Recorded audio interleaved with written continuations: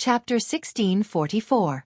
Bai He knew that his comrades would come to support him, because Q King's goal was to capture Qing Miao. Even though he didn't quite understand why he insisted on capturing Qing Miao as the captive, he would definitely fully support Q King's decision. Even if this was an elimination round, he would still support Q King's decision unconditionally. So Yi Qian wanted to end the battle quickly, while Bai He wanted to stall for time and wait for his comrades to arrive. Qing Miao, are you sure you can beat me? As a special forces soldier who had undergone professional and systematic training, Bai He knew very well how to communicate to buy time for himself, and how to stall for time without leaving a trace. After dodging Yi Qian's sneak attack, he revealed his location to all his comrades nearby. That way, whoever was closest to him would be able to rush over immediately. However, Yi Qian wasn't going to give him the chance. The two of them were already facing off against each other. Instead of ending the battle quickly, he was still in the mood to chat with her. Yi Qian immediately knew what Bai He wanted to do. You want to capture me? I'm sorry, Bai He, but I really don't want to become a captive. Yi Qian smiled at him. The unsharpened combat dagger in his hand flashed through the snowy wind. The dark sky couldn't hide the cold gleam of the dagger as it flashed through the air. The lightly armed Yi Qian made his move once again. Combat was something every member of the Snowfield Brigade had to pass. Even though Yi Qian wasn't officially a member of the Snowfield Brigade, her combat skills weren't bad. Against Bai He or any other member of the Snowfield Brigade, Yi Qian wouldn't be afraid. This was a competition, but it was also a war. As for her, how could she be afraid when she was on the battlefield? Soldiers were already on the battlefield, and horns were blown on the battlefield. The cruel flames of war didn't allow you to be afraid, and it didn't allow you to even think about retreating. Why was there a need for such harsh training? It was so that when you went to the battlefield to protect your country, you could return safely and become a member of the family reunion. During the hunting operation, as long as the two parties were facing each other head-on, guns and ammunition were not allowed within 3 meters of each other. Empty bullets would still hurt people if fired within 3 meters. In a short distance, the only tools you can use are your own hands and the unsharpened dagger in your hand. This is the best weapon you can use to defeat your opponent. Bai He was shocked by Yi Qian's ferocious and almost cruel attacks. She actually chose to fight him in close combat alone, without the support of the water ghosts. This was not a simple fight. This was a fight with their lives on the line. There were no elegant movements, only strength and ferocity.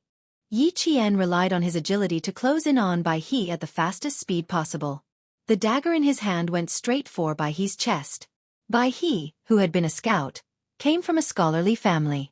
All the girls he had come into contact with since he was young were gentle and delicate.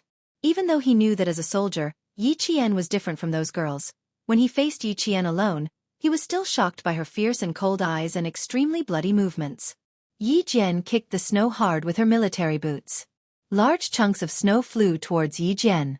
When something flew towards a person, no matter how light or heavy it was, the body's most realistic reaction would always be to dodge it out of reflex. Chapter 1645. Bai He wanted to make use of Yi Qian's few seconds of dodging to make himself the attacker. Unfortunately, he was wrong. Yi Jian was not a female soldier who acted according to common sense. She did not dodge at all. Instead, she chose a more direct way to fight head-on. The snowflakes hit her shoulder. Even though she was wearing thick winter clothing, her shoulder still hurt. However, this did not force Yi Qian to stop. She was still fearless in her attacks. She knew that if she did not finish off Bai He quickly, the Snowfield Brigade would come to her aid. By then, she would be surrounded and would have nowhere to run. Yi Qian, who had lived 2 lives, knew how to give up and take. At this moment, she had to give it her all and bear the pain. Only then would she be able to take the ending she wanted. Only the winner would have the right to continue fighting. Yi Qian's abdomen, shoulders, calves, and arms were all hit by He's fists and military boots. Men were always stronger than women. When the kicks landed on her body, Yi Qian felt like her bones were about to crack. She grabbed Bai He's wrist with one hand and punched his armpit directly. Her right leg kicked Bai He's knee. She did not show any mercy. Similarly, Bai He did not show any mercy. Both of them used all their strength to beat the other to the ground. The two of them fought in close combat. Yi Qian was not as strong as the male soldier, but she was very good at making use of her strengths and agility to make up for her weaknesses. She disrupted Bai He's defense. There were no fancy moves in the Special Forces combat. All of their moves were based on speed, accuracy, and ruthlessness. They strived to finish off their opponent as quickly as possible. "I'll be there in 5 minutes." Xia Jinyuan's low and steady voice came through Bai He's earpiece. He needed to avoid the water ghosts from the storm commandos and avoid fighting with Li Jinyan. Therefore, he could not arrive immediately. Bai He did not answer. He was frightened by Yi Qian's actions. "Qing Niao!" he shouted, trying to stop Yi Qian from harming himself. When Xia Jinyuan heard this, his expression darkened. Bai He's shout was filled with worry. He was trying to stop Yi Qian. Why was he trying to stop Yi Qian? What's going on? Xia Jinyuan, who was supposed to take 5 minutes to get there, arrived a minute earlier. He saw a figure lying in the white snow and walked over with a gloomy expression. Bai He, who was lying in the snow, looked at his comrade who had appeared above him. The corner of his mouth was bleeding from Yi Qian's punch. He let out a long sigh and said, "You're a heroine. You're so cruel to yourself." "Heh." Xia Jinyuan chuckled and looked at his comrade coldly. "You've lost to Qing Niao twice. Bai He, you need to be sent back to the village to train." Bai He, who was originally lying down, suddenly had a drastic change in expression. He stood up like a carp. Q King was definitely not joking with him.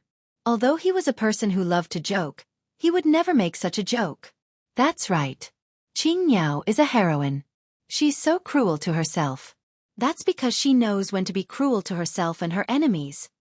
Xia Jinyuan's voice turned cold.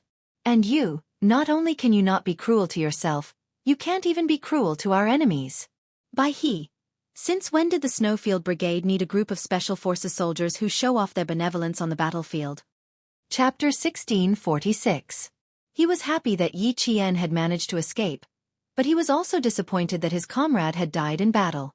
If his comrade had tried his best and failed, he would have laughed and said, "Don't think that female soldiers are easy to deal with." However, it was obvious that his comrade was not good enough, but had committed a grave mistake. It was true that they were familiar with Qing Niao, but at this moment, Qing Niao belonged to the Storm Commandos. In this competition, she was standing opposite of them. Faced with the young captain's criticism, Bai He did not refute and accepted it humbly.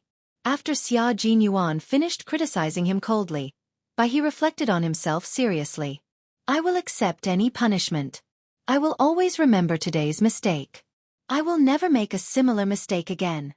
A mistake was a mistake, and there was no excuse for it. After the scolding, Xia Jinyuan looked at the row of footprints that disappeared into the depths of the forest. He couldn't help but smile and turn to ask his comrade calmly, "What did Qing Niao do just now?" I grabbed her shoulder, and when the dagger was about to touch her neck, she actually sent her own neck towards the dagger. Although the dagger wasn't sharpened, the force of her collision was quite strong. I was shocked, and I shouted. Naturally, my hand movements slowed down. Bai He still had a lingering fear when he mentioned what had just happened. He sighed deeply and said, "She was too ruthless. She was so ruthless that it scared me." When Xia Jinyuan heard this, he was not frightened at all. Instead, he laughed. If she hadn't been ruthless, she might have been the one to die. Xia Jinyuan admired his girlfriend's dangerous behavior. His little fox was indeed smart to fight back from the brink of death. But she was too smart. Bai He seemed to want to say something, but Xia Jinyuan did not listen. It would be against the rules if he continued to talk about the same comrade who had died. After successfully escaping, Yi Qian hid well and sent his location to Li Jinyan. He adjusted his breathing while waiting for Li Jinyan to meet up with him. There would be no more hunting at the first crossfire because both sides knew that the other side was active in this area. In order to seize the last position, they would not waste any more time and would choose to move forward. For the time being, Li Jinyan didn't ask Yi Jian how she managed to get rid of the scouts from the Shuiyu Brigade. He entered the public channel and told all the members of the Storm Commandos the news. Instantly, the sound of fingers snapping could be heard from his earpiece as a sign of praise. Killing one of the enemy's scouts in one move was really good news. When the J5 of the Shuiyu Brigade couldn't contact White Crane, he knew that something was going to happen. When Xia Jinyuan told them that White Crane was dead and the one who killed him was none other than Green Bird, they all held their breaths. Was killed by a bullet? If he was killed by a bullet, it wouldn't be a shame. G3 said. Everyone knew how fast Qingyao could shoot. No one in the team could compare to her. It would be great if he was really killed by a bullet, but unfortunately, he was not. He was killed by close combat. The cold reality was said by Xia Jinyuan calmly. His comrades all sucked in a breath of cold air. He smiled lightly and said, "The target of the capture plan has not changed. Last time, she killed Pigeon and Bai He with a sniper rifle. This time, she continued to kill Bai He. Brothers, you have to bring Qingyao to me." K7 and G3 were together. Hearing this, the two of them quickly looked at each other. Q King really did not want to show mercy. Since that was the case, they could not show mercy either. They had to capture Qingyao whenever they saw her. It did not matter if they knew her or not. Chapter 1647. K7 was a forensic doctor and had always been calm. He turned off the communicator and said to G3, "Q King wants to use this competition to train Qingyao's individual combat experience. It seems like he is determined to send Qingyao to the Snowfield Brigade." That was his plan from the very beginning. Do you think he was just casually talking about it in the past? G3 wasn't surprised. They already knew about Q King's plan from the Southern Province Cooperation. Not only does Q King have this plan, but the military and Major General also have this plan. Otherwise, why would they drag Qingyao to train with us from time to time? It wasn't that he was joking, but it felt like. After a moment of silence, K7 said, "Their requirements for Qingyao are too strict. It feels like they have more long-term plans." Do they? G3 thought about it and didn't feel anything strange. He said, "Qingyao will be our comrade in the future. It's good that she is being trained by us now. Q King probably feels that her ability has reached a bottleneck and needs to break through." If he really had to feel something, the only thing he felt was that Qingyao overall ability had reached a bottleneck. Only by breaking through this bottleneck could she reach Q King's requirements and the Major General's requirements. But then again, Qingyao individual combat ability was already strong enough. She had already reached the requirements to join the Snowfield Brigade. Q King did seem to have some long-term plans. No matter what they have planned, we will cooperate fully. G3 didn't think too much about it. He said calmly, "Q King will communicate with the military at any time. The military and Major General will also tell Q King about their plans. We will know when the time comes. Right now, I should think about how to capture Qingyao.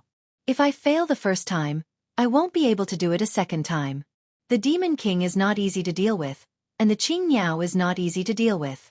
Once the two of them come together, it will be even more difficult." G3 directly analyzed the situation. At the same time, he turned on his communicator and said to Xia Jinyuan, "Killing a White Crane is the Demon King's warning to us. We should return the favor to the Demon King." Xia Jinyuan liked to hear that.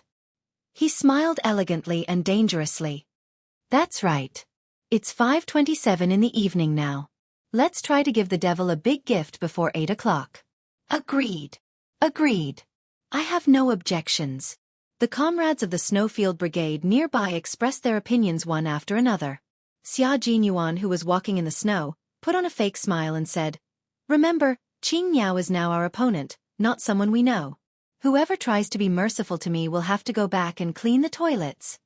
His white teeth reflected the cold light of the snow, making him look like a wolf out on a snowy night. He exuded a ferocious aura. T6 secretly clicked his tongue when he heard that. He said to Z7, "You still want to be merciful to her? Q King won't be happy about that. Looks like when we see Qingyao later, the two of us will have to come up with a plan to kill her. I like to see a captive. Brothers, don't be too barbaric. Go easy on her, especially that signal device of hers." T6, who was still thinking about how to eliminate Yi Qian in one go, froze when he heard that. He rubbed the tip of his frozen nose and felt that this mission was quite difficult. No one knew what kind of expression Xia Jinyuan had when he spoke. It could also be said that he was expressionless. The elegant man was as cold as ice, without a trace of human warmth. Even his dark eyes, which usually looked at Yi Qian gently like water, were frozen. Chapter 1648. Little Fox, you have to be prepared. If you want to join the Snowfield Brigade, I have to tell you that it's not an easy task. You won't be so lucky in a real war, and no one will show you mercy just because they know you. You won against Bai He this time purely because you used petty tricks, and it just so happens that on the battlefield, petty tricks can cost you your life at any time. If you want to complete the mission perfectly and come back alive, you have to rely on your accumulated combat experience. Xia Jinyuan was indeed happy that Yi Qian had escaped from the first hunt, but he wasn't just happy. He also calmly analyzed Yi Qian's combat style and accurately found Yi Qian's weaknesses so that she could correct them. He couldn't accept hearing the news of her death one day, so he would rather be harsh on her now and train her in every possible way than let her join the Snowfield Brigade in the future and make himself afraid. Fighting alone on the battlefield was many times more dangerous than the previous missions they had carried out together. How could petty tricks save her life? The White Crane's ability was not bad, and it could definitely stall Yi Jian for 5 minutes. Yi Jian must have heard his order and decided to do this in order to leave as soon as possible. She was betting that the White Crane might panic because of her actions. She gambled correctly. Bai He did panic, so Bai He died and she escaped. She won because Bai He knew her, but what would happen on the battlefield? Maybe she wouldn't do it, but now that she did, he had to teach her a lesson. On the battlefield, she didn't recognize anyone, and this lesson would be unforgettable. Xia Jinyuan could treat Yi Qian very, very well, but when it came to training and future combat, even the most gentle man would be incorruptible and ruthless. At this time, Yi Qian was already reflecting on his actions. Li Jinyan's cold expression made Yi Qian realize why he was given the nickname Devil King. It was very cold, and the air pressure was very, very low. Every cell and every pore was emitting an aura that made one's hair stand on end. The gaze that swept over was like a small knife. As long as one was swept by such a gaze, it would hurt as if one's flesh was being cut. This was physical pain. The most terrifying thing was the spiritual pressure. One couldn't even raise one's head and could only stand in front of him in fear. It was as if one was being sentenced to death by 1,000 cuts. Are you joking about the war? After an unknown amount of time, Li Jinyan finally spoke. It made Yi Qian, who had lived 2 lives, shudder violently. Actually, when Li Jinyan asked her how to get rid of Bai He, she had already realized that she had made a big mistake. She thought that she was smart, but it was a mistake that was taboo on the battlefield. If you really were on the battlefield, would the enemy stop you from harming yourself? Of course not. It would only make it easier for him to send his knife to your neck. He definitely wouldn't stop you or even avoid you because he knew you. Yi Qian didn't raise her head. She was wrong, but there was no need to lower her head to admit her mistake. This would break the character of a soldier. No, she replied bluntly. She didn't try to explain herself. There was nothing she could say to defend herself. When she made a big mistake, she could only correct it. Li Jinyan didn't fly into a rage, nor did he mock and ridicule her. He only said calmly in a cold tone, "Qing Yao, you really aren't afraid of death by sending your neck to the enemy's knife." Chapter 1649.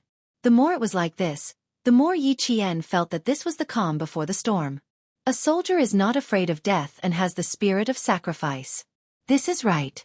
Unfortunately, you only thought about how to die, but not how to solve the problem.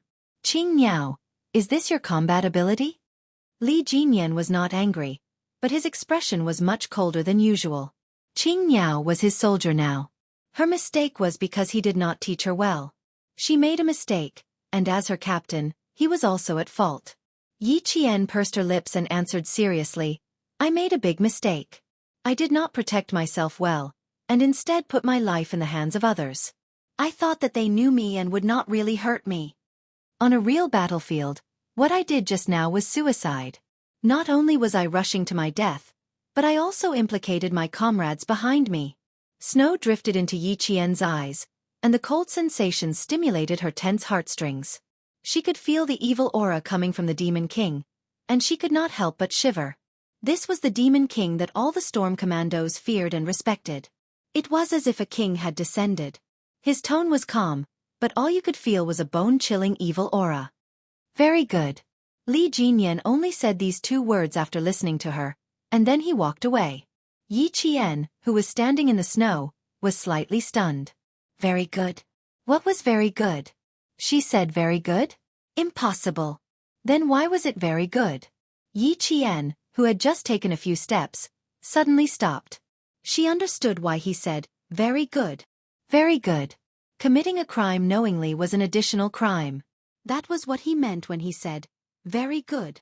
Yi Qian, who had never made a big mistake in this life, knew that she had finally made a big mistake today. This time, she fell so hard that her nose was bruised and her face was swollen.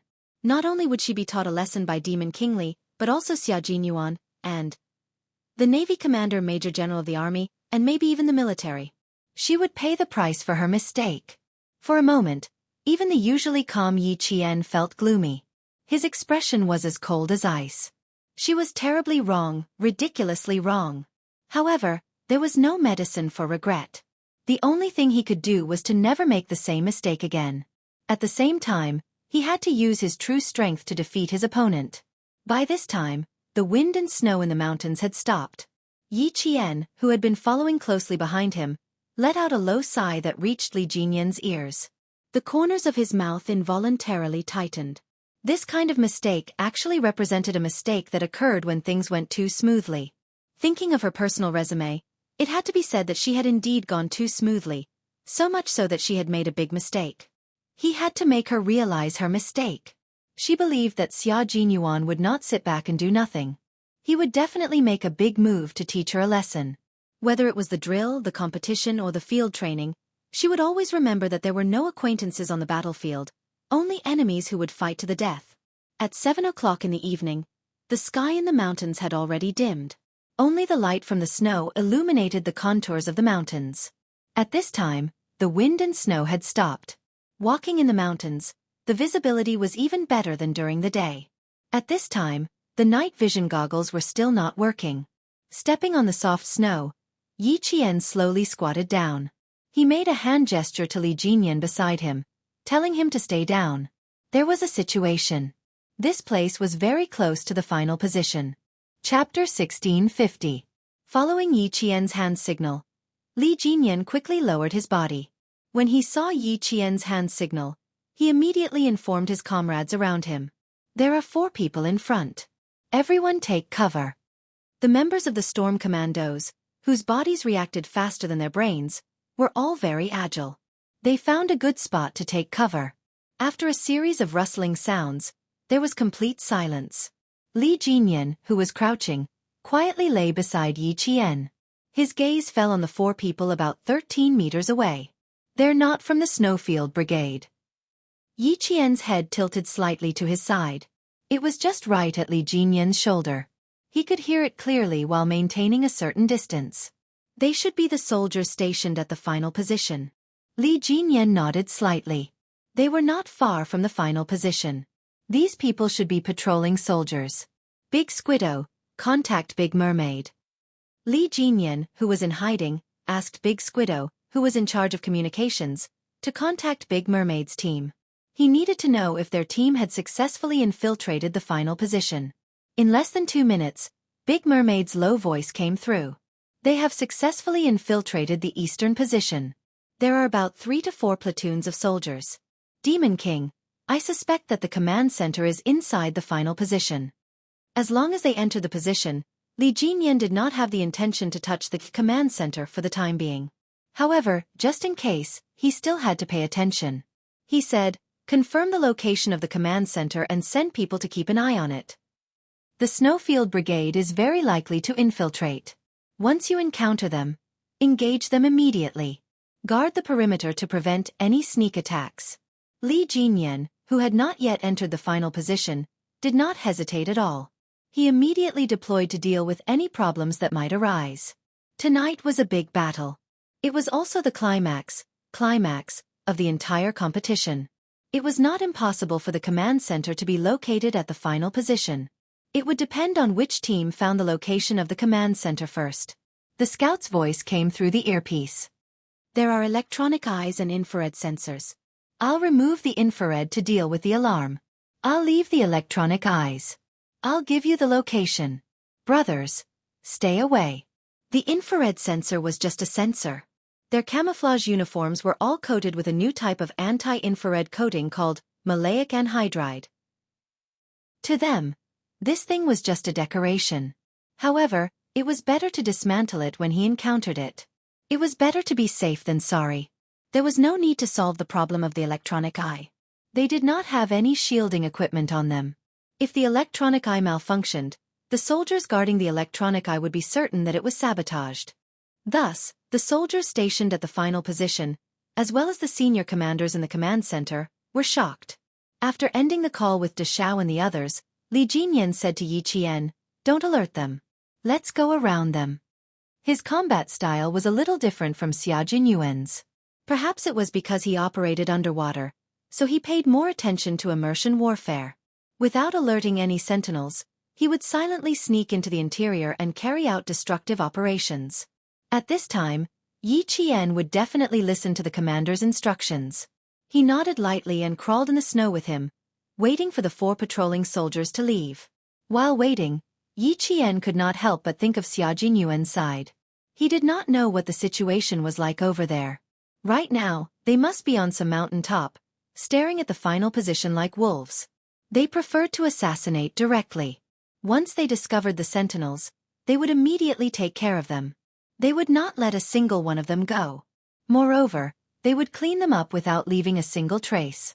Chapter 1651. On the other hand, Demon King Li was different. He focused on the ultimate destructive battle. He didn't alert a single person at the start, and only caused a big explosion at the end. By the time the enemy reacted, it would already be too late.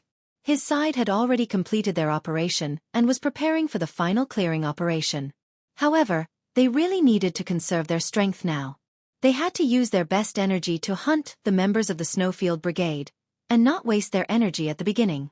It couldn't be helped. The Storm Commandos focused on underwater training, and their main mission was also underwater missions. Faced with such a snowy climate, the Storm Commandos still couldn't fight in all weather and all areas without obstacles like the Snowfield Brigade. This match was enough for the members of the Storm Commandos and the Navy's commander to see the difference between them and the Snowfield Brigade. Although they weren't as good as them, to be able to complete a match with such a powerful special forces team that could fight across different branches of the military was definitely an accumulation of experience. It was also a sign of direction in the future. The north wind that had stopped started blowing again. Although it wasn't as strong as it was in the afternoon, the temperature dropped quickly at night. When it blew over, it felt like it could freeze one's heart.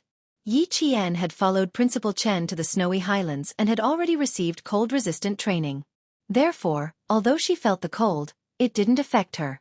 2 members of the Storm Commandos were so cold that their ears, hands, and feet had frostbite. Every step they took hurt and itched. It was an extremely uncomfortable feeling, as if they were being bitten by a group of ants. The members of the Snowfield Brigade had the advantage. For example, Xia Jinyuan, J5, and the others had stayed in the snowy highlands until the end of the year when they carried out their mission. From time to time, they would even drag the snow leopards out to the barren lands for training. This bit of wind and snow was really nothing to them. At night, the members of the Snowfield Brigade were even more active than during the day. The first 10 members of the Snowfield Brigade had already sneaked into the final position. They had entered the position 12 minutes earlier than De Xiao and the others. There are electronic eyes, infrared, and fully equipped Type 95 assault rifles. There are even infrared lasers and infrared illuminators on them. There are also optical sights installed. There's even a night vision device. Damn. Q King. Just the equipment on this gun is already better than ours. A member of the Snowfield Brigade who had snuck into the ground observed through his night vision goggles. When he saw the equipment in the hands of 3 of his comrades who were patrolling the area, his eyes widened. Compared to them, we are no different from refugees.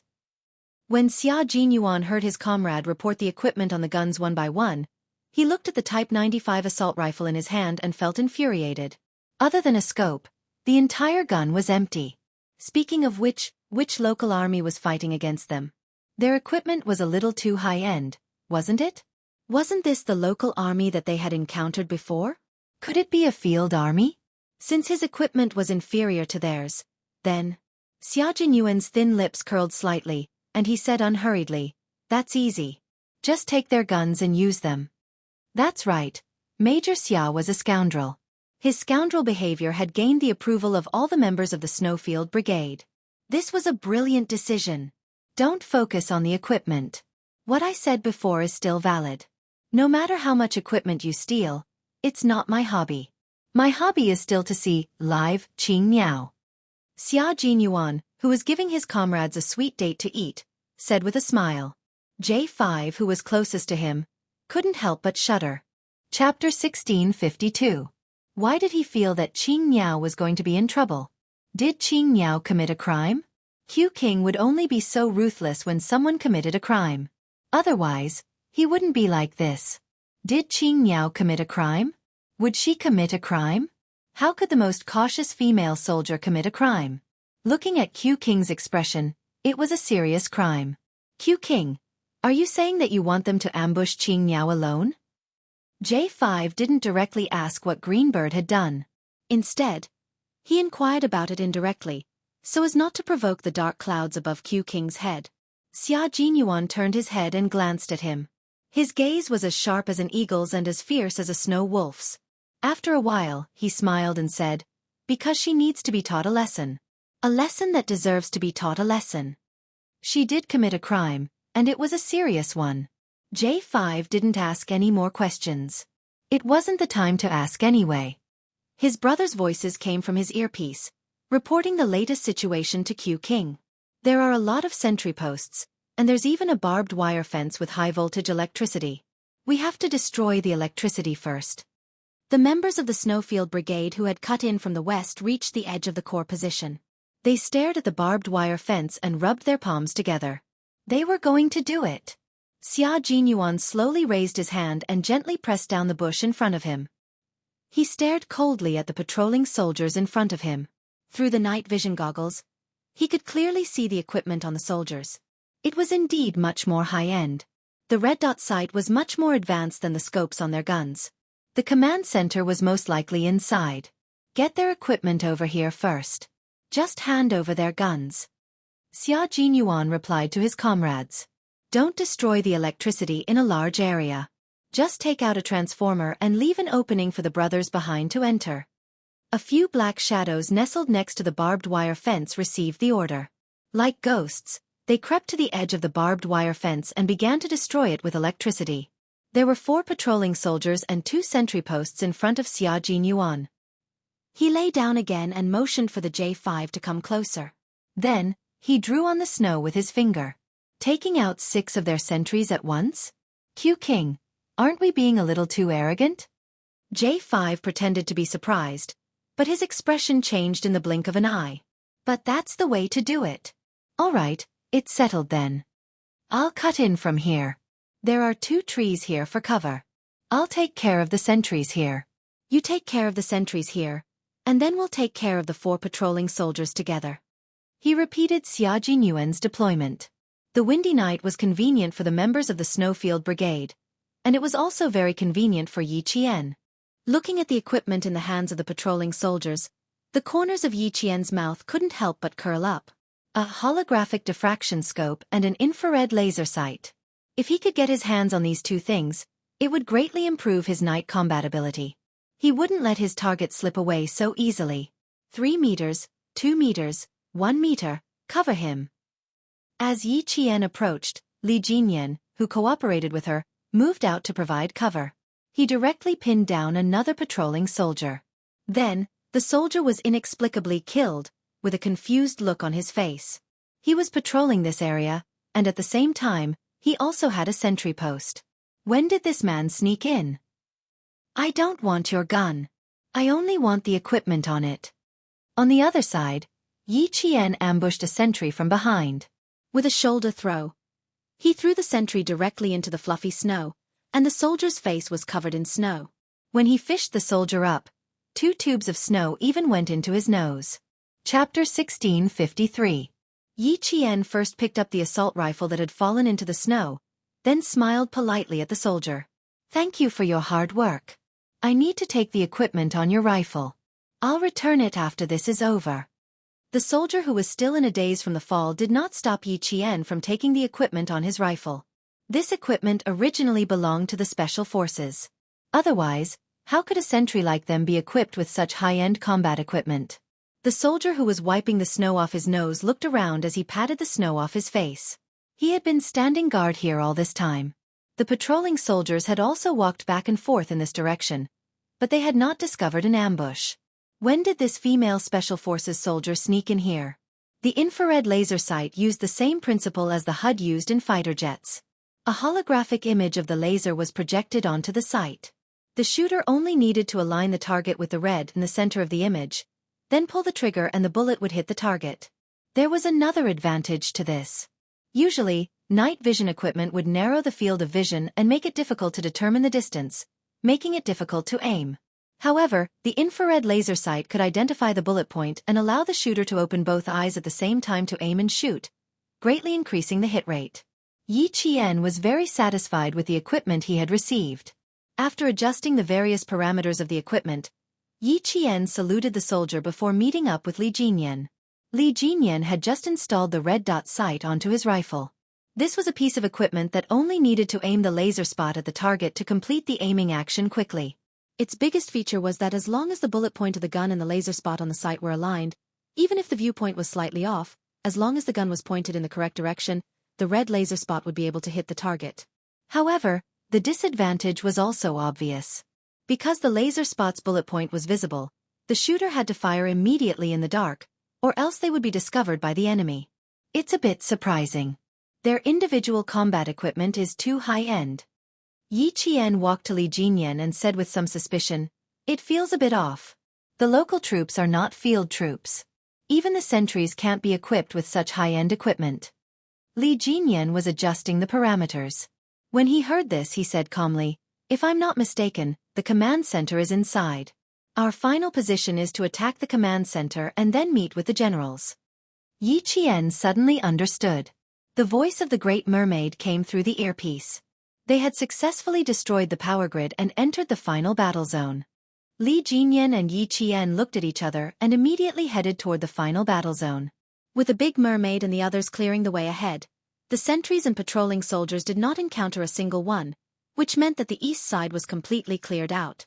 At the same time, they had all obtained accessories for guns. Some of the water ghosts had even changed their guns. Some had even obtained machine guns. Their firepower was already very strong. The electronic eye was still working diligently, and the technicians did not find any movement even after changing the image several times. However, the power grid in the east and west had indeed been partially damaged, which meant that the two teams of special forces had successfully entered the final battle zone. Reporting, KD-7 and TM-12 transformers have been destroyed. Our initial suspicion is that it was caused by two groups of soldiers entering the combat zone. Report. 11 soldiers from 4 sentry posts to the east have been killed. Report.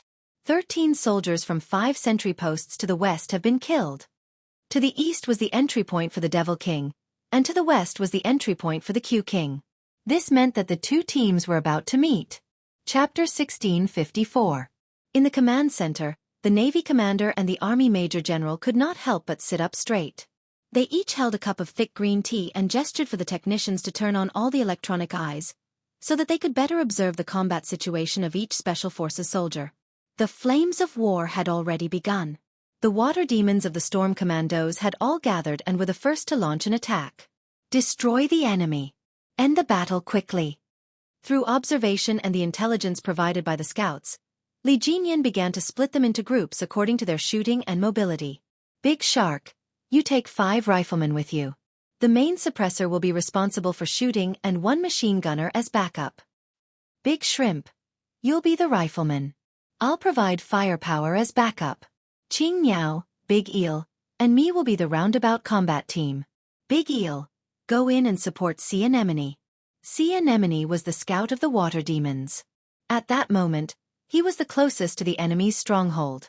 He was also the one who had pinpointed the location of the enemy's stronghold so that Li Jinyan and the others could quickly enter the combat range. With the detailed location and fighting point, Li Jinyan quickly divided the team members into 3 groups. Qing Niao, Big Eel, and himself would be the roundabout combat team. Big Shrimp and the others would be the suppressor team to cover the roundabout combat team as they entered the enemy's camp. At the same time, to protect the rifleman team, Li Jinyan arranged for a machine gunner to be used as backup. This was a reinforcement weapon to make up for the lack of firepower of the infantry. It was used to counterattack the enemy with more ferocious fire, seal off the enemy's movements, and support their comrades in the roundabout combat team. This arrangement was very reasonable. Rifles did not have a large capacity like machine guns. Continuous full-auto shooting would quickly deplete the bullets in the magazine.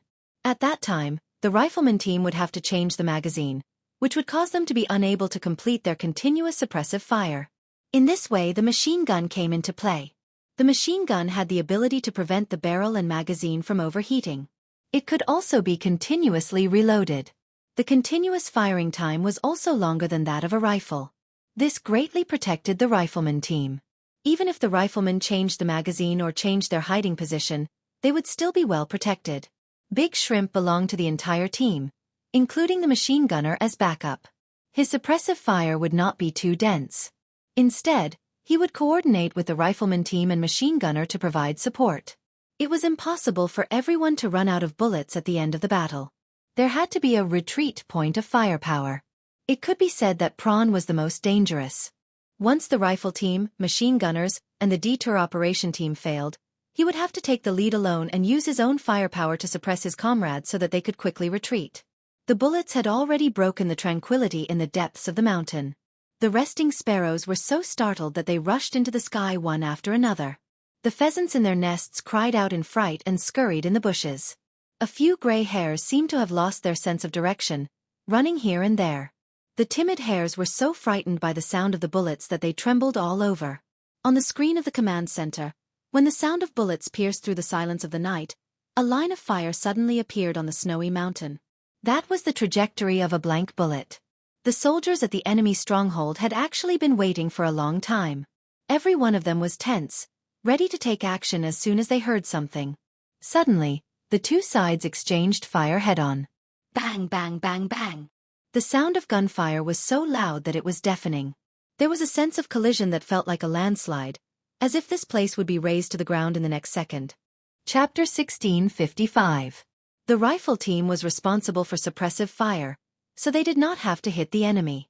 They only had to force the enemy to be unable to move and achieve the effect of resisting the enemy.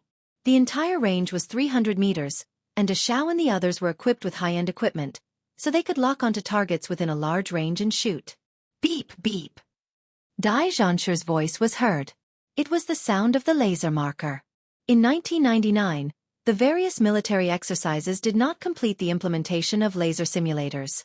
Although the Soviet Army had developed some light weapon laser simulators in the 1980s, the cost involved was very high, and China was still in the trial stage.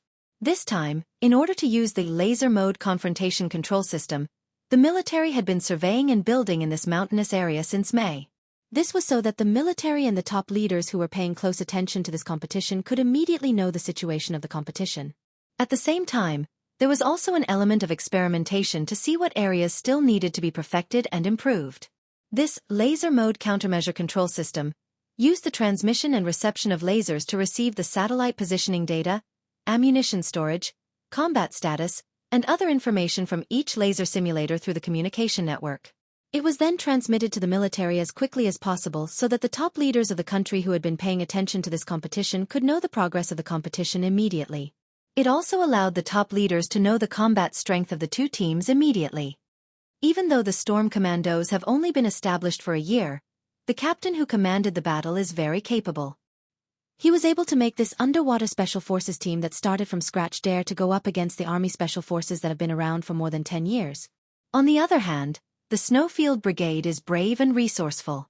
The commander of the deployment is decisive and can complete a destructive battle without losing a single soldier to suppress the firepower of two platoons. His combat deployment is very experienced.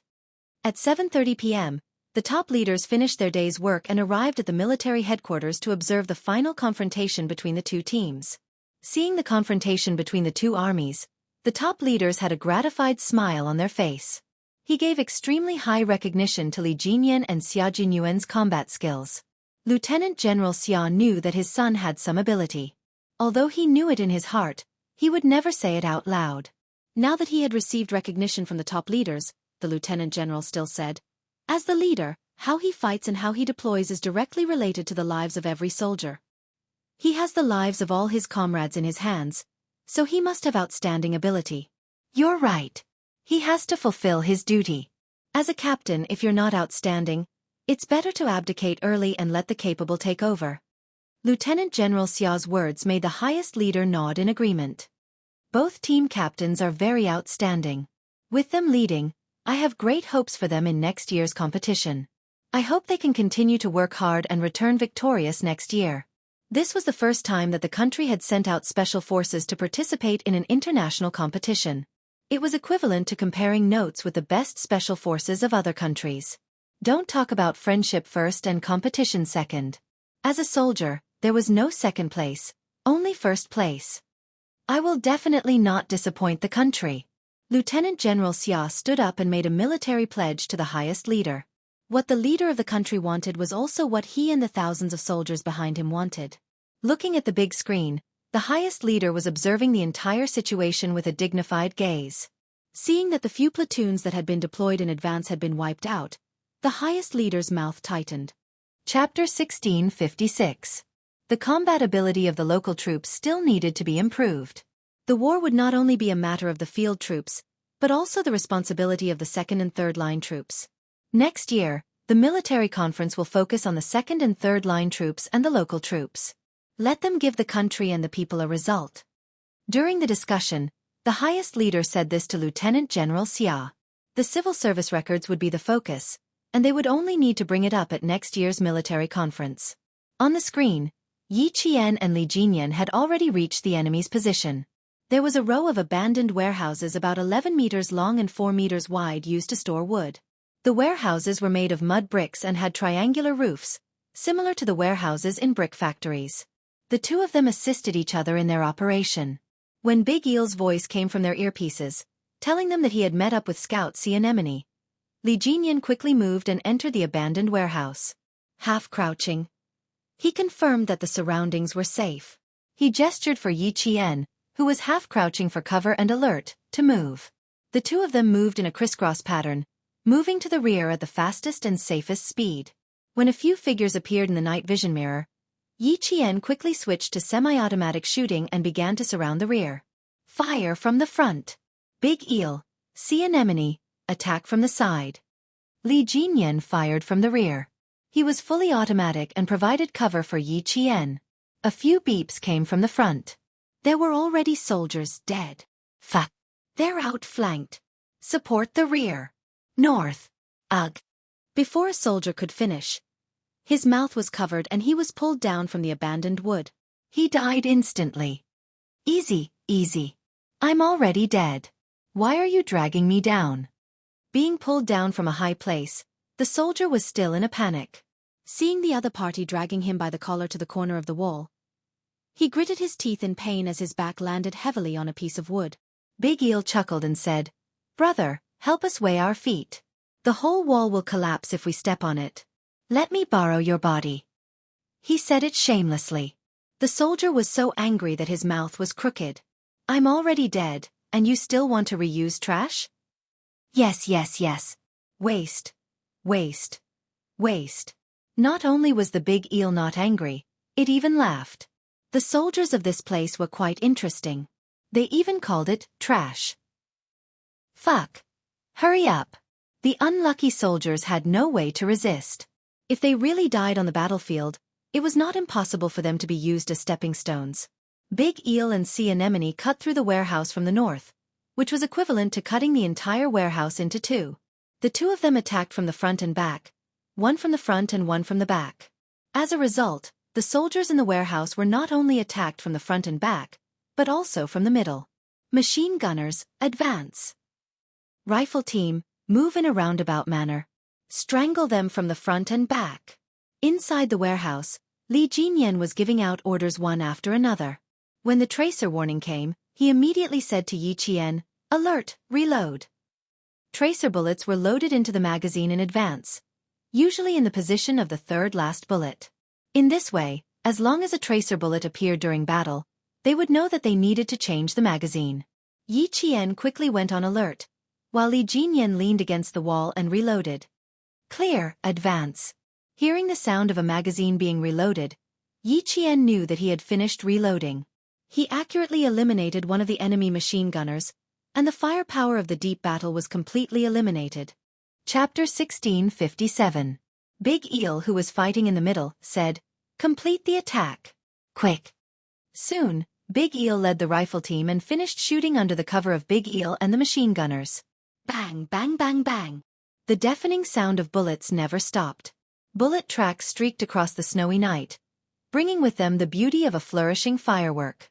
It was especially beautiful in the snow, but it was also so frightening. In the warehouse, some of the 16 local soldiers were suppressed by the front line to the point that they couldn't move. Li Jinyan and Qing Niao came from behind, and their cooperation was flawless. They broke through the defense line and killed their way in. The entire battle was like an inescapable net that surrounded the entire warehouse, making it impossible for the soldiers inside to advance or retreat. They were suppressed by the firepower to the point that they couldn't even raise their heads. If they did, their heads would be blown off. Elimination complete. Elimination complete. Elimination complete. The front, back, and center were all eliminated. This meant that the entire base had been conquered. From the attack to the outflanking tactic to the complete elimination, this operation took a total of 16 minutes. Next, this place belonged to the Storm Commandos. Turning on the light on his helmet, Li Jinyan pointed at the battle map and deployed again. This is the highest point of the entire base, and it's also our final attack position. The Snowfield Brigade will cut in from the west, and we'll cut in from the east. Now, we'll wait here. Li Jinyan gently pointed at a coordinate with his thin lips pressed together and said coldly, "Big Eel will lead 12 comrades into the final position. Qing Niao and I will complete the hunting operation." Li Jinyan was a little afraid to let Yi Qian out of his sight. Xia Jinyuan's target in the capture plan was Yi Qian. As the captain, he had to protect her. He was afraid that Yi Qian's previous mistakes would make Xia Jinyuan want to teach her a lesson. If it was as he guessed, with Xia Jinyuan's fierce fighting style, he wouldn't just send one person. It was very likely that he would personally go and teach Yi Qian a lesson. Because if it was him, he would have done the same. At this moment, Yi Qian was not as uneasy as before. She had made a mistake, so she would definitely be punished. At this moment, she was not worried about what kind of punishment she would receive. Instead, she was serious about completing the competition until the end.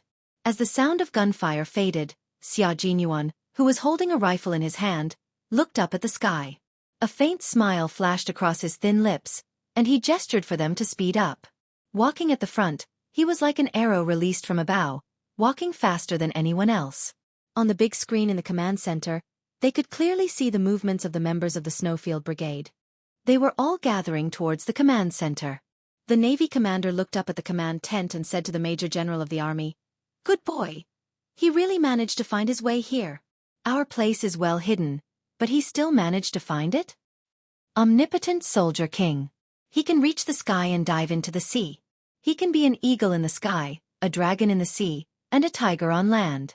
It's not surprising that he was able to find this place. It's just that." The Major General of the Army was very satisfied with his soldier's judgment. He paused for a moment and smiled. "It's just that I didn't expect him to find his way here so quickly. This speed was a bit too fast."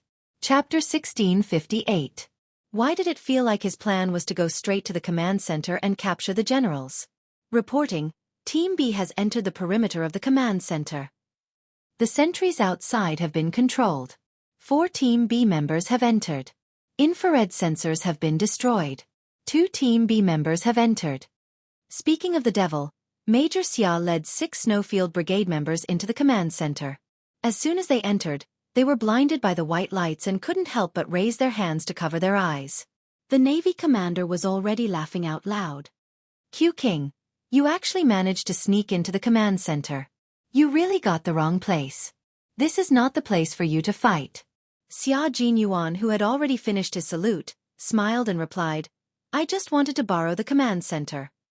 Borrow the command center? The Navy commander was confused. He didn't know what Xia Jinyuan was up to. "What do you want? We don't have any weapons to lend you." The Army Major General also stood up. Although his face was serious, he couldn't hide the smile in his eyes.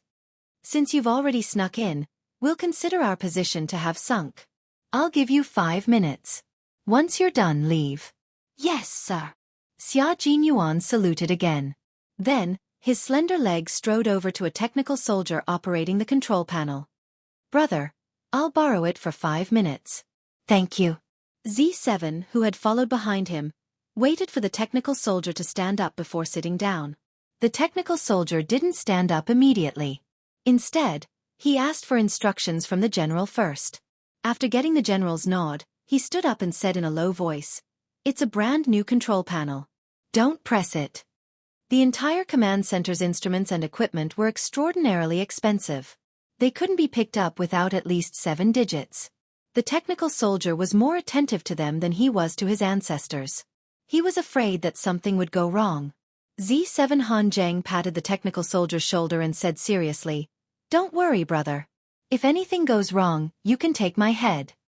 Stop wasting time. Hurry." Xia Jinyuan pushed him to sit down. "Show me Qing Niao's position and the final battle position. K7, draw the map. T6 and V8, cut into Team A's wireless communications and complete the eavesdropping." G3 was in charge of security to prevent the storm commandos from sneaking in. Xia Jinyuan sat down and took off his combat gloves and placed them beside the control panel. His slender fingers typed a series of commands on the keyboard.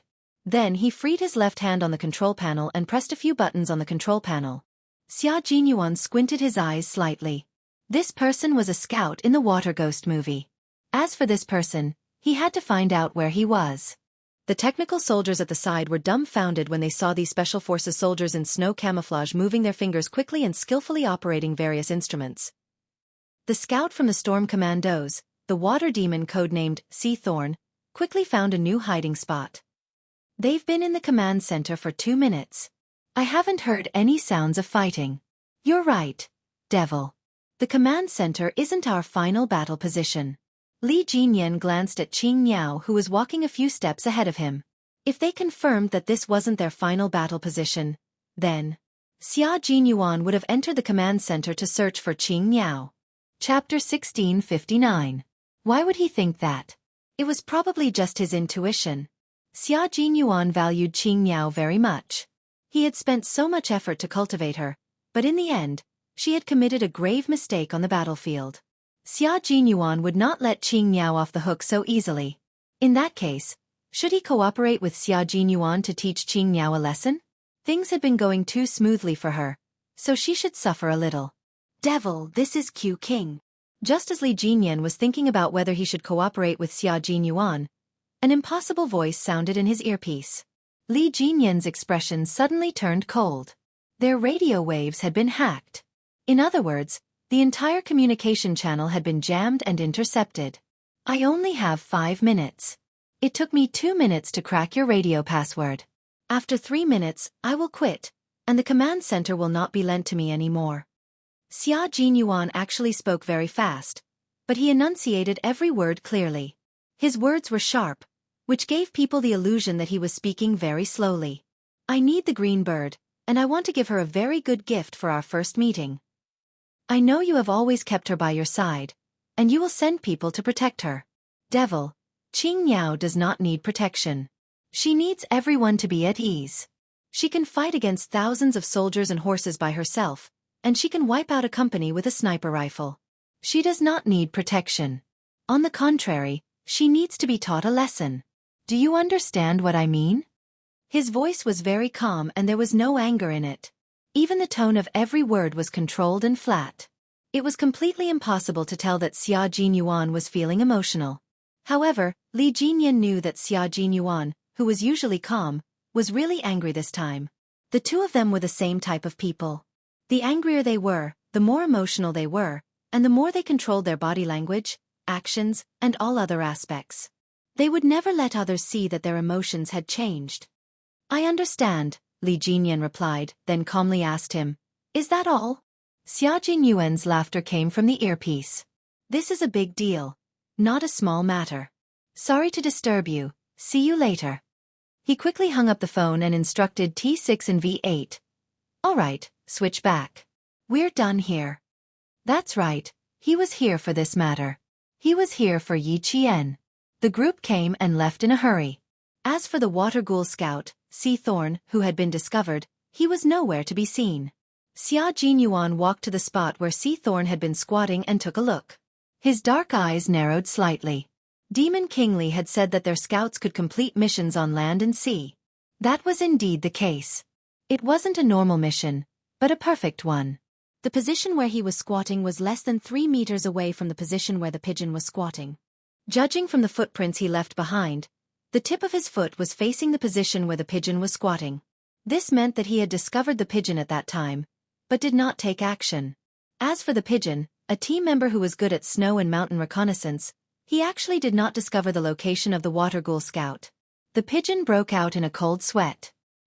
He really did not discover the water ghoul scout less than 3 meters away from him.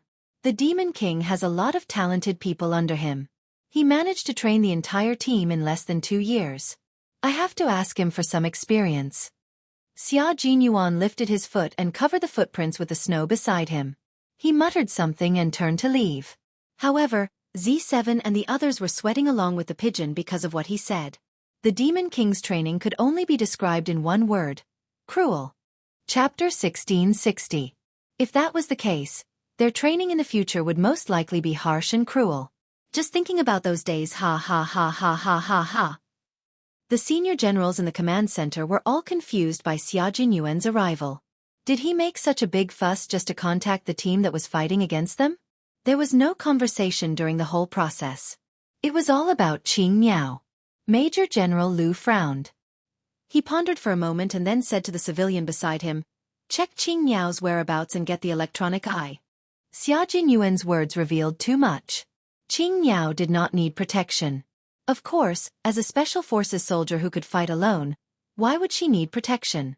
She should not be protected, but should be protecting each other with her comrades. In the last sentence, he said that Qing Miao needed to be taught a lesson.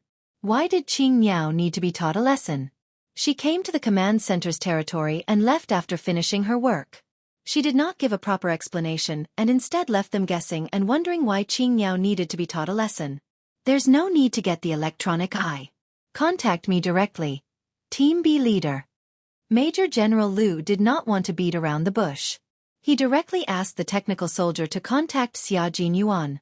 Xia Jinyuan, who had already left, did not hide anything. He reported the ins and outs of the matter to Major General Lu. After that, he added, "If we don't grind her, she won't be a useful person. She has too little experience in individual combat. We need to let her experience what kind of cruelty she will face if she fails in individual combat. As a female soldier, she will never be treated well." This was especially true if they were captured by criminals who were internationally organized, disciplined, and had their own set of rules. There was no such thing as preferential treatment of captives. Criminal groups would not abide by any of the conventions and regulations such as not mutilating captives or subjecting them to any medical or scientific experiments, nor violence, intimidation, or humiliation of captives. Not only would they not abide by these rules, some countries would not abide by them either. Capture you and provide you with good food and drinks. Heh, what wishful thinking. Major General Lu was silent. Yi Qian had indeed made a big mistake. Then he ordered, "Don't use your methods. Just teach her a lesson. After all, she hasn't officially joined the army yet. She's just a cadet. She hasn't received a complete systematic and professional training, as well as the various assessments of the Snowfield Brigade. You can't rush for quick results. If you make a mistake, you have to admit it. You will still be punished, but you have to know your limits. Do you understand?" Xia Jinyuan agreed, but the look in his eyes was terrifyingly cold. If his girlfriend made a mistake, he would not cover it up, let alone hide it from his superiors. His girlfriend had made a mistake, and as her boyfriend, he was responsible for making her realize her mistake and making her swallow the bitter fruit of her mistake. There was no such thing as repeated mistakes in his dictionary. The first time it happened, he would mercilessly strangle it to death. There would not be a second chance for it to happen. Yi Qian, who was walking, didn't feel cold at all, but she shivered for some reason. Then, the sense of danger from her previous life came crashing down on her like an avalanche, making her stop in her tracks. "What's wrong?" Li Jinyan keenly noticed her abnormality and asked her directly, "Is there a situation?" Yi Qian pursed her lips and scanned her surroundings. There was nothing out of the ordinary, and she didn't feel like she was being watched. That shiver was a little inexplicable. No, that wasn't right. It wasn't inexplicable either. After killing Bai He like that, if Captain Xia knew what was waiting for her. Chapter 1661. What awaited her was definitely not good news. Based on his understanding of him, he would never let her go so easily. Yi Qian lowered his gaze to hide the coldness in his eyes. She was the target of his plan to capture her, and he would never change that. At the same time, he would probably learn from Bai He's mistakes and make more careful arrangements for her. Li Jinyan saw this and didn't say anything else. He didn't tell his comrades that Xia Jinyuan had contacted him alone, and he didn't reveal to Yi Qian what was going to happen next. As they got closer and closer to the final position, Yi Qian, who was walking in the middle, suddenly tensed up. Someone's here, hide. With a whoosh, a total of 10 team members spread out and quickly hid. Don't waste your bullets, just take out the 2 sentries. The closer they got to the final position, the more dangerous it was. The storm commandos, who also liked to assassinate, would never alert the enemy if they could do it quietly. In many cases, the special forces liked to assassinate first, taking out the whistles and Jianghu, so that it would be easier for the brothers behind to enter. The team led by De Xiao had already exchanged fire. The sound of bullets came from the north and escalated in less than 2 minutes. Bang! Bang! Bang! Bang! The gunshots made Yi Qian's eyes light up. There's no movement from the west for now, let's occupy the position first. Li Jinyan, who had snuck up and knocked out a sentry, quickly ordered his team members to occupy the position first while De Xiao was distracted by De Xiao. Xia Jinyuan needed to capture Qing Niao, so he wouldn't deliberately let Yi Qian fall into the enemy's hands just because he knew about it. He would only proceed according to the original plan. Xia Jinyuan was wrong about one thing. He had never thought of deliberately protecting Qing Niao. That was because they were partners now, and on the battlefield, he had the responsibility and obligation to protect his partner. On the north side, De Xiao was suddenly attacked while moving. He led 12 team members and immediately hid behind the nearest cover. After confirming the enemy's general direction and position, he immediately led his team members to shoot continuously. While suppressing the enemy's firepower, he sent 5 team members to move forward again. Go around the left side, clear the path for the devil, quick! 11 o'clock ahead, machine gunners and snipers, kill him. Right away! The sniper from the same team crawled on the ground, then skillfully rolled and quickly moved to another cover. After confirming the clear target at 11 o'clock, he directly killed the enemy machine gunner. The branches in front of them swayed with a hua-hua sound. Someone cursed in a low voice as he retracted his machine gun. He was already dead. Demon King, we are still about a kilometer away from the final position, a platoon of soldiers. There are fewer obstructions ahead, and the field of vision is wide, so the probability of being ambushed is increased. Li Jinyan and the others were already quite close to the final position. There was no cover in front of them. They could either crawl forward or use direct fire to suppress their advance. Observing a slope, Li Jinyan contacted his Great Mermaid and said, "Restrain the main firepower. We are about 500 meters away from the base." The surrounding sentry posts and stakes had all been destroyed. A few rows of wooden houses were not far ahead. At this time, they could still see sentries walking back and forth. All right.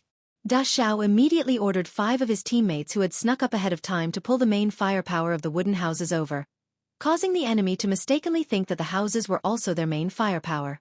Hearing the sound of bullets getting denser and denser, Li Jinyan led his team to the slope to provide cover. Chapter 1662. The closer they were to the enemy, the higher the risk of being hit. At the same time, they could also hit the enemy more accurately. The 10 figures all lowered their center of gravity as they moved, making full use of the slope terrain and the snow-covered shrubs as cover. While they were moving, a bullet suddenly shot out and hit the snow-covered shrubs with a bang. The snowflakes instantly splashed up, and Yi Qian, who was moving stealthily, took advantage of the momentum to directly lie down in the snow. Then, countless blanks were fired from the roof of the wooden house. They were discovered. Now, there was no way to move stealthily. They could only suppress the movement with firepower. Everyone lay down in the snow and used the slope to attack the wooden house.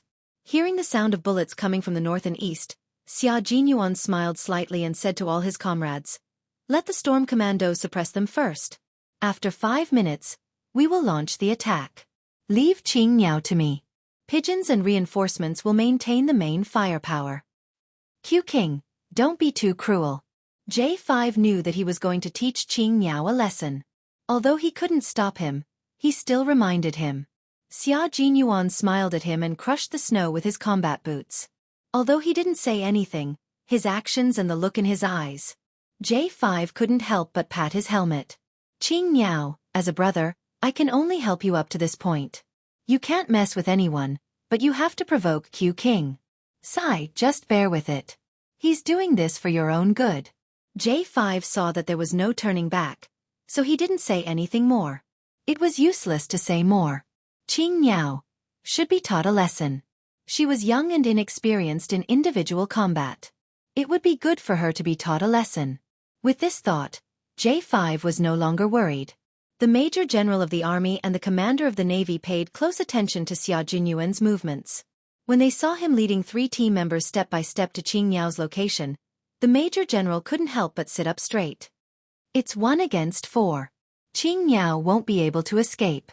The Navy commander sighed softly. Team B had directly raided the command center for no other reason than to capture Qing Niao. It was clear that Xia Jinyuan wanted to meet Qing Niao for real. Major General Liu pursed his lips and said in a tight voice, "Qing Niao's individual combat ability is strong, but she lacks experience. Although she can fight against 4 people, she may not necessarily be captured." Once people saw each other's true abilities, they would no longer treat the match as a competition, but a real fight to the death. The potential of the special forces was limitless, and Qing Niao's potential was even more unfathomable. She might not lose if she fought against 4 people at once. "He's here." Suddenly, the Navy commander's face changed. He stared at the big screen and saw a member of the Snowfield Brigade, codenamed T6, approaching less than 3 meters away from Qing Niao. Yi Qian was covering for Li Jinyan and the others. At this time, she was in the same position as Prawn, who was in a roundabout battle. She was covering for all her comrades, including the machine gunner's reinforcement position. When she saw her comrades moving to attack the side of the wooden house, she suddenly felt like she was being targeted by a ferocious beast. As long as she turned her head, her neck would be bitten and she would die on the spot. "I'm being targeted. You guys focus on fire. Don't worry about me." Yi Qian didn't move immediately. She now needed to take out a machine gun firing point. Since she had already found the target, if she moved now, it would bring destruction to her comrades in front of her. She had no choice. She had to stay where she was and take out the machine gun firing point. Using the infrared laser sight, Yi Qian aimed at a machine gun firing point on the left windowsill of the wooden house. She silently counted how many seconds it would take for the beast to attack her from behind and pulled the trigger. Chapter 1663. Amidst the sounds of gunfire, Yi Qian's single shot was not abrupt. As such, the bystanders would not be able to tell what effect her shot had. Meanwhile, Li Jinyan and the others, who were on the move, could feel that the firepower coming from the wooden house had lessened significantly. Without the suppressive fire from the machine guns, they could move quickly and fight. "Be careful, Qing Niao. Once you get captured, think of a way to escape." Li Jinyan did not change his plan, nor did he deliberately ask Yi Qian to stay behind to provide cover. Before he spoke to Xia Jinyuan, he had already made such arrangements. When Yi Qian, who was rolling in the snow, heard this, she only replied with a simple, "Okay," before cutting off the call. The T6 combatant, who had made a pouncing motion, was just waiting for himself to leap into the air and capture Yi Qian. But who could have expected such a big change to happen in just 3 seconds? Yi Qian picked up her rifle and rolled down the slope. Wasn't she afraid that she would turn into a human snowball? "Nice. Amazing." The Navy commander and the Army's Major General, who were observing the entire process, applauded Yi Qian's calmness. What a wonderful dodge. If she had been 3 seconds slower just now, she would have been pinned down by the T6 combatant. Why does it feel like she knew in advance? Before she fired, her lips seemed to have moved a little. Was she telling her comrades something? After the Navy commander finished applauding, he started to have doubts again. And he realized that every time he saw Yi Qian in action, he would always have countless questions. Actually, the army's major general had as many questions as the navy commander. He also felt like Yi Qian knew that someone was targeting her, so she calculated the time. The second she fired the shot, she held her rifle and rolled away, avoiding the T6 combatants' unarmed attack. If she didn't notice, she would have paused for a few seconds after she finished firing the shot. Then she would have moved to join up with her comrades instead of rolling away from them with her rifle in her arms. The army's major general analyzed the situation carefully. So it's very likely that she has already noticed the danger around her and dodged after she finished firing the shot. That was the only explanation. The Navy commander grabbed the cup and drank a mouthful of tea that was close to the temperature of ice. The coldness swept through his mouth, and when the cold tea entered his stomach, it stimulated his spirit 100 times more. He said, "You really have guts. This is a courage that must be possessed." The Demon King led his troops to attack the wooden house, and as a reinforcement to cover for his comrades, even though she knew that she was in danger, she still had to complete her mission first. Furthermore, Major General Lu thought for a while before continuing. Qing Niao should have calculated the distance between the T6 combatants and how long it would take for them to attack. She should have avoided them immediately after completing the task. Not only are you courageous, but you are also very meticulous. Every time he watched her fight, he could always dig out her strong points. He even felt that watching her fight gave him a sense of invincible and invincible. Xia Jinyuan was right. It was precisely because she was outstanding that she had to be polished. As long as there was even the slightest mistake, she had to be taught a lesson immediately. Otherwise, when the time came, she would harm herself and lose her life because of a small mistake. At this moment, Xia Jinyuan did not smile because of Yi Qian's reaction. On the contrary, his expression became even more solemn. This was because he understood that since Yi Qian was so outstanding, she could not afford to have any mishaps on the battlefield. Otherwise, it would be a great loss to the country and the military. The young major ordered his comrades in a ruthless tone. T6 combatants, fire blanks and force her to come over. Chapter 1664. Yi Qian knew that they were being surrounded and fired blindly from the top of the slope. It was obvious that they wanted to force her into a certain area. She had to think of a way to escape. Escape, Yi Qian, run downhill. Li Jinyan's cold voice came through the earpiece. He calmly told Yi Qian, avoid open areas, run east. The east was sunny, and the trees were more lush than the shady side. There were also more shrubs, and there was also more cover. As long as they entered a complex area, their chances of escaping would increase. Okay, I got it. Yi Qian, who had already gotten up, ran towards the east. As she ran, she did not forget to voice her suspicions. They are coming directly from where I am. Devil King, cut off communications. I suspect that they have a radar tracker. If I don't contact the team, I will definitely still be entangled with them.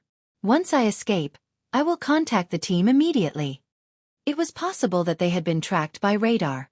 Li Jinyan said calmly, remember, never stay in one place. As you run, think of a way to escape. Cover the distance with your pistols. Don't let them get close. This time, Yi Qian was really fighting alone. It was also her first time fighting alone. Let's see what the final outcome would be. He also did not want to see her captured. At this time, Yi Qian had already cut off communications. As she ran, her brain was thinking at high speed. East, no, I can't run to the east. Everyone knew that the east side was lush with trees. Logically speaking, they would choose to run in that direction. Then, the Snowfield Brigade members would also think the same. In that case, it was very likely that they would ambush her in the east. Thinking of this, Yi Qian did not hesitate and immediately gave up on the east side. Then, she remembered that the Snowfield Brigade still needed to complete the mobile battle with the local troops. They might not be able to send out too many members to capture her alone. There was a wide area and few people. She would have a chance to escape. The east side was not her choice, but she needed to test if there were people ambushing her in the east. She also needed to see how many people were ambushing her. If there were really 3 or 4 people, she had to admit that Captain Xia thought too highly of her. You're running faster than a rabbit. Q King, come down. The T6 directly fired at the ground, and the empty cartridges splashed snow everywhere. After a series of gunshots, Several bullet holes were left in the fluffy snow. When the T6 combatant, who had been chasing after Yi Qian, saw him running east, he slowed down. His reaction was too fast. Just as he rushed over, Qing Miao, who was in the middle of shooting, suddenly grabbed the rifle and rolled down the mountain. It happened so suddenly that he almost fell into the snow. Xia Jinyuan, who was waiting at the front, knew that the little fox was not easy to catch. Because they needed to capture her, they could not directly aim at her and shoot. If they were shot and killed on the spot, it would be meaningless. It had to be a game of cat and mouse. Trying to play petty tricks? She didn't have any tricks up her sleeves. She had to rely on her IQ, reflexes, actions, judgment, and individual combat skills to escape. There was a wide area and few people, so it would be easy for her to escape. But that would depend on whether she had the ability to do so. There was movement in front of them. The hidden pigeons saw a figure running in a zigzag pattern that was not easy to hit. It was followed by the howling north wind. It was Yi Qian. He's coming. Get ready. The pigeon reminded Xia Jinyuan, who was about 5 meters behind her, in a low voice. 10 meters to go, 9 meters, 8, 7, 6. As she counted, she fell silent. A few seconds later the pigeon said anxiously, T6 head south. Chapter 1665. Yi Qian took a detour. Since they were forcing her to head east, she definitely wouldn't allow it. She had heard that there were about 3 people. Captain Xia really thought highly of her. He had sent 3 people to capture her alive. Not the east. Choose the south. The combat map indicated that there was a cliff in the south. As long as she got close to the cliff and used the cliff to hide, she could come up from the north and rendezvous with Demon King Li. Not only could she rendezvous with Demon King Li, but she could also attack the Snowfield Brigade from behind. Be careful of the gun in her hand. It's not a rifle, it's a pistol. Xia Jinyuan reacted faster than the 2 of them. His back was arched, and it was as if he had springs under his feet. He instantly dashed out a few meters. Yi Qian was not pinned down by anyone. There was a combat map in her mind. A topographic map. The body's reaction always followed the brain's orders, and the brain's reaction always led the body to follow. There would never be a time when the brain's reaction and the body's reaction went against each other. This was Yi Qian's reaction and judgment. The combination of these 2 made it so that she did not need to stop to think. She could run, think, and deploy her troops at the same time. Thus, she gave the command center the illusion that she was very familiar with this place. She was so familiar that no matter where she ran, it would be correct and would not lead to a dead end. She has memorized the combat map and topographic map. The Major General whispered to the Navy commander. She can only be so familiar with this place if she memorizes it. Otherwise, she won't be able to find the way out so accurately every time. The Navy commander did not need strong tea to refresh himself. He felt excited just by looking at Yi Qian. Her bright and spirited eyes were reluctant to move away from the screen, for fear that she would miss the highlights if she moved her eyes away. She has seen the combat map and topographic map 3 times in total. If she really wants to memorize them, her memory is quite amazing. Yes, her memory is amazing to begin with. That's why I said that she might not lose in a 1 versus 4 battle. The Major General smiled. Xia Jinyuan wanted to teach Qing Miao a lesson and teach her a lesson. He would have to suffer a little in the early stages. The Major General seemed to have thought of something as a smile appeared on his face. The naval commander, who was so focused on the screen, did not notice that he had seen Yi Qian shake off the T6 and take out his gun to shoot behind him at the same time. This time, she used a pistol instead of a rifle. The T6 was the closest to her, and the pistol's range was shorter. Although the hit rate was lower, the pistol was small and compact and was most suitable for running battles. Shooting at such close range forced the T6 combatant to slow down and seek cover in order to avoid being hit.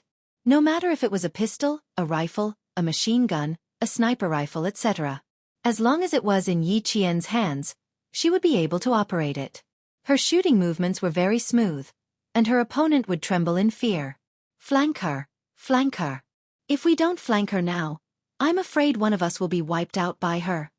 The T6 combatant dodged the bullets and panted, "She's even using the pistols as a rifle." Her shooting was smooth, and there was not much time between each bullet. It was precisely because of this that the T6 combatant was trembling in fear. Xia Jinyuan knew that it would be difficult to capture Yi Qian alive.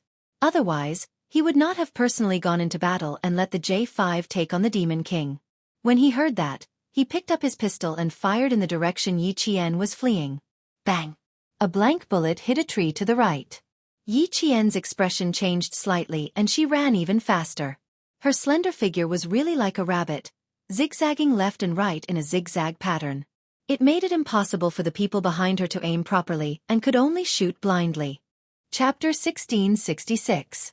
Before the gunshots could fade away, a second, third, and third shot came one after another. Yi Qian, who was already running fast enough, suddenly sped up again. It was as though he had a motor attached to him as he ran. Following that, he looked like a swimmer who had jumped into a swimming pool. His posture was extremely elegant and agile as he jumped over a fallen tree. When he landed, he rolled and hid in the blink of an eye. Take cover. When Xia Jinyuan saw this, he immediately warned the T6 combatant and Pigeon in a low voice. He knew she was going to counterattack. She still had a rifle and a pistol on her. As for the ammo capacity, he did not know. But one thing was for sure. She definitely did not have as many ammo as the three of them. Pigeon and the T6 combatant rolled in the snow to avoid Yi Qian's blind shots. Pigeon, who was half crouching behind a tree, said softly, as expected of Qing Miao.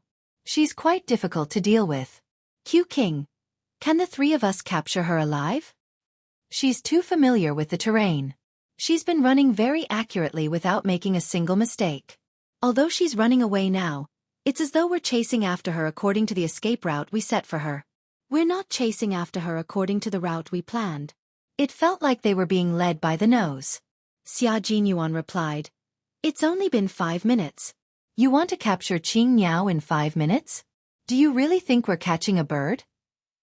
Qing Miao is the predecessor of a phoenix, do you understand? A phoenix is also a bird, the T5 combatant answered in all seriousness. I feel like we're catching a bird, but it's a little difficult. When he said that, Pigeon wanted to laugh but did not dare to. If you want to capture her, I'll give you 10 days off when we get back so you can go chase after your girlfriend. Xia Jinyuan was very generous as he threw out such bait to make the T6 combatant willingly take the bait. He said bravely through his earpiece, Come on, Q King. What can I do for you? Xia Jinyuan did not stand on ceremony. Just move around and suppress her with your firepower. Pigeon and I will attack from the left and right. Don't hold back with your bullets, and don't waste them too much either. Don't end up with a tracer bullet. No problem. No problem. I still have 2 more magazines, so I have enough bullets. The T6 combatant laughed.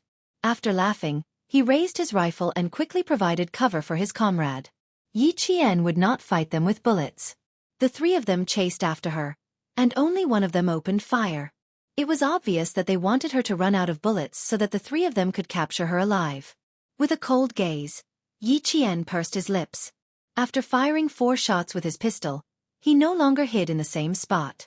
Instead, he carefully moved his body and continued to run.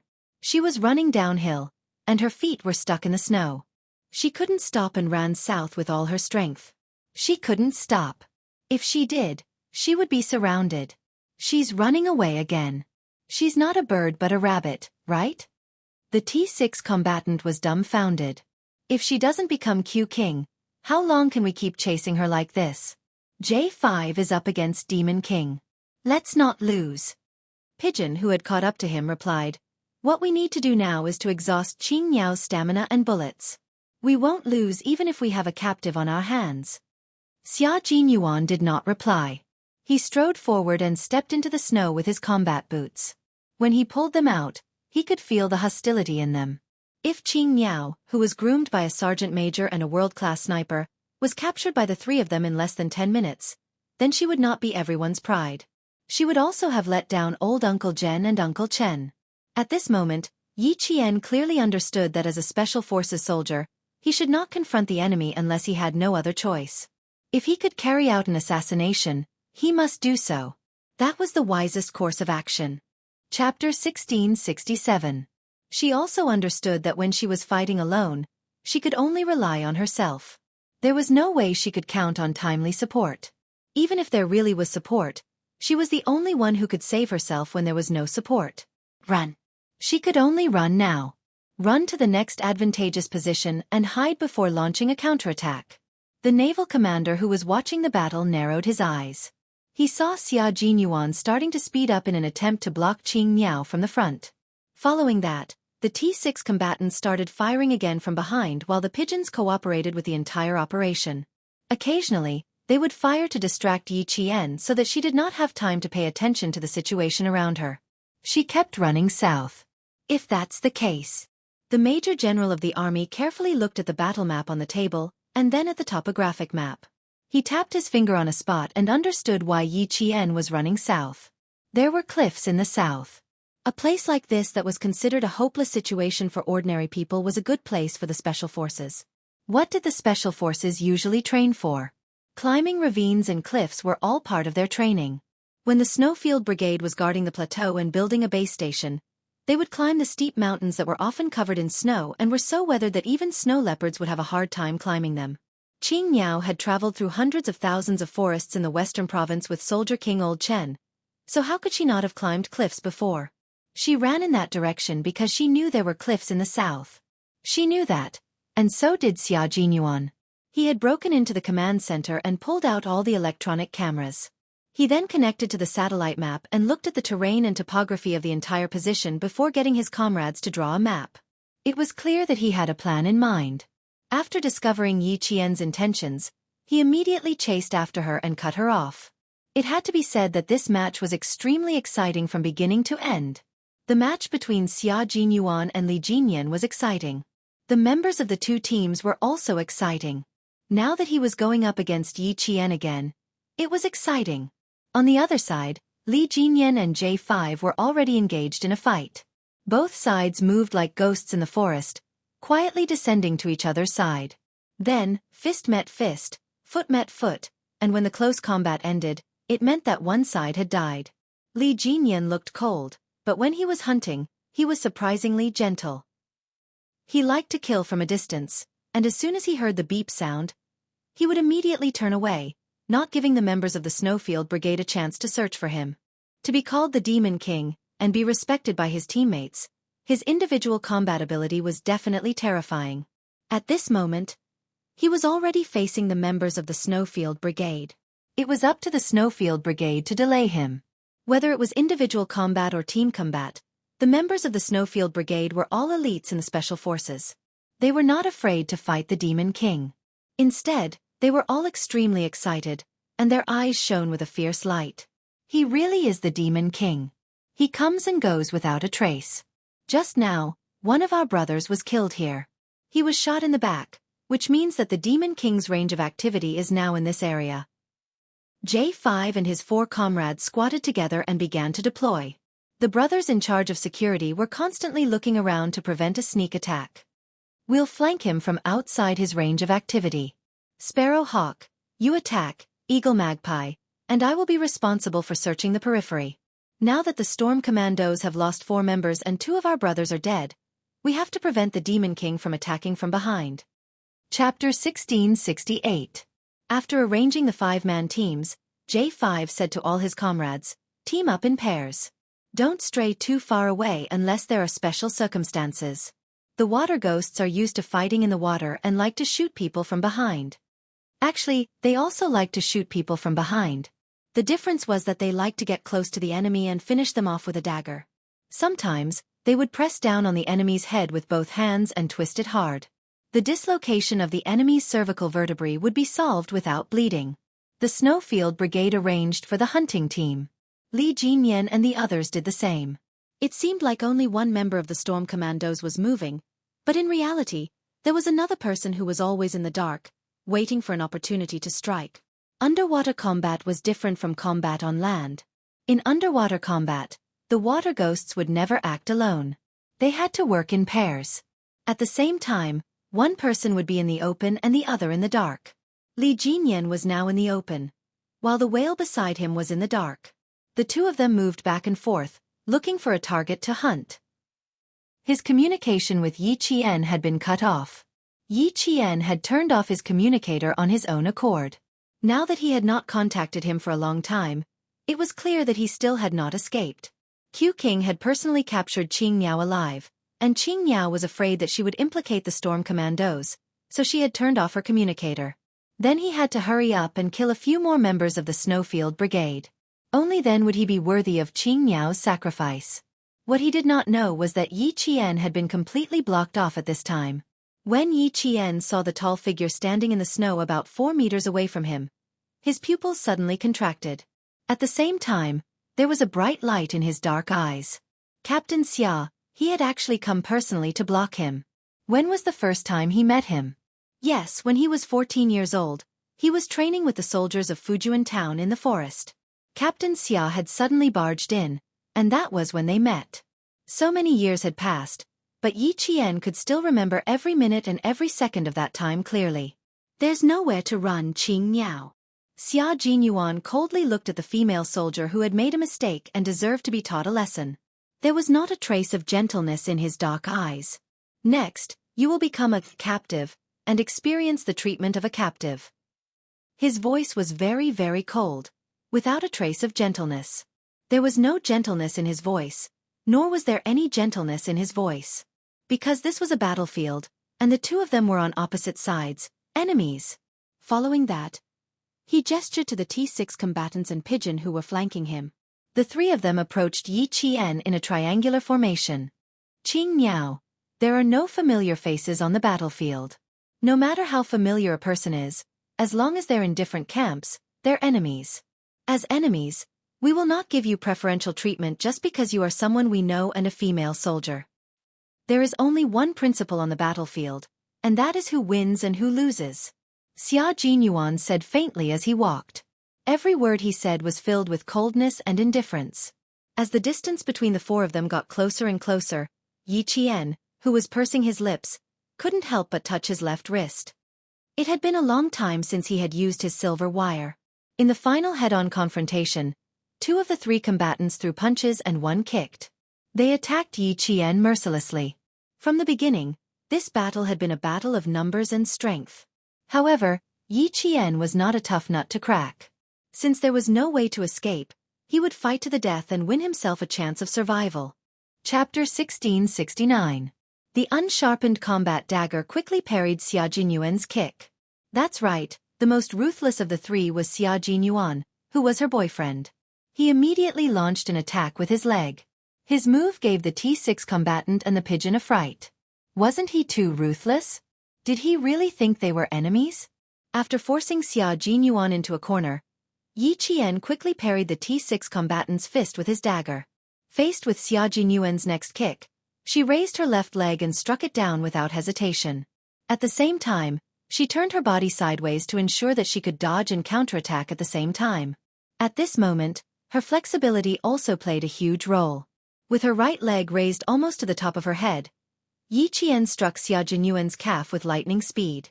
Then she used the force from his leg to turn around nimbly. Just like in a martial arts movie, her entire body twisted strangely to avoid the T6 combatant's fist once again. Xia Jinyuan, who had been kicked in the calf, pursed his lips tightly. When he retracted his leg, he secretly clenched his fist. It was quite painful. The rabbit has turned into a snake. The T6 combatant retracted his fist and attacked again with the pigeon.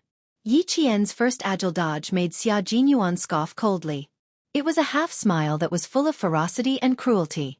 Compared to the wrestling match he had with Yi Qian when he was 14, Xia Jinyuan was not joking at all this time. He used his own fighting style on the battlefield to force Yi Qian closer. Q King, don't be too ruthless. Are you really planning to beat him to death? The pigeon leaned close to Xia Jinyuan and said in a low voice with a frown, We already have the upper hand when it's 3 against 1. Don't you think you're going too far? Xia Jinyuan moved his wrist and glanced at the pigeon coldly. He said indifferently, What's too far? Haven't we encountered a 3 against 1 situation before? Is a real 3 against 1 like this? A real 3 against 1 would be even more ruthless than this. You could even lose your life at any time. What am I too much of? Oh, Qing Niao should be glad that now we are all soldiers of the same country, wearing the same military uniform, and having a competition between brothers. If we were to face off against each other on the battlefield, would it still be like this? Are you here to tell me that it's too much? You'll only be more ruthless than me and try your best to get rid of the target. The T6 combatant's calf was kicked by Yi Qian. The combat boots were quite heavy, and the toe and heel of the boots were very hard. In addition, Yi Qian had been carrying weights on his legs when he was training with Principal Chen. As such, this kick caused the T6 combatant so much pain that his calf bone felt like it had cracked. When he dodged the kick, he saw Xia Jinyuan, who was the first to be kicked, secretly moving his ankle around. The T6 combatant gloated a little. So it turned out that Q King was also in pain. He had thought that he was not in pain. Don't give her a chance to make a move. Feeling that the pain in his calf had subsided a little, Xia Jinyuan reminded his comrades to prevent them from getting kicked by her again. This was also the first time he had experienced the strength of her legs. Once he got kicked, the pain would be unimaginably painful. When Yi Qian heard that, her eyes flickered as she marked the first target as the pigeon. Before the three of them could attack again, Yi Qian, who was holding onto the end of the silver wire, kicked at the pigeon with a murderous aura. In the snow, her figure was as agile as a cheetah as she took the initiative to attack with the ferocity of a beast. Uncle Chen had said that in a desperate situation, the only way to survive was to take the initiative to counterattack. She needed to win a chance of survival for herself, so she had to take the initiative to counterattack. When the pigeon saw this, her expression changed. Chapter 1670. At this moment, Yi Qian had already entered a state of confrontation between himself and the enemy. He was going to use his true abilities to take on 3 people at once. If he had accepted the challenge with the mentality that they were all familiar with each other, the first person he would have killed would have been her. Besides, her target was herself. Feeling a chill in her heart, Pigeon was no longer swayed by personal feelings. At this moment, a hint of a smile flashed across Xia Jinyuan's eyes. Very good. She was able to quickly find a weak spot to attack even when she was surrounded. This meant that she did not panic and had remained calm all this while. In that case, let's see how far she can go. T6, block her path of retreat. The cold and emotionless Major Xia did not even remember that he was still the female soldier's boyfriend. He only had one goal now, which was to teach this female soldier a lesson. Let her remember this lesson. As an all-around ace soldier, how could Xia Jinyuan's close combat skills be bad? Seeing that Yi Qian was using Pigeon as an opening to attack, he threw out a punch to support his comrade. His fist was aimed at Yi Qian's shoulder. Yi Qian ignored his attack and continued to kick Pigeon to the side. While she was dodging left and right, she suddenly grabbed something in her left hand and threw it forward. Something unexpected happened and the battle turned around in an instant. Pigeon felt something cold and soft like silk wrap around the back of her neck. Then she saw Yi Qian tug at it with his right hand. In the blink of an eye, her neck was wrapped tightly by the foreign object. Instinctively, Pigeon tried to pull off the foreign object wrapped around her neck with one hand, but it turned out to be thin and slippery. There was no way she could pull it out with her bare hands. At the same time, Yi Qian's shoulder was punched hard by Xia Jinyuan's fist. Meanwhile, the T6 soldier kicked Yi Qian's knee. The moment Yi Qian, who had been attacked from above and below, let go of the silver wire in his hand, he was knocked to the ground by the 2 Special Forces soldiers. Even so, Yi Qian did not fall to the ground because of the heavy object. Instead, he quickly propped himself up on his elbows and rolled continuously in the snow. I've been taken care of. The pigeon removed the thing that was wrapped around his neck. If Yi Qian had not let go of him when he fell to the ground, he would have been knocked unconscious by this thing. It wasn't to the extent of suffocation. He wasn't that easy to deal with. But if they were on the battlefield, Yi Qian definitely wouldn't let go of the opportunity to finish off his enemy. Xia Jinyuan was a little surprised. Not bad, she could still deal with the pigeons under such circumstances. Not only was she calm, but she also knew how to plan. Not bad, continue, he said in a low voice. He did not wait for Yi Qian, who was covered in snow, to get up. Like a wild wolf pouncing on its prey, he began to attack Yi Qian again. Yi Qian, who had been rolling continuously, was forced into an extremely sorry state by him. When his military boot kicked him in the back, Yi Qian thought he would spit out a mouthful of blood. That kind of pain was even more intense than the pain of getting injured during training. It came at a moment's notice. Even after a long time, he still felt the same pain as when he was kicked. It was as if he had been pressing on the most painful acupoint, and he could not get over it at all. When his brain received the pain transmitted by his neurons, Yi Qian's cerebral cortex was so tense that even wearing a helmet felt like it was a hindrance. It had been 27 minutes since he was discovered. T6 and Xia Jinyuan attacked Yi Qian from the front and back. Both of their fists and thighs landed on Yi Qian's body. They were not randomly hitting and kicking him, but they were all very skillful. Yi Qian couldn't even remember how many times he had rolled in the snow. Every time he rolled and stood up, he would grit his teeth and fight back with all his might. Still not going to admit defeat? Xia Jinyuan asked with a smile. His fist was aimed at Yi Qian's face. Little fox, you dare to use your own life to test Bai He. Now, do you still dare to use the same trick to test her? Chapter 1671. Admit defeat? Yi Qian, who was enduring the excruciating pain without making a sound, sneered. Admit defeat? She had already lost completely in her previous life. In this life, she could forget about admitting defeat, much less lowering her head. She had already been entangled with them for nearly half an hour, so she did not know how the Infernal was doing.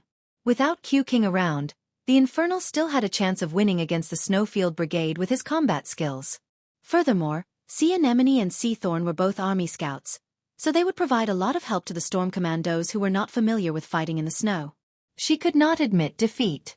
The Infernal's hunting operation was not over yet. She had to do her best to pin down Q King and give the Infernal more hope of defeating the Snowfield Brigade. She had to think of a way to pin down Q King while also trying her best to get away. Tilting his head, Yi Qian crossed his arms to block Xia Jinyuan's fist that was swinging at his face. He replied with a ruthless expression, "No." Then he raised his leg and kicked at the Infernal's lower abdomen at lightning speed. This kick made the T6 combatant feel pain for Xia Jinyuan. There was a thin diaphragm between the abdomen and the chest. Anyone who knew how to fight knew very well that as long as the opponent was hit there, he would definitely be rolling on the ground in pain. Moreover, Yi Qian's kick was quite strong. He had probably specially trained to make up for the lack of strength in his arms. If it were not for their thick skin and thick flesh, their bones would have been fractured by this kick. After Q King took such a kick, the T6 combatant felt like his teeth were going to ache. How painful would that be? Fortunately, he only staggered a few steps. He shrugged his shoulders in a very masculine manner and twisted his neck. Without any hesitation, he raised his leg again and kicked at Yi Qian. It was fine if he did not admit defeat, but he had to admit his mistake. He had to take a good look at what a real battlefield was like. What a real fight to the death would be like. Xia Jinyuan's thin lips curved into a smile as he stared at the pair of dark eyes that were glowing with a strange light. However, the coldness in his eyes did not subside at all as he stared at Yi Qian viciously. "You're so beautiful, so good, and so stubborn. How could you make such a low-level mistake?" When he thought of Yi Qian's previous mistakes, Xia Jinyuan's gaze turned even colder. He gestured to T6, and the two of them attacked Yi Qian from the front and back again. When T6's fist and Xia Jinyuan's right leg landed on Yi Qian's body, the pigeons who were watching the battle from close range pursed their lips and couldn't help worrying for Yi Qian. Sitting in the command center, the Navy commander and Major General of the Army held their breaths. They were all waiting to see how Yi Qian would escape from this hopeless situation. But this time, it would be difficult. Both of them had used their full strength. If she wanted to escape again, it would be difficult. Before they could think of the word difficult, the two high-ranking officers suddenly clapped their hands and said in unison, "Good! Beautiful!" Yi Jian had already wrapped her arms around the T6 combatant's waist and inserted her right leg between his legs. Then she abruptly hooked the T6 combatant's left leg and performed a beautiful Mongolian-style wrestling. She actually tripped the T6 combatant. That's right, he really tripped the 1.8-meter-tall and strong T6 combatant. Bam! The two of them fell into the snow together. When the T6 combatant fell, he pulled Yi Qian down with him and shouted at the same time, "Lock it tight!" Yi Qian's dagger, which had never left his hand, was moving towards the T6 combatant's neck. When the tip of the dagger was close to the skin of his neck, an extremely sharp kick came from behind her. Together with the howling north wind, a heavy object landed heavily on her back. Chapter 1672. Xia Jinyuan had kicked Yi Qian in the back again. Yi Qian, who had fallen forward, gasped when the T6 combatant's helmet hit his abdomen. Yi Qian, who was in so much pain that he felt like he had been run over by a car, rolled off the T6 combatant and grabbed a handful of snow with both hands to throw at the head of the black figure who was pouncing on him. At this moment, Yi Qian was in so much pain that his vision was a little blurry. The only thing he could rely on was the north wind to keep his mind clear and not let himself pass out from the pain. The T6 combatant got up from the snow while rubbing his neck. That was close. His throat had almost been slit just now. What a terrifying Qing Miao. Her attack was so vicious. However, when a single soldier encountered such a predicament on the battlefield, they were all thinking of taking out as many enemies as they could. Although Qing Miao's attack was vicious, it had to be this way. Furthermore, Q King was pressuring Qing Miao to make her realize the cruelty of the battlefield. Victory could only be won by relying on actual skills and not by making use of so-called sympathy. How could there be any sympathy when it came to meeting a bullet head-on? There was only a fight to the death. Yi Qian grabbed 2 clumps of snow and threw them over. Other than being blinded by the snow for a second, Xia Jinyuan's speed did not change at all. In fact, he did not even pause for a second. On the battlefield, he was a fearless soldier who fought for victory. His right hand had already grabbed Yi Qian's ankle like a fierce crocodile out of the water biting down on its prey. His handsome face was cold and ruthless as he planned to drag Yi Qian upside down across the snow. Right now, he was telling her very seriously and responsibly what a captive would experience. What would the outcome be if she risked her life to test the waters? Q King is probably angry.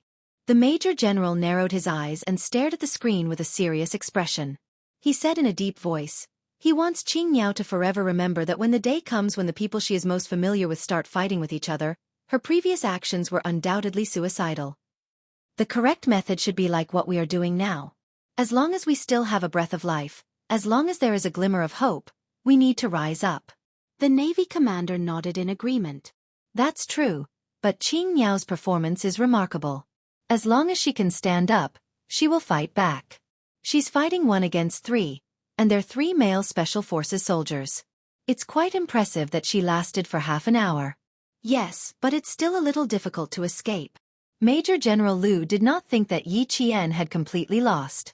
When Xia Jinyuan grabbed her ankle and dragged her along, she was still able to fight back and break free again. It was enough to show how strong her desire to escape was. As long as he didn't admit defeat, he still had a chance to live. The T6 combatant pulled back his fist as he gritted his teeth so hard that a few of his teeth seemed to have cracked. You have no strength, Qing Miao. Gritting his teeth and shaking his hands, the T6 combatant cooperated well with Xia Jinyuan. He either attacked from the left and right, or from the front and back. Although his face and body were aching from Yi Qian's punches, it did not affect the speed of his attacks. Yi Qian indeed did not have much strength left. She could faintly feel her legs trembling in pain. There was no part of her body that did not hurt. The punches to her chest seemed to have knocked her internal organs out of alignment. You can admit defeat now, Qing Miao. Xia Jinyuan, who blocked her way out, spoke coldly. His gaze was as sharp as a sword as he looked at the swaying figure. He said coldly, "This is a battlefield. Do you still dare to stretch your neck out?" Chapter 1673. Little fox, your intelligence should be the great wisdom of strategizing and fighting from thousands of miles away, not the petty cleverness of a villain.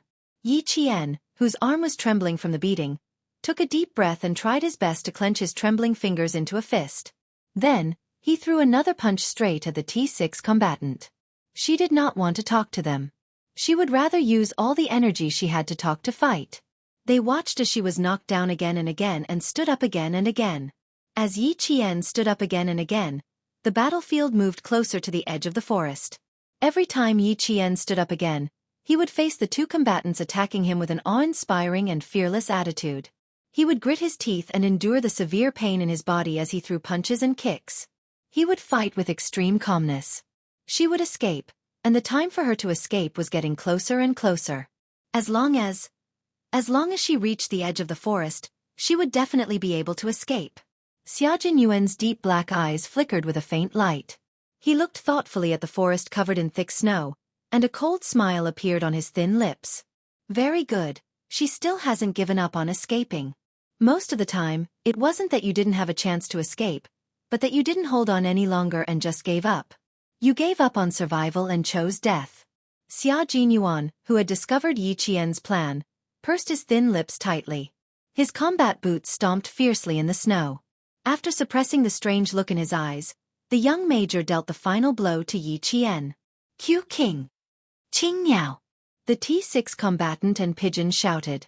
Seeing their familiar figure fly out like a kite with its string cut and fall heavily into the snow, the two combatants' hearts trembled. Pigeon had already run over. Before she ran off, she did not forget to glare fiercely at her captain. Wasn't this a little too ruthless? Even if there was a plan to capture her, it shouldn't have been this ruthless. Q King, are you crazy? The T6 combatant scolded in a low voice. You could have captured her just now, so why did you have to kick her at the end? Aren't you afraid of seriously injuring her? Xia Jinyuan's eyelids trembled as he watched the pigeon run towards the figure that had yet to get up and was about 3 meters away from him. While the T6 combatant was not paying attention, he closed his eyes. When he opened them again, the last glimmer of light in his eyes had disappeared. He looked at the T6 combatant and said coldly, "It's better to be seriously injured by my kicks than to be captured and tortured by the enemy. More than any of you, I don't want to see her seriously injured, and I don't want to see her beaten into the snow and motionless. But I'd rather be the one teaching her a lesson now, not. There was a hint of hoarseness and bitterness in his cold voice. It was low and heavy, like bitter gourd juice and coptis. It was bitter, astringent, sour, and forbearing. It instantly made T6's heart ache. He looked at his captain and then at the figure who had yet to stand up. He loosened his clenched fists and took a deep breath. Can we end this now? Can you take her back now? Was it over? Could he take her back now? Without really capturing Yi Qian, Xia Jinyuan glanced coldly at the T6 combatant and walked forward with his long legs. Qing Niao, Yi Qian. How are you? Are you all right? Pigeon had already run to Yi Qian's side. Just as he was half kneeling and reaching out, his hand froze. Chapter 1674. Only when he crouched down did he realize that Yi Qian was not lying in the snow. Instead, his elbow was propped up against the snow, and his right leg was slightly bent. This was a jumping motion. Qing Niao, she had not given up on running away. Pigeon, you've broken the rules. Yi Qian raised his head and smiled gently at Pigeon, who was concerned about him. As the one who died, you should be standing by the side and watching. It was not the end yet. She could still open her eyes and still had strength in her arms and legs. As long as there was a chance of survival and strength, she would not give up. As a male soldier, Pigeon's face was full of shock. She could still continue at this point. Female soldier Qing Niao, how much more do you have to earn the admiration of the male soldiers? In this second, Pigeon was completely convinced. He was truly convinced. He was convinced by this female soldier, who was even more tenacious than the male soldiers. He was convinced by this female soldier who never bowed her head or admitted defeat no matter what. Pigeon watched as she rushed straight into the forest after completing her jump. From the corner of his eye, he saw a figure rushing into the forest before her. He opened his mouth and slowly closed it. It was not until Yi Qian's figure entered the forest that Pigeon said softly, "Q King is waiting for you up ahead. Qing Niao, you won't be able to escape." When it comes to female soldiers, I'm really only convinced by Qing Niao. She can still escape in such a state. The T6 combatant who was walking over also had a look of shock on his face. He turned his head and said to Pigeon, "Do you admit defeat?" The T6 combatant was already amazed by Yi Qian's tenacious resistance. If he had held off Q King for another 30 seconds, Qing Niao would have been able to escape right under their noses once she escaped into the forest. The dull sound of snow falling could be heard from the forest. Pigeon glanced at the T6 combatant, who had no intention of following her in. He nodded and retreated to the side. Those who died in battle were not qualified to speak, so they could only speak silently in their hearts. Yi Qian, who had fled into the forest, clenched his fists out of habit when he saw the tall figure that suddenly appeared in front of him. Her dark eyes were brighter than the stars in the cold night, filled with coldness. She stared at Xia Jinyuan, who was determined to capture her alive. Now that he had truly encountered him, what were his chances of winning? Yi Qian couldn't answer herself. She only knew that she didn't want to become a captive. She didn't want to fall into his hands. Too slow. You should be like me. In the face of Yi Qian's slow attack, Xia Jinyuan's leg was still as fast as lightning, aiming for Yi Qian's chest. Do you know what it feels like to be surrounded by a single soldier? Just like this, he wanted to escape, but there was nowhere to run. The military boot kicked Yi Qian's blocking arm. Yi Qian, whose arm was about to break, gritted his teeth and stabbed the blocking dagger that had never left his hand. Do you know what will happen to female soldiers if they become captives? Your body will be violated, your mind will be suppressed, and your will be destroyed. They will even make you suspect that you were born a mistake. Xia Jinyuan nimbly avoided the dagger. He wanted to knock the dagger out of Yi Qian's hand, but the dagger brushed past his chin. His skin hurt a little. Although the dagger wasn't edged and wasn't sharp enough, the person who held it used all his strength and used it as a weapon that could hurt people, so it could still hurt people. Xia Jinyuan touched his chin. It was probably bleeding, so it hurt a little. But his chin had been punched a few times by her, so it was fine to let it bleed a little. Qing Niao, how much longer can you hold on? You've used up all your strength. You can't hold on much longer. He was like a cat toying with a mouse, patiently teasing Yi Qian, but his fist was still as fast as ever. It landed heavily on Yi Qian's shoulder. Chapter 1675. Major Xia, the all-round soldier king, took advantage of Yi Jian's staggering steps to grab her shoulder with one hand and lift his long leg. His hands and feet cooperated perfectly, and all of a sudden, Yi Jian fell into the snow again. After a bout of dizziness, Yi Jian, whose entire face was covered in snow, could be said to be in the most embarrassing state she had ever been in. It was also the most miserable time she had ever been in. In your current state, do you still have any way to escape from my hands? Are you trying to use your little tricks? Xia Jinyuan, who had thrown Yi Jian into the snow, looked at her coldly. He pursed his thin lips into a straight line and said, "On the battlefield of life and death, do you think your little tricks will work?"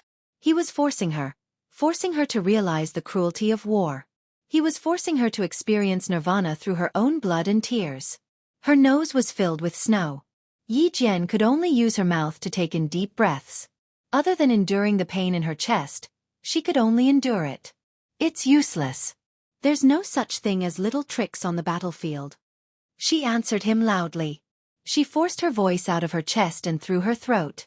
It tasted like blood as she answered him. Her answer was not the end. The torture continued. Sensing the hostility and anger emanating from him, Yi Qian knew that this time, Xia Jinyuan was determined to teach her a lesson. In the past, he had seriously and responsibly told her that they were lovers and comrades in arms.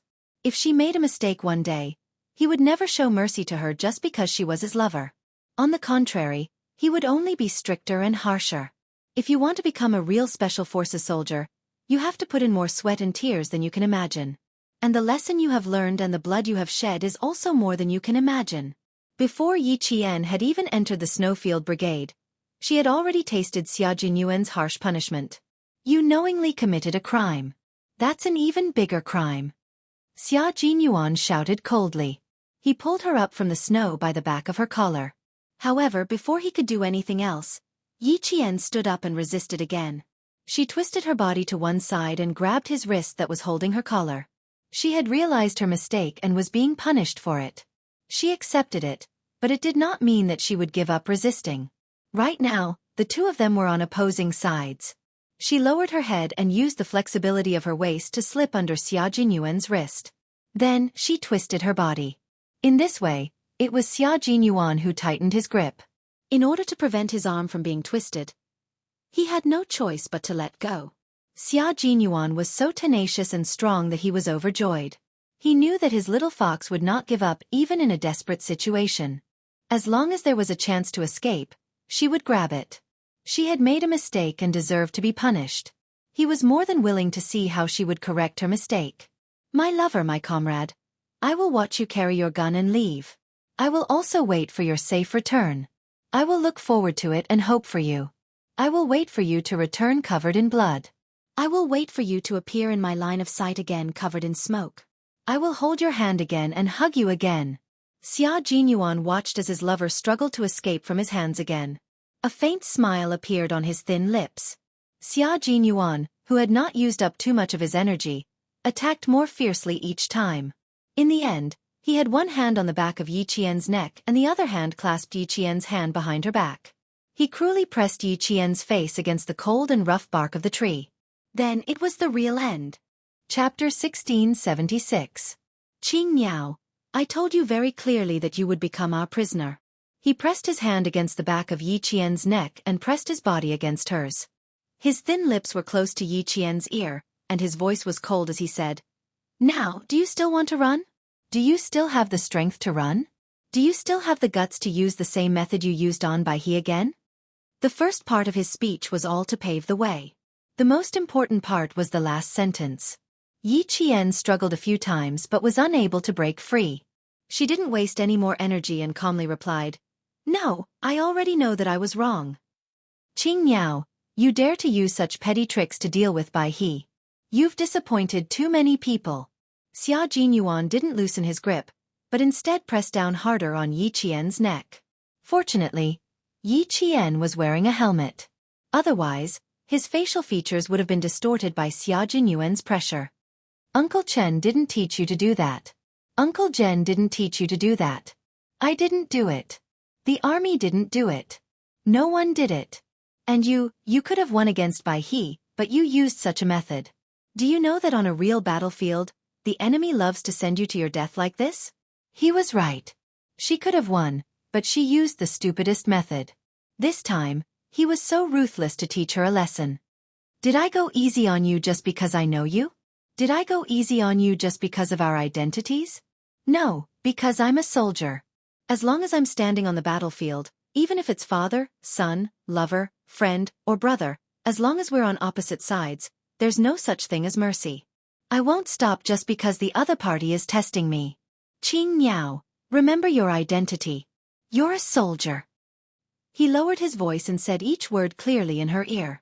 Yi Qian, whose face was in pain from the abrasion of the tree bark, closed his eyes tightly and took deep breaths rhythmically. That's right, when one day the people who were most familiar with each other became enemies, there would be no mercy. There would only be a fight to the death. Yi Qian's chest heaved up and down rapidly as he gasped for air. The cold wind that poured into his dry throat was like a knife scraping through his eyes. His throat was tight with pain. He quietly listened to Yi Qian's lecture and humbly accepted such a strange criticism. Bring out the ruthlessness you showed to your enemies. Major General Lu pressed down on the rim of the teacup with one hand. He used a little too much force, and the rim of the teacup was imprinted on his palm. Qing Miao's resistance is admirable. She persevered in spite of all setbacks, which is what a soldier should have. At this time, even the technical staff's gaze fell on the tenacious and unyielding slender figure. Really? Good job. Soldiers should be like this. Yi Qian did not know that her resistance had once again won the favor of the high-ranking military officer. She was calculating the time quickly in her mind.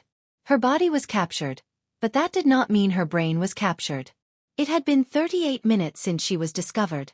The devil should be progressing smoothly. Unfortunately, she could not delay any longer. There was still some time before the end of the competition, and her physical strength was basically exhausted. For the time being, there was no way she could escape from Q King. If she did not want to become a captive, she could only rest and observe the situation. If there was a chance to escape, she would definitely seize it. You're now a captive, Qing Miao. Enjoy the treatment of being a captive. After he finished lecturing, Xia Jinyuan used a rope to tie Yi Qian's hands from her shoulders to her wrists. He then tied a dead knot to prevent her from removing the rope and leaving. After he finished, he deliberately walked in front of her and turned on the searchlight on his helmet. Looking at the palm-sized face with bruises on the corners of her mouth, his slender fingers secretly clenched. Chapter 1677. Yi Qian also saw the man standing in front of him clearly. His face was also bruised. The corner of his mouth was bleeding from her attack, and the corners of his eyes were also bruised. Seeing him in this state, there was no doubt that he was in the same state. Q King, are you planning to wait here for the higher-ups to finish? Yi Qian looked at him and calmly reminded him. There's not much time left before the battle ends. Fortunately, he was still in good spirits after being beaten up like this. Xia Jinyuan slowly loosened his clenched fists. Then, his thin lips curved slightly into a ferocious smile as he pushed Yi Qian out. His face was already so bruised and swollen. His body was probably even worse, especially since he had not held back at all when he kicked him. Not only was his face bruised and swollen, it was definitely purple. His heart ached. Of course it ached, but he had no other choice. She dared to risk her life. How could she be so reckless? She was so reckless. Training hard was not just for you to go into battle and kill the enemy. You had to come back safely. When the T6 combatant saw that Q King's aura was so low that it was almost at the point of explosion, he could not help but mutter in his heart. He had already caught him, so why was he still so low? He carefully went up to him. Can we go back now? The T6 combatant quickly glanced at the tied-up Qing Niao out of the corner of his eye, and felt a little pain in his eyes. Qing Niao was so good at running. Qing Niao was so good at running. Qing Niao was so good at fighting. Something serious had almost happened just now. Fortunately, Q King had noticed it in advance. What do you think? Xia Jinyuan glanced at the T6 combatant fiercely. You've been out for 35 minutes. If you still don't come back, are you going to let the Devil King annihilate all of us? The original plan was to finish off Yi Qian within 30 minutes and then go back to support his teammates. But now, Xia Jinyuan narrowed his eyes slightly and glanced at Yi Qian. His handsome face was cold. Major Xia could not help but purse his lips again. This time, she wasn't angry because of Yi Qian's mistake. It was time to feel sorry for him. The Snowfield Brigade's wonderful captive plan ended. The Navy commander took off his hat, touched his head several times and sighed. It's already very good. It's already very good to be able to hold on for 35 minutes. Fighting 1 against 3 and lasting for 35 minutes was the best a male soldier could do. That's right. There's still time before it's over. Although Qing Niao has been captured, she won't admit defeat. As long as she has the chance, she will definitely think of a way to escape. After the Major General finished speaking, he instructed his secretary, ask the accompanying military doctor to get ready. Once we're done, we'll immediately examine Qing Niao's body. Xia Jinyuan had never been merciful when teaching his soldiers a lesson. Now that Yi Qian had made such a serious mistake, he was even more merciless. The last few kicks were ruthless.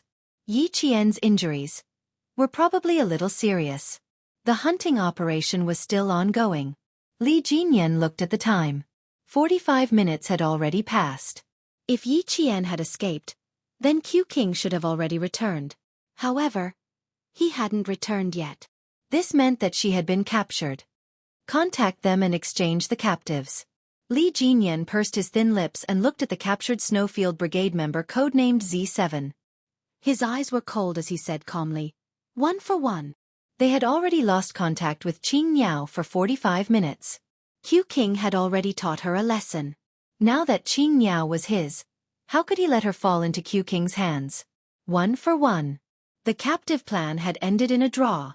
Z7 Han Zheng heard this and immediately said, Devil, you should just kill me. It was too embarrassing. Killing him directly was better than being a captive. Chapter 1678. His request was ignored. Li Jinyan gestured for his team members to tie him up tightly and wait until the end of the hunting operation before carrying out the captive exchange. At the military headquarters, Commander-in-Chief Xia had lost count of how many cups of water he had drunk. Whenever he saw his son beating up Yi Qian so viciously, his heart would pound so hard that he felt like he was going to have a heart attack. Ruthless, ruthless, too ruthless. With such a lesson, wasn't he afraid of scaring his wife away? The captive plan only required them to capture the target, not beat them up. Was this brat's head kicked by a donkey? Why was he so stupid? Commander-in-Chief Xia still did not know that Yi Qian had made a mistake. So when he saw Xia Jinyuan not only ganging up on Yi Qian, but also personally taking part in the fight with his fists and legs, he really wanted to pull out his gun and shoot him on behalf of his future daughter-in-law. This brat, this brat. Commander-in-Chief Xia cursed under his breath every time he took a sip of the strong tea. Since the country's top leader was still present, no matter how much he cursed in his heart, Commander-in-Chief Xia's expression remained stern and dignified on the surface. When the country's top leader saw how ruthless the male soldiers were and how tenacious the female soldiers were, he said to Commander-in-Chief Xia after the battle, I'm very happy to have them in our troops. With such female soldiers in our troops, I can see hope for tomorrow. I'm afraid that the female soldier is injured. When the time comes, the military will have to call her and comfort her. Don't let her be traumatized. When the battle ends, the military will definitely send their condolences, Commander-in-Chief Xia replied with a serious expression. This was a must. That was his family Xia's future daughter-in-law. After being beaten up to this extent, he had to personally call her and comfort her. He also had to give Xia Jinyuan a harsh scolding. He wanted to beat Yi Qian up and make him run away. He was not done with him. The entire competition was nearing its end. In the snowy forest, the two teams began their final battle to the death. Yi Qian and Z7 Han Zheng did not participate in the battle, but as captives, the two of them were not content with their lot and were constantly thinking of ways to escape. Unfortunately, the guards were too strict. Until the end, the two of them did not manage to escape. It was Xia Jinyuan who gave Yi Qian his first captive. The speed at which the red and green dots representing the two teams disappeared increased in the latter half of the night. By the end of the battle, 12 of the 22 members of the Snowfield Brigade still remained, while the Storm Commandos only had 8. The result was obvious. The wireless communication was no longer divided into two groups, A and B, and Major General Liu did not wait for the kings of the two teams to meet and exchange prisoners. He directly cut into the channel and ordered Xia Jinyuan, bring Qing Niao to the command center for a physical examination. Family Xia was really ruthless at that time. Qing Niao must have been seriously injured. At this moment, K7, who was guarding Yi Qian, spoke into everyone's ears. Qing Niao has a fever. She was given a strong antipyretic, but she's allergic to the medicine. There's a rash on her neck and wrist. The two teams' wireless stations went silent. Then Major General Liu shouted, "What are you waiting for? Send her to the hospital." On the other side, Xia Jinyuan ran over like a whirlwind. "Bring her here. Quick." Allergic to the antipyretic. This is going to be serious. Yi Qian did not know that she was allergic to the antipyretic. Before she took the medicine, K7 even specifically asked her if she had any history of allergies to drugs. She answered with certainty, no. She did not have any allergies in her previous life, but she really did not know that she would have any allergies in this life. She originally wanted to take 2 pills, but K7 said that it was not necessary, so she only took 1. Fortunately, she only took 1 pill. If she had taken 2 pills, she did not know what would have happened. Chapter 1679. Allergy to drugs was one of the most common symptoms. Yi Qian's flushed skin was one of the most common symptoms. In her previous life, she had taken antipyretics before, but there were no symptoms. Who knew that in this life, she had never thought that taking antipyretics would cause an allergic reaction. My head doesn't feel so good. Yi Qian, who was burning up, touched her forehead. She didn't wait for the military doctor to come over. She left K7 this sentence before she fell asleep. She didn't know what was happening in the outside world. K7 later recalled that his mind went blank for at least 3 seconds. He thought Yi Qian had gone into shock due to anaphylactic shock. K7, who had always been cold and aloof, who everyone in the team thought had transcended the mortal world and become immortal, panicked at this moment. Fortunately, he was mentally strong and didn't panic to the point of not knowing what to do. The first thing he did was to check Yi Jian's pupils and report Yi Jian's situation to the team. When the Major General of the Army and the Navy commander heard that Yi Qian's condition was bad, they didn't just send the military doctor over. They immediately contacted the helicopter team to send Yi Qian to the hospital. The members of the Snowfield Brigade and Storm Commandos all had serious expressions on their faces. However, they couldn't all rush to Yi Qian's side. Li Jinyan led the team to the rendezvous point after the competition. Xia Jinyuan, who was running down the mountain, didn't even reach the bottom of the mountain when he saw the searchlights in front of him turn on. K7 was holding his head and his hands were hanging limply. Yi Qian was running from bottom to top, stepping on the thick layer of snow. Yi Qian. This scene made the unyielding Special Forces soldier's eyes burst out in anger. His usual calm expression was like a complete piece of white paper that was suddenly torn in half. He was no longer the elegant and noble young major, who always behaved elegantly. K7, who was running with all his might, heard a familiar voice from above that made him lose his cool. His tense expression relaxed a lot. The two of them were much faster. Then, he saw the captain, who was usually calm and composed, suddenly stumble and roll all the way down from a high place. K7 pursed his lips. Now he knows how to be anxious. Why didn't he pay attention to Yi Qian's condition when they were fighting? Xia Jinyuan, whose knees were weak, rolled down the mountain in a way he had never done before. He only stopped when the impact slowed down a lot. At this time, Xia Jinyuan was in a mess. Covered in snow, he got up and jumped from the slope.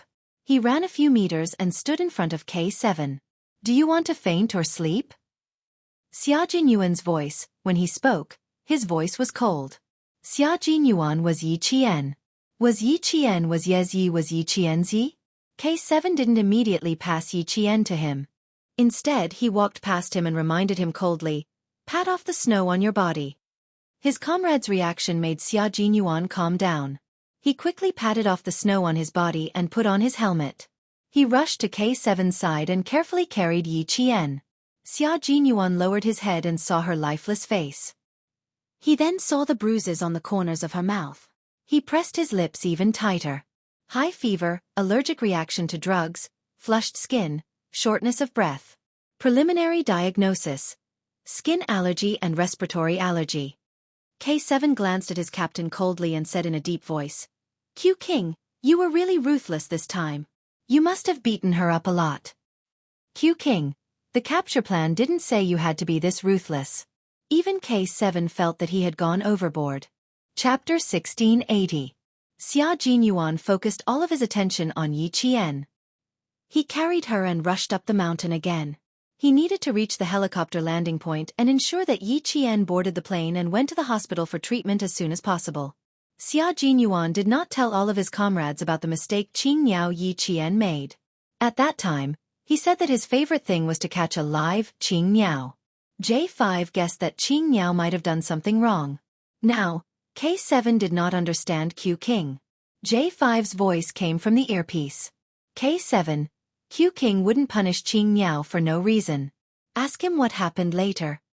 It seemed that Qingniao had been punished so badly by Q King that even K7 could not stand the sight of her. For a moment, J5 also had mixed feelings. How was this going to end? If he sent Qingniao to the hospital, how was he going to face Qingniao when she woke up? The members of the Snowfield Brigade fell silent because of J5's words. That's right, as the captain, Q King wouldn't punish Qingniao for no reason. If any of his comrades had been punished by Q King, it must have been a fatal mistake. Then what fatal mistake did Qingniao make? Everyone thought of this and looked at each other. Then, their gazes fell on the other captain of the entire team. The devil should know the reason, right? Because the communication between the two teams was merged, the members of both teams could hear J5's words. Therefore, the comrades of the Storm Commandos all looked at the devil. They knew that Q King was not a cruel person. Just like the devil, there was a reason for everything he did. Then, why did Qingniao get punished? This was the common question in the hearts of the 39 members of both teams. They did not get an answer even after Yi Qian was sent to the helicopter. Xia Jinyuan did not say anything, and Li Jinyan did not say anything either. There would be a summary meeting later, and any questions would be answered at that meeting. Major Xia, one of the parties involved, accompanied Yi Qian to the helicopter. In the cold cabin, the accompanying military doctor quickly performed a simple examination on Yi Qian. After removing Yi Qian's helmet, the military doctor could not help but gasp when he saw the bruises on Yi Qian's face that could not be covered. You beat him up like this. He's going to have a concussion. The military doctor couldn't help but grumble. He wanted to say a few more words, but the young major's cold gaze swept over him, and he swallowed the words that were about to come out of his mouth. Xia Jinyuan seemed to have calmed down, but his fists were still clenched. When he saw that the military doctor was still in the mood to speak, his gaze turned cold. Please check the patient before you speak. They were soldiers who walked on the edge of life and death. They always understood when and what was the most important thing. Yi Qian was already in trouble. What he wanted was for the military doctor to take effective measures as soon as possible, not for him to be merciful. His fingers had been pressing on Yi Jian's carotid artery. His fingertips felt the pulse that represented life under the blood vessels, which made him feel at ease. K7 walked over and saw that Xia Jinyuan's eyes were red, and his hands. K7 frowned. He took out a first aid kit from his combat vest. He took out anti-inflammatory medicine, hemostatic powder, and disinfectant gauze. He said to Xia Jinyuan, "I'll hold her. You take care of your hands."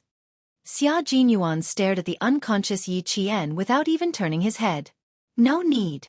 Chapter 1681. K7 was right. If he had been more careful, he would have noticed that something was wrong with Yi Qian. But he didn't. He didn't even think about the possibility of her being sick.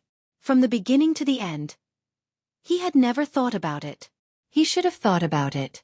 She was still on her period. A woman's body would be much weaker during her period. Plus, she was rolling around in the snow with a male soldier. She fought and ran. In the end, she was even surrounded by him. How could she have survived? At that moment, Xia Jinyuan didn't regret teaching Yi Qian a lesson. He just blamed himself for not being more careful. K7 saw that he was so stubborn and didn't try to persuade him anymore. His hand was injured when he carried Yi Qian on his back. He didn't wear combat gloves when he was boarding the plane. He was in a hurry and his palm was badly injured. It was fine if he didn't want to treat it. This kind of injury was nothing to them. The military doctor listened to Yi Qian's heartbeat and pupils. Then, he removed Yi Qian's combat vest, unbuttoned his combat uniform, and unbuttoned his windproof thermal jacket. He pulled the jacket up to his belly button and checked his back. Although there was a large area of redness, his breathing and heartbeat were still okay. His life was not in danger for the time being. His condition is still okay, the military doctor told Xia Jinyuan after the examination. But we can't rule out any unforeseen events. Xia Jinyuan looked at K7. He nodded slightly when he saw his comrade. Before he said anything, K7 said in a deep voice, "Skin allergic reaction can cause neurovascular edema. In serious cases, it can cause exfoliative dermatitis. She's still in a critical condition." K7 said in a deep voice. The military doctor couldn't help but look over. The military doctor was right. But why did it sound like he was trying to scare the young major? His breathing is a bit rapid. He might have asthma, alveolitis, pulmonary fibrosis, and damage to his nervous system. In serious cases, he might even die. The military doctor was very sure that the officer in charge of medical treatment was just trying to scare him. The female soldier's skin allergy was not wrong, but it was not as serious as he said. Moreover, the rash on the female soldier's neck was much fainter than before. It could be seen that the situation was stable and did not worsen, but it was not ruled out that there would be unforeseen events. He said that just now to scare the young major, because he felt that he was the one who had beaten the female soldier to such a state. After hearing what K7 said, Xia Jinyuan's heart felt like it was being hammered by an iron nail, so much so that his heart stopped beating. The temperature of his blood was still dropping. With the rumbling sound of the helicopter, it finally dropped to the freezing point. If something were to happen to his lover, his little fox, and his comrade, he would lose his life. Because Yi Qian was his life. The helicopter arrived at the tertiary hospital in the nearest city at the fastest speed. The hospital did not have a helipad, so Xia Jinyuan carried Yi Qian on his back again and tied him up with a rope. He carried the feverish Yi Qian down the swaying rope ladder step by step. The doctors in the hospital were already on standby. They placed the unconscious Yi Qian on a stretcher. Xia Jinyuan, who was running with the doctors, did not have any intention of stopping. He almost rushed into the emergency room along with the hospital. The nurse quickly blocked him. "You can't go in. You can only wait outside." Xia Jinyuan, who was braking, watched the emergency room door close. He stood there as if his feet were rooted to the ground. He could not move even half a step. Chapter 1682. K7 caught up from behind and saw the figure that was usually as tall as a mountain and the lighthouse in the hearts of all his comrades. Now, he was standing so straight that a few nurses who passed by had to take a detour with a nervous look on their faces. "The resuscitation will take some time. Sit down for a while." K7 walked over and stood beside him. He looked at the red light above the resuscitation room and reminded him again, "Your hands were injured twice. If you don't treat them now, do you plan on touching Yi Qian's face with your blood again?" Xia Jinyuan raised his hand, looked at his palm, and finally moved. When he sat down on the cold plastic chair, he looked at K7 weakly. Under the light, his clear forehead was covered in sweat. He asked, "Are there any sequelae after the resuscitation?" "There are plenty." K7 kept his words short and simple as usual. He handed over the medical items in his hand. "Bandage them yourself." Let him worry a little more. Why did he hit her so hard? If he knew this would happen, why did he do it in the first place? Xia Jinyuan could tell that his comrade was not in a good mood. Coincidentally, he was the same. He took the medical items and did not ask any more questions. He was not even in the mood to talk. It did not matter if there were sequelae. He just wanted her to live well. He just wanted his life to live well. "Why did you beat her up?" K7 could not hold it in. He asked her angrily, "She was beaten up by you. What were you thinking?" What was he thinking? What was he thinking at that time? He thought of his comrades who had sacrificed themselves. He thought of his comrades who had never come back. He thought of his comrades whose bodies had not been found. That was what he was thinking. "Do you still remember R2? Xia Jinyuan's injured right hand was wrapped around his injured left hand. He looked down and said bitterly, "She followed in R2's footsteps. That's why I'm scared." R2's footsteps. K7's body trembled. His fingertips were already trembling slightly. In order to hide his attitude, K7 took the bandage from Xia Jinyuan's right hand and wrapped it around his left hand. He did not say another word. R2 was their comrade who had sacrificed himself overseas 2 years ago. He was not the one who had gone on that mission. He had requested to go. He said that the man used to be his best friend, and he wanted to personally take care of his best friend to give the country an explanation. He had died in the hands of a brother who used to be so close that he could trust each other with his back. News came back from the front line that before he sacrificed himself, he asked his best brother if he could turn back from the cliff and turn himself in if he died by his gun. The man said, "If he's dead, he'll definitely turn himself in." R2 tested his former brother and used his own life to test him. In the end, it was gone. He really lost his life in the test. The members of the Snowfield Brigade, who came up from the side door of the hospital and then took the fire escape stairs, immediately sensed the strange atmosphere. Xia Jinyuan, whose hands were bandaged, rested his head against the cold wall and expressionlessly closed his eyes. K7, who was sitting on the plastic chair opposite him, had his head lowered. Chenggu had no idea what he was thinking. The two of them didn't communicate, but the atmosphere between them was heavy and oppressive. What was going on? Could it be that he was Qing Miao? Everyone's heart skipped a beat. They quickened their steps and walked over with a cold aura. J5's expression was heavy. He asked in a low voice, "How's the situation?"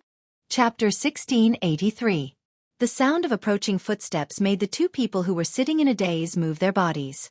Xia Jinyuan, who was still leaning his head against the wall, turned his head and saw his comrades, who had changed into jungle combat uniforms and combat boots, appearing in front of him one by one. They didn't bring their combat backpacks and rifles, but instead changed into jungle combat uniforms and combat boots. "They're here," he said with a hoarse voice. He turned his head and continued to wait without moving.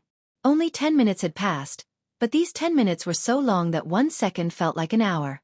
After a long and silent wait, Xia Jinyuan looked at the closed door of the resuscitation room and gently closed his eyes. Waiting on the battlefield and waiting in the hospital were two completely different moods. On the battlefield, he could be calm and collected, waiting for the right moment to arrive. But waiting in the hospital was so long, and he felt that life was so fragile. The smell of disinfectant was like the smell of death. It was everywhere and there was no way to escape. This kind of waiting was filled with helplessness, but it was also filled with hope. At the same time, it was also filled with panic. Xia Jinyuan thought that he would never like a place like the hospital in his life. If he stayed in the hospital for too long, it would torture a normal person into a psychopath. The red light was still on. Even if he stretched his neck, he still couldn't see what was going on inside. His beloved, his life, was still lying inside and had not come out. Xia Jinyuan chose to ignore the gazes of his comrades. He didn't want to say anything. His heart and mind were only filled with his lover. Major Xia, who was emitting a hostile aura, made his comrades take a few more glances at him. Then, they shifted their gaze to K7, who was standing up. Let's talk on the rooftop. K7 put his helmet under his armpit and walked towards the fire escape stairs with his long legs. It was already dawn. K7, who was standing on the rooftop, took in a deep breath of the cold wind. Facing his comrades who were all concerned about how they came back, his usually cold and thin face had a hint of coldness. His gaze swept across his comrades' faces, which were still covered in paint. Just when everyone thought that he needed to think for a while, K7 suddenly opened his mouth. As soon as he opened his mouth, it was as if he threw 2 grenades. One was a killer grenade, and the other was a chemical grenade. First, everyone was stunned. Then they were all stunned. Qingniao took the same path as our 2, K7 said. That was what K7 told them. With just a few words, everyone's eyes sharpened, and they pressed their lips together. Because of their change, the north wind that blew over seemed to be filled with lead. It was heavy and full of pressure. The rooftop was cold and windy. It was a day where there was no sun and no snow. The only thing that could be seen was the gloomy sky. The figures standing on the rooftop were like white poplars facing the wind and snow. No matter how strong the wind was, it couldn't bring down their tall figures and straight backs. This was a group of soldiers who fought on the front line and used their lives to protect their country. They were a group of soldiers who were loyal to their country. They had shed too much blood and suffered too many injuries. Some of them even almost died in foreign countries. The road they took was too difficult and too hard. Each of them was a brave warrior who walked on the tip of a knife. They cut through all obstacles and sang a long song while bathed in blood. It was so hard, so difficult, but they didn't shed a single tear. At this moment, there were already tears in the corners of some of their eyes. The unyielding Special Forces soldiers secretly wiped away their tears and gritted their teeth, forcefully suppressing their surging emotions in an incomparably savage manner. Chapter 1684. So, that's how it is. J5 nodded lightly. His voice was dry, probably because he had been exposed to the cold wind for a long time. Qingniao has indeed committed a grave mistake this time. After he finished speaking, he rubbed his face and scrubbed the paint on his face into a ball. Only his sharp eyes were shining with a dim light. This time, I support Q King's decision. Putting aside Qingniao's gender, she is a soldier like all of us, a soldier who puts her life on the line. Now that she has violated the principles of being a soldier, it is normal for her to be punished by Q King. This time, I stand on Q King's side. He did not do anything wrong. I will send you all away and wait for your return. Brothers, this is the team motto passed down by word of mouth in the Snowfield Brigade. R2's sacrifice is a wake-up call for us. We will never allow something like this to happen again. J5's words made the members of the Snowfield Brigade nod slightly. Putting aside their emotions and using the logic of a soldier to deal with the problem, Q King was indeed not wrong.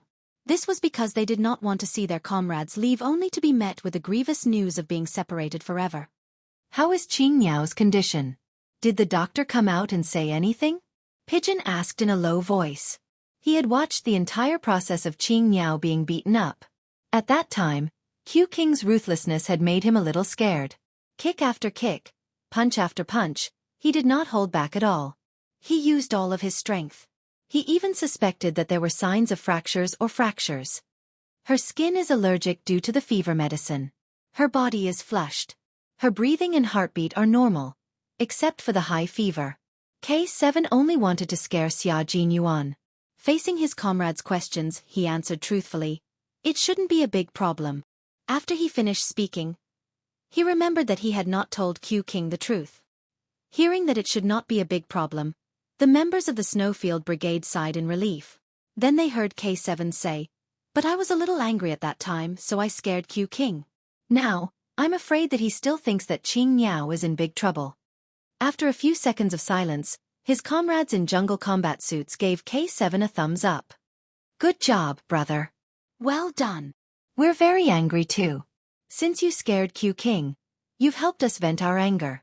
The T6 combatant had just expressed his agreement when he remembered that he would also be part of the team that would deal with Qingniao. He suddenly felt his vision darken. It's over. It's over. He had yet to win in Jessen's heart, but in the end, he had beaten up her best friend. This matter had to be kept a secret. For a moment, T6 felt like he was in an abyss of suffering. He was worried that something would happen to Yi Qian, but he was also worried that the girl he was chasing would ignore him because of this. T6 felt tormented standing in the cold wind. Another team member was also worried. Han Zheng from Z7 sighed softly as he looked at his comrade, who was relieved to know that Qing Niao was fine. After Qing Niao made a mistake and was taught a lesson by Q King, his comrades all expressed their understanding and agreement. But, brothers, don't you know that the two of them are now in a relationship? As her boyfriend, Q King had beaten up his girlfriend until she was hospitalized. What if his girlfriend woke up and wanted to break up with him? What should he do? What should he do? What should he do? Commander-in-Chief Xia was also very worried about this problem. After listening to Bai He's report from the Snowfield Brigade, Commander-in-Chief Xia finally understood why his son had been so ruthless in dealing with his future daughter-in-law. Chapter 1685. After thinking about it for a while, Commander-in-Chief Xia decided not to think about it anymore. From a soldier's point of view, his son did not do anything wrong. But from the perspective of his family and his future father-in-law, this matter could really be serious. Commander-in-Chief Xia felt that his son would have a headache over this matter if his girlfriend, his future wife, was sent to the hospital. Let him have a headache then. When his future daughter-in-law woke up, he would call her to ask about her. He would also tell her that since that kid was so ruthless, she should not spoil him. She could do whatever she wanted with him. But there was a condition. Don't mention anything about breaking up. Commander-in-Chief Xia was afraid of this matter. His son had to understand more about it. After all, his relationship with his ex-wife had affected his son's views on marriage. He used to say to him, "If worst comes to worst, I'll just be a general without an army and never get married." Now that there was finally a girl that his son would stick to like a piece of plaster, if they broke up, he was really worried that his son would be single for the rest of his life. Moreover, he had a very good impression of Yi Qian. He did not want there to be any twists and turns in their relationship. He did not want others to take advantage of the situation and steal his future daughter-in-law away. As both a father and a mother, Commander-in-Chief Xia was worried sick at this moment. He made up his mind to call Yi Qian as soon as she woke up and put in a few good words for his son. At this moment, Xia Jinyuan was a little confused. His gaze swept back and forth between his four comrades, T6, K7, G3, and Z7. He held a tissue in his hand and wiped off the last bit of paint on his face before saying, "No way, it's not that serious, right? Are you guys trying to scare me and avenge your personal grudge?" The four of them were in the bathroom removing the paint on their faces. When their faces were revealed, Z7 voiced out their worries. "You're so ruthless. What if your girlfriend wakes up and wants to break up with you?" Major Xia was dumbfounded when he heard this. He did not even think about this. Z7, Han Zheng, was a playboy before he joined the team. He was in the 5th grade of primary school and fell in love until he went to military school. Based on his more than 10 years of love experience, this was very possible. There's nothing impossible, only things you can't think of. Q King, you have to be mentally prepared. Based on his past experience, Han Zheng looked sympathetic. I've been in love more than 10 times, so I'm considered half an expert. Everything I say can be used as evidence. T6, K7, and G3, who had never been in love before, looked at Z7, Han Zheng, who a view. What did he just say? Been in love more than 10 times? Did he want to be beaten up by the few of them who had never been in a relationship before? Kid. He, of course. Xia Jinyuan didn't believe it. He had grown up in the same compound as Han Zheng. When Han Zheng was wearing open-crotch pants, he always wanted the female soldiers in the compound to hug him. He talked about his glorious history every day and bragged about how many women he had had. How could he be in a relationship with those casual women? Being in love cost him money to buy a house within the 2nd ring road of Beijing. He was using money to buy fun. How could that be considered being in love? When Han Zheng saw his expression, he knew that he did not believe him. However, he was not angry. Instead, he chuckled and gloated. "Don't doubt me. I've been in love so many times and had so many girlfriends. Which one of them hasn't been doted on and spoiled like a princess?" Chapter 1686. You, on the other hand, beat her up until she was hospitalized. I think Yi Jian must have been frightened by your ferocious and merciless attitude. She must have gotten a high fever from fear. Bro, you should be mentally prepared. T6 added appropriately, although I don't have the experience of harming more than 10 girls like he did. Watch your words, Han Zheng interrupted. What did he mean by harming more than 10 girls? He had never harmed girls before. Everything he did was consensual. Although I don't have the experience, I have to admit that Scourge has a point. Other people spoil their girlfriends like princesses, but for you, you beat her up until she was hospitalized. Bro, if I were your girlfriend, I would also throw up my sleeves and quit. I'm scared. When Han Zheng heard that he had been called Scourge again, the corners of his mouth twitched. Forget it. What was there to be calculative about with a group of virgins who had never been in a relationship before? It was purely personal jealousy. K7 and G3, who were shooting daggers out of their eyes, only retracted their gazes when they saw that Han Zheng had become obedient. Wasn't he Scourge? More than 10 brothers combined might not have as much experience in love as he did. Xia Jinyuan, whose heart trembled, turned his gaze to his 2 comrades who knew about his relationship with Little Fox but had yet to express their opinions. What about you two? What do you think? Major Xia Jinyuan, who had only kissed 1 girl and had 0 experience in love, was also a little flustered at this moment. I don't have any experience either, but I agree with what Scourge said. As for you, you are the first boyfriend I've met who can beat his girlfriend to the point that she had to be hospitalized. G3's words were pertinent. This matter was not going to be resolved so easily. We heard from K7 the reason why you taught Qing Miao a lesson. As a soldier, logically speaking, we agree with what you did. Xia Jinyuan heaved a sigh of relief. He nodded with a cold expression and said, as her comrade in arms, I have to make her remember that it is stupid to use her own life to test the enemy on the battlefield. Yes, if it were us, we would definitely do that, but... G3's gaze was sympathetic and his tone took a 180-degree turn. But you're still her boyfriend. If you really want to teach her a lesson, you should let us do it instead of doing it yourself. That's your mistake, K7 concluded calmly. Major Xia, who was used to having a strong heart, felt that his hand... He could not stand the words of his comrades. In short, if she wants to break up, I'll think that it's normal. As his comrade, the T6 combatant continued to stab him.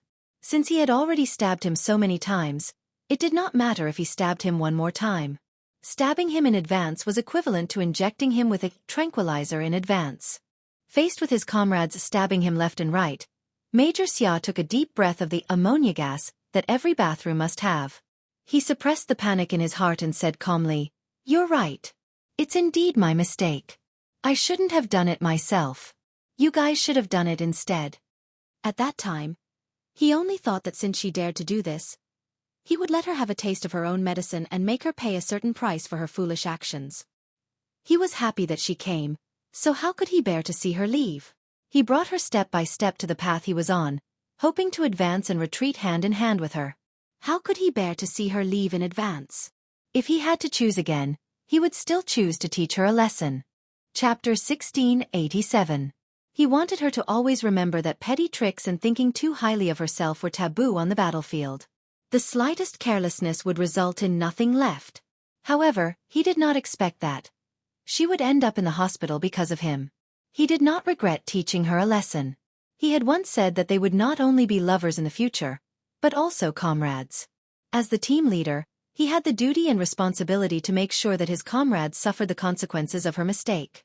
Although I was successfully intimidated by you guys, I still believe that Qing Miao won't break up with you. Major Xia, who was a little flustered, would not be defeated so easily. He turned on the tap and washed his face with cold water. After changing into his jungle combat uniform, he stood in front of his comrades and looked into their deep, cold eyes. His gaze was as cold as an unsheathed ancient sword. He said calmly, "Although I believe that Qing Miao won't break up with me, as her boyfriend, I still have to apologize first." The corners of G3's mouth twitched. Looking at his expression just now, he thought that he would never apologize to Yi Qian and say that he regretted teaching her a lesson. The next second, the all-round Soldier King bent over for love. The comrades guarding outside saw their team leader walk over with his head held high. Although the corners of his mouth were swollen, he looked very calm as he walked over. There's no need for all of you to stay in the hospital. Go back and reorganize. Captain Li will lead you to the second training base. The hospital was not the army. It was already 7 in the morning, and there would be more and more people in the hospital. It would be too eye-catching for a group of people to wear their combat uniforms. They would become the target of everyone's attention, so they had to leave immediately. When Yi Qian wakes up, I'll let you know immediately. I'll also convey your concern to her. Everyone, stand at attention. A minute later, the team left. Han Zheng walked forward and patted his good friend and comrade on the shoulder. He said earnestly, "Lower your head and apologize properly. At times like this, you have to pretend to be a coward. Don't be stubborn. Be careful that you don't lose your girlfriend and let your brothers take advantage of you." Looking at how Qing Miao was acting, if she was not his brother's girlfriend, he would have pursued her. T6 was even more devastated. Justin is her good friend. My heart is bleeding right now. Why did I agree to go with you to hunt down Qing Miao back then? Am I stupid or not? At the very least, Q King was in a relationship and had even held hands and kissed her before. But as for himself, he had not succeeded in his revolution and was still working hard. Whenever he thought of this, the T6 combatant felt his heart bleed. Seeing this, Xia Jinyuan kindly comforted her. "Don't worry. If you don't get it, you won't lose it. Why are you hurting my heart? Scram as far as you can. Stop trying to scare him. He wasn't that easily frightened." Yi Jian did not know that Major Xia's heart was churning violently at this moment. She, who had fainted from the fever, gradually regained her clarity. The second she felt as if something was about to touch her, she, who was lying in the emergency room, suddenly opened her eyes. At the same time, her right hand gripped the nurse's wrist tightly. The nurse who was about to insert the needle into Yi Qian was so shocked that she almost dropped the syringe in her hand. She subconsciously looked up and was once again shocked by the coldness in Yi Qian's eyes. The trembling syringe in her hand did not escape the fate of dropping and fell to the floor with a thud. When the doctor heard the commotion, he turned around and saw that the patient had regained consciousness. He did not even have time to take off his sterile mask and walked over to the bed. He smiled at the female patient and said, "You're awake so soon? Do you feel better?" Chapter 1688. Her skin allergy wasn't serious, but she had a high fever and fainted. After a series of examinations, a skin test, and a normal anti-allergic fever medicine, the patient woke up in less than 3 minutes. He was indeed a soldier with a strong physique. Yi Qian blinked her eyes in a daze. Her long eyelashes fluttered, and she seemed to confirm where she was. She gently closed her eyes and let go of her hand at the same time. She fell into a deep sleep again. The frightened nurse patted her chest and picked up the syringe. She had to refill the medicine. The lights in the emergency room turned from red to green. Xia Jinyuan rushed over immediately. Yi Qian was lying on the hospital bed and being wheeled out by the nurse and doctor. All he could see was Yi Qian. He saw that his beloved lover's lips were abnormally red. It was the color of lips that only appeared when the fever had not completely subsided. There was a shocking bruise at the corner of her mouth, and there were small scratches on the left side of her face. These injuries were all caused by him. They were all caused by him. Her pale face, bright red blood, and snow-white quilt. The bright colors made Yi Qian look as fragile as a porcelain doll that would break at the slightest touch. His heart felt as if it had been gouged out. It was so empty that it made him panic. When he saw the 4 drip and the doctor's expression, Xia Jinyuan felt as if he had really come back to life. The doctor and nurse looked at the young soldier in front of them. Their gazes swept past the wound at the corner of his mouth. How did he get injured like this? The female soldier lying on the bed was examined. There were more than 10 bruises on her body, especially the first 2 bruises on her back. These 2 bruises were the most obvious. The subcutaneous tissue was severely congested and had turned black. Fortunately, the bruises had avoided important areas such as the back and did not hurt any vital parts. The male soldier also had bruises on his face. He guessed that his body was not much better. Xia Jinyuan asked in a low voice, "Doctor, how is the patient? Is she out of danger?" He was not in a hurry and spoke very slowly. However, the doctor could hear the urgency in his voice. It was as if he did not allow him to speak nonsense. "It's not a big problem. Her condition is very good. The patient has a strong will. She woke up groggily 2 minutes ago. She will be fine after she wakes up naturally. The doctor condensed a few sentences into one sentence. He picked what the other party wanted to hear and did not beat around the bush. He said that he still needed to observe and did not rule out the possibility of changes. Xia Jinyuan's professional intuition told him that if he really said that, the soldier would not have the patience to ask him. With the hospital's words, Xia Jinyuan felt that his cold blood was finally warming up. He said, "Thank you," politely and pushed the bed into the ward that had been arranged earlier. The doctor followed Xia Jinyuan all the way to the ward. He said to Xia Jinyuan, "Contact him if anything happens." Then he left with the nurse. This was a special ward. After the hospital received the call, several doctors were on standby. Fortunately, the situation caused by the drug allergy was not serious. She only needed to reduce the fever. Now that the flush on the patient's body had subsided, her condition was stable. After the door closed, the room was so quiet that only the sound of breathing could be heard. Xia Jinyuan sat by the bed. His hands were clenched tightly. His gaze was fixed on Yi Qian. She was lying quietly on the bed with her eyes closed. Her face was particularly pale because of her poor complexion. Chapter 1689. He gently touched the wound at the corner of her mouth with his hand wrapped in gauze. The young major's eyes were no longer as cold as they were during the competition. Instead, they were as gentle as water. "I'm sorry, little fox." He got up and slowly bent down to gently touch her lips with his similarly injured lips. He didn't dare to use too much force as he was afraid that he would hurt the corner of her mouth. He only kissed her lightly and then left. He carefully adjusted the corner of the blanket before sitting back down. Xia Jinyuan quietly looked at her sleeping face under the influence of the medicine. He couldn't help but purse his lips slightly. He quietly watched, guarded, and accompanied her. There was no one to disturb him or make any noise.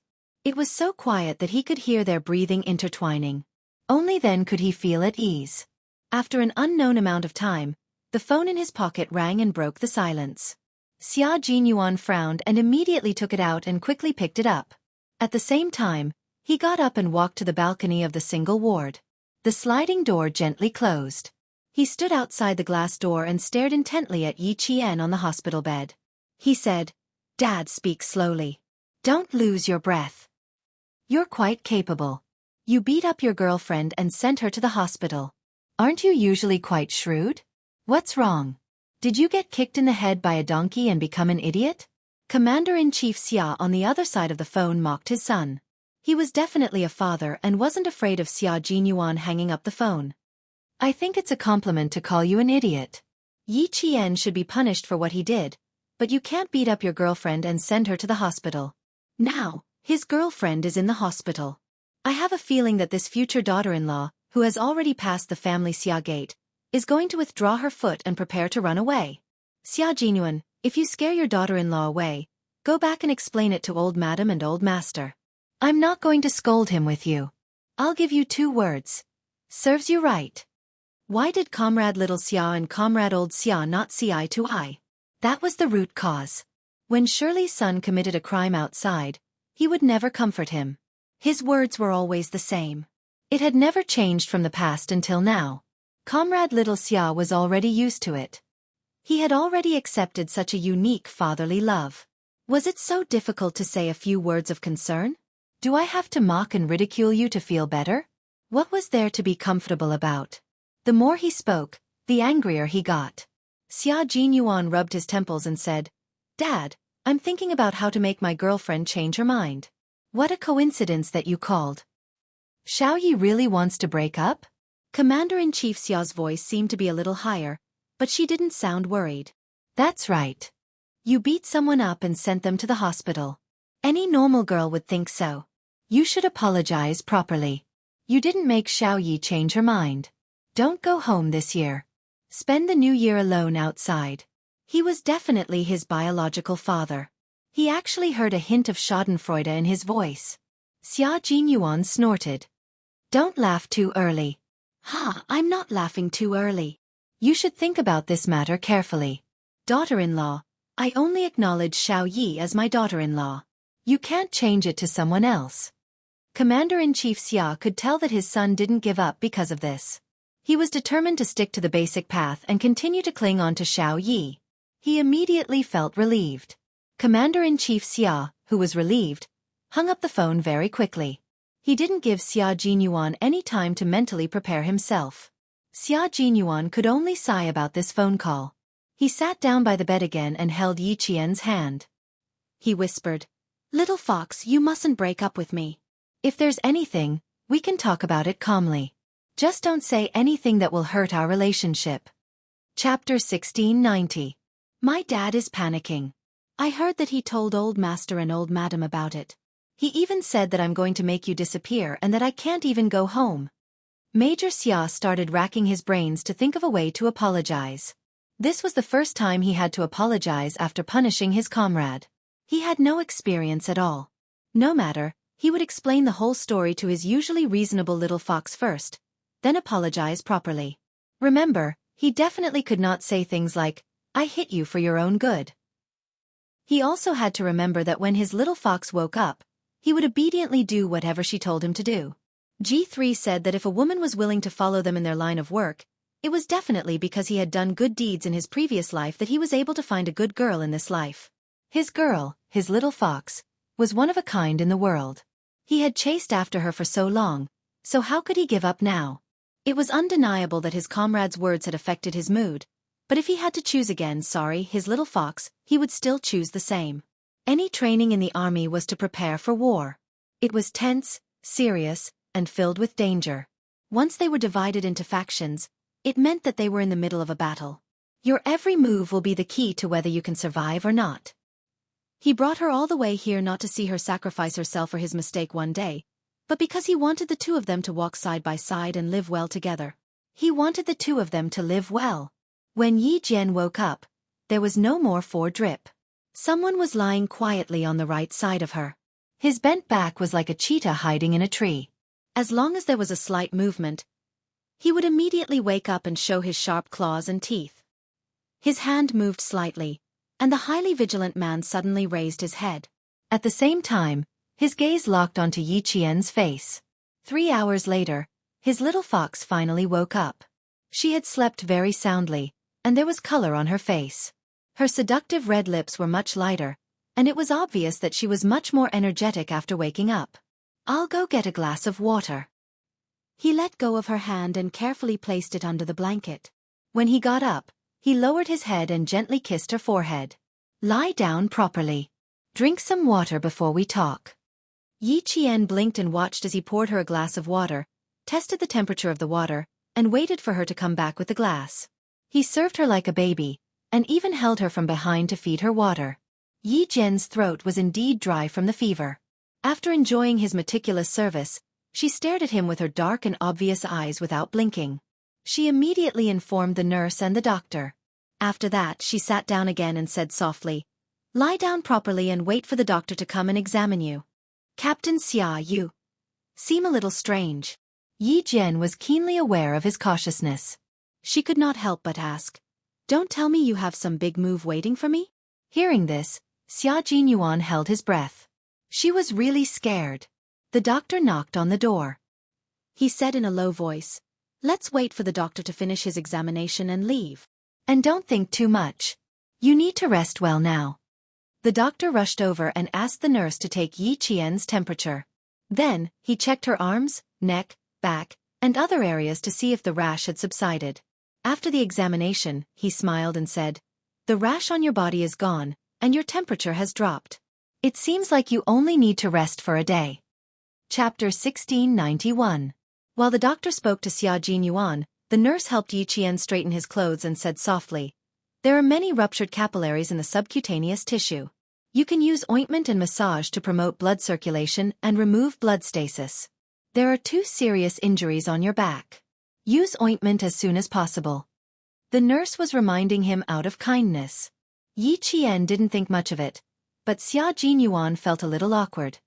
The injuries on his back were caused by him. Xia Jinyuan asked the doctor if there were any taboos and if there was anything else he needed to pay attention to. After confirming that there were no more questions, he sent the doctor away. After the doctor and nurse left, the ward became quiet again. Xia Jinyuan, who was locking the door, paused slightly on the handle. He sighed softly and turned around. It made him feel like he had died a heroic death. It was exactly 11 o'clock p.m. Time for lunch. Xia Jinyuan poured a glass of warm water and placed it at the bedside. He said softly to Yi Qian, "You must be hungry. What do you want to eat? I'll go to the cafeteria to get some takeout." He was indeed hungry. Yi Qian smiled and said, "Something light, like porridge or something like that will do." "What else do you want to eat? Steamed buns and dumplings are all fine." Xia Jinyuan felt that his words lacked confidence. He had lived for more than 20 years, and this was the first time he had been so careful. He was afraid of angering the girlfriend he had spent so much effort to pursue. This kind of cautiousness mixed with an indescribable sweetness and faint anticipation made his emotions so complicated that he didn't know how to sort them out. But there was one thing he was sure of. At this moment he had to be honest. If his girlfriend said she wanted the stars in the sky, he definitely couldn't take the moon and bring it back. Major Xia, who had zero experience in love, excelled in his EQ and IQ.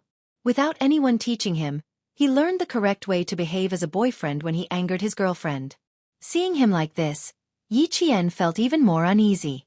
He had a feeling that he still had a big trick up his sleeve. He shook his head and said, "The corner of my mouth hurts a little.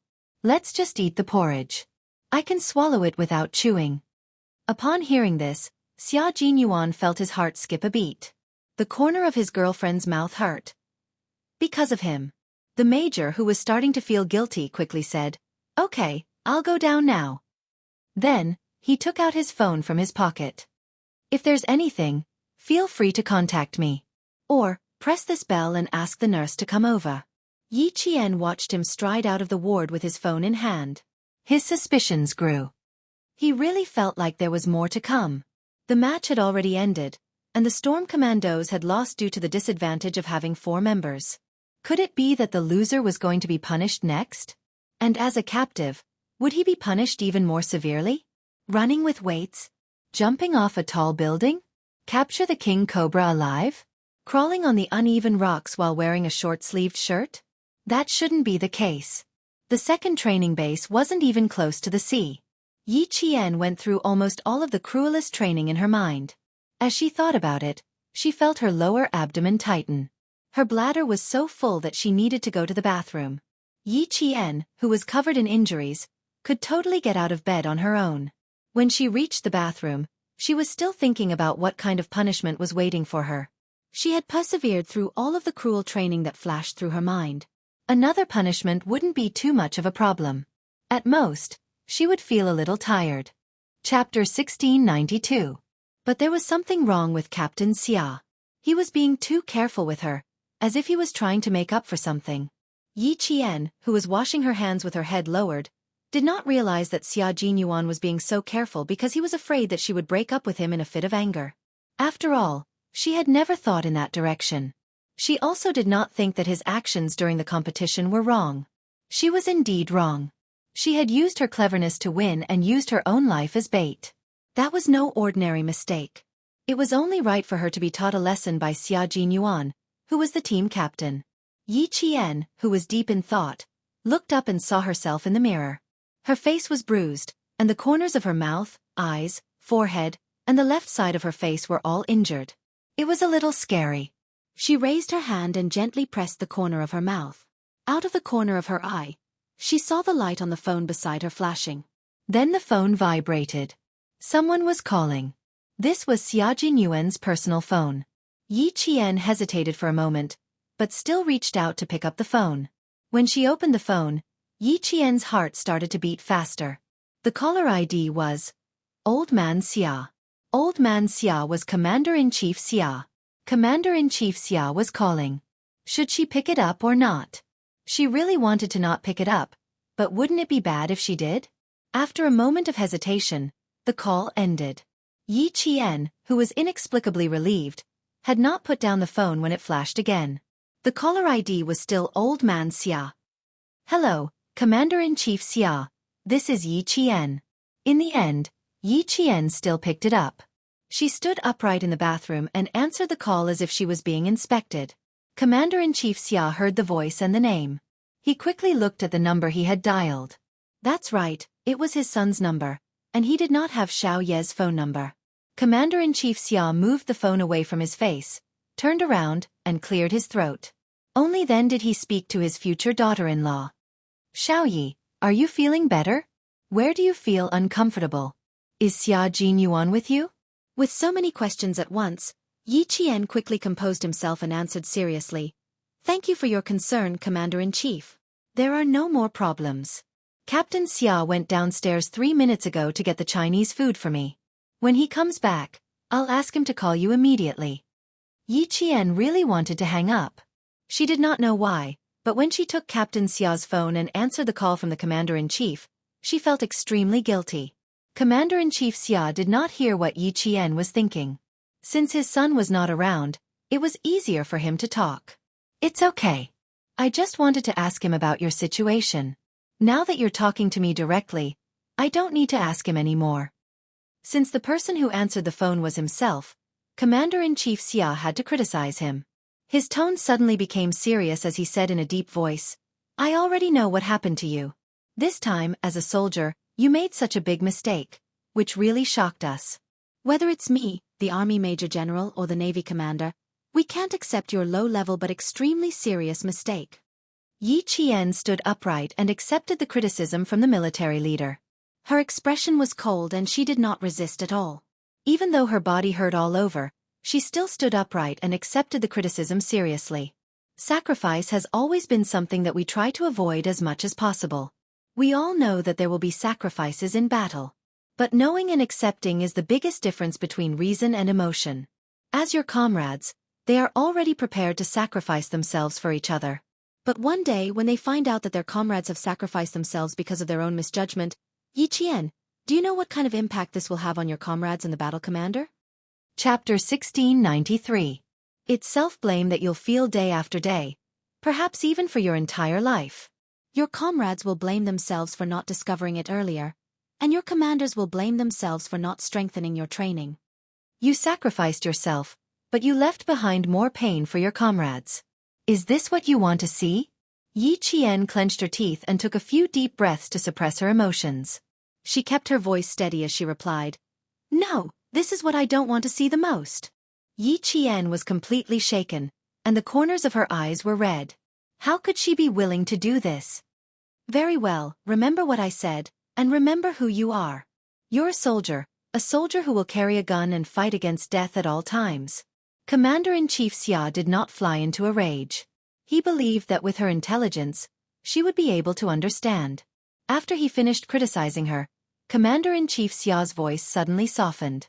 The first part was a conversation between a military leader and a soldier who made a mistake, and the next part was a conversation with his future daughter-in-law. In an instant, even his voice became much gentler. Then let's talk about you and Xia Jinyuan. About her and Captain Xia? Even though the Commander-in-Chief's voice had become much gentler, Yi Qian did not relax at all. Go ahead. After a few words, Commander-in-Chief Xia could tell that his future daughter-in-law was a little uncomfortable talking to him. He sighed and said, Xiaoyi, putting aside my position in the military, I'm actually your elder. You have to admit that, right? You have to admit that, right? His change in status was too sudden. Yi Qian was so shocked that she almost dropped her phone into the sink. Admit it, admit it, admit it. Don't be too restrained. Just treat me as your father. A father is talking to his daughter properly. Commander-in-Chief Xia not only heard Yi Jian's uneasiness, but also heard her faint estrangement. The Commander-in-Chief, who knew her background like the back of his hand, did not get angry because of this. Instead, he was very considerate and comforted her very carefully. In the future, if you have any grievances, just call me. This is my private phone number. Remember it in your heart. Yi Qian.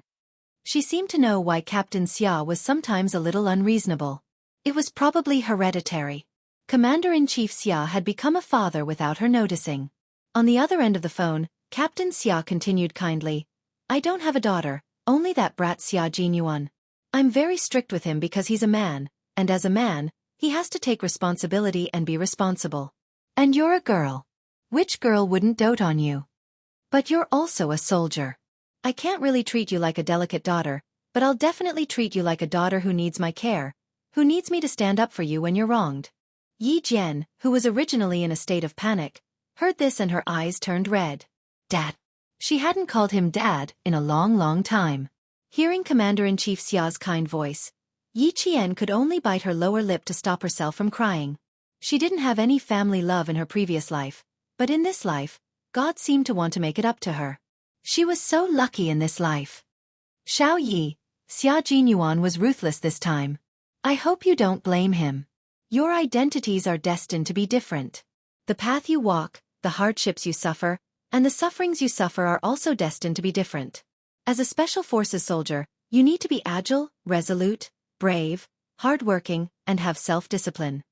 Chapter 1694.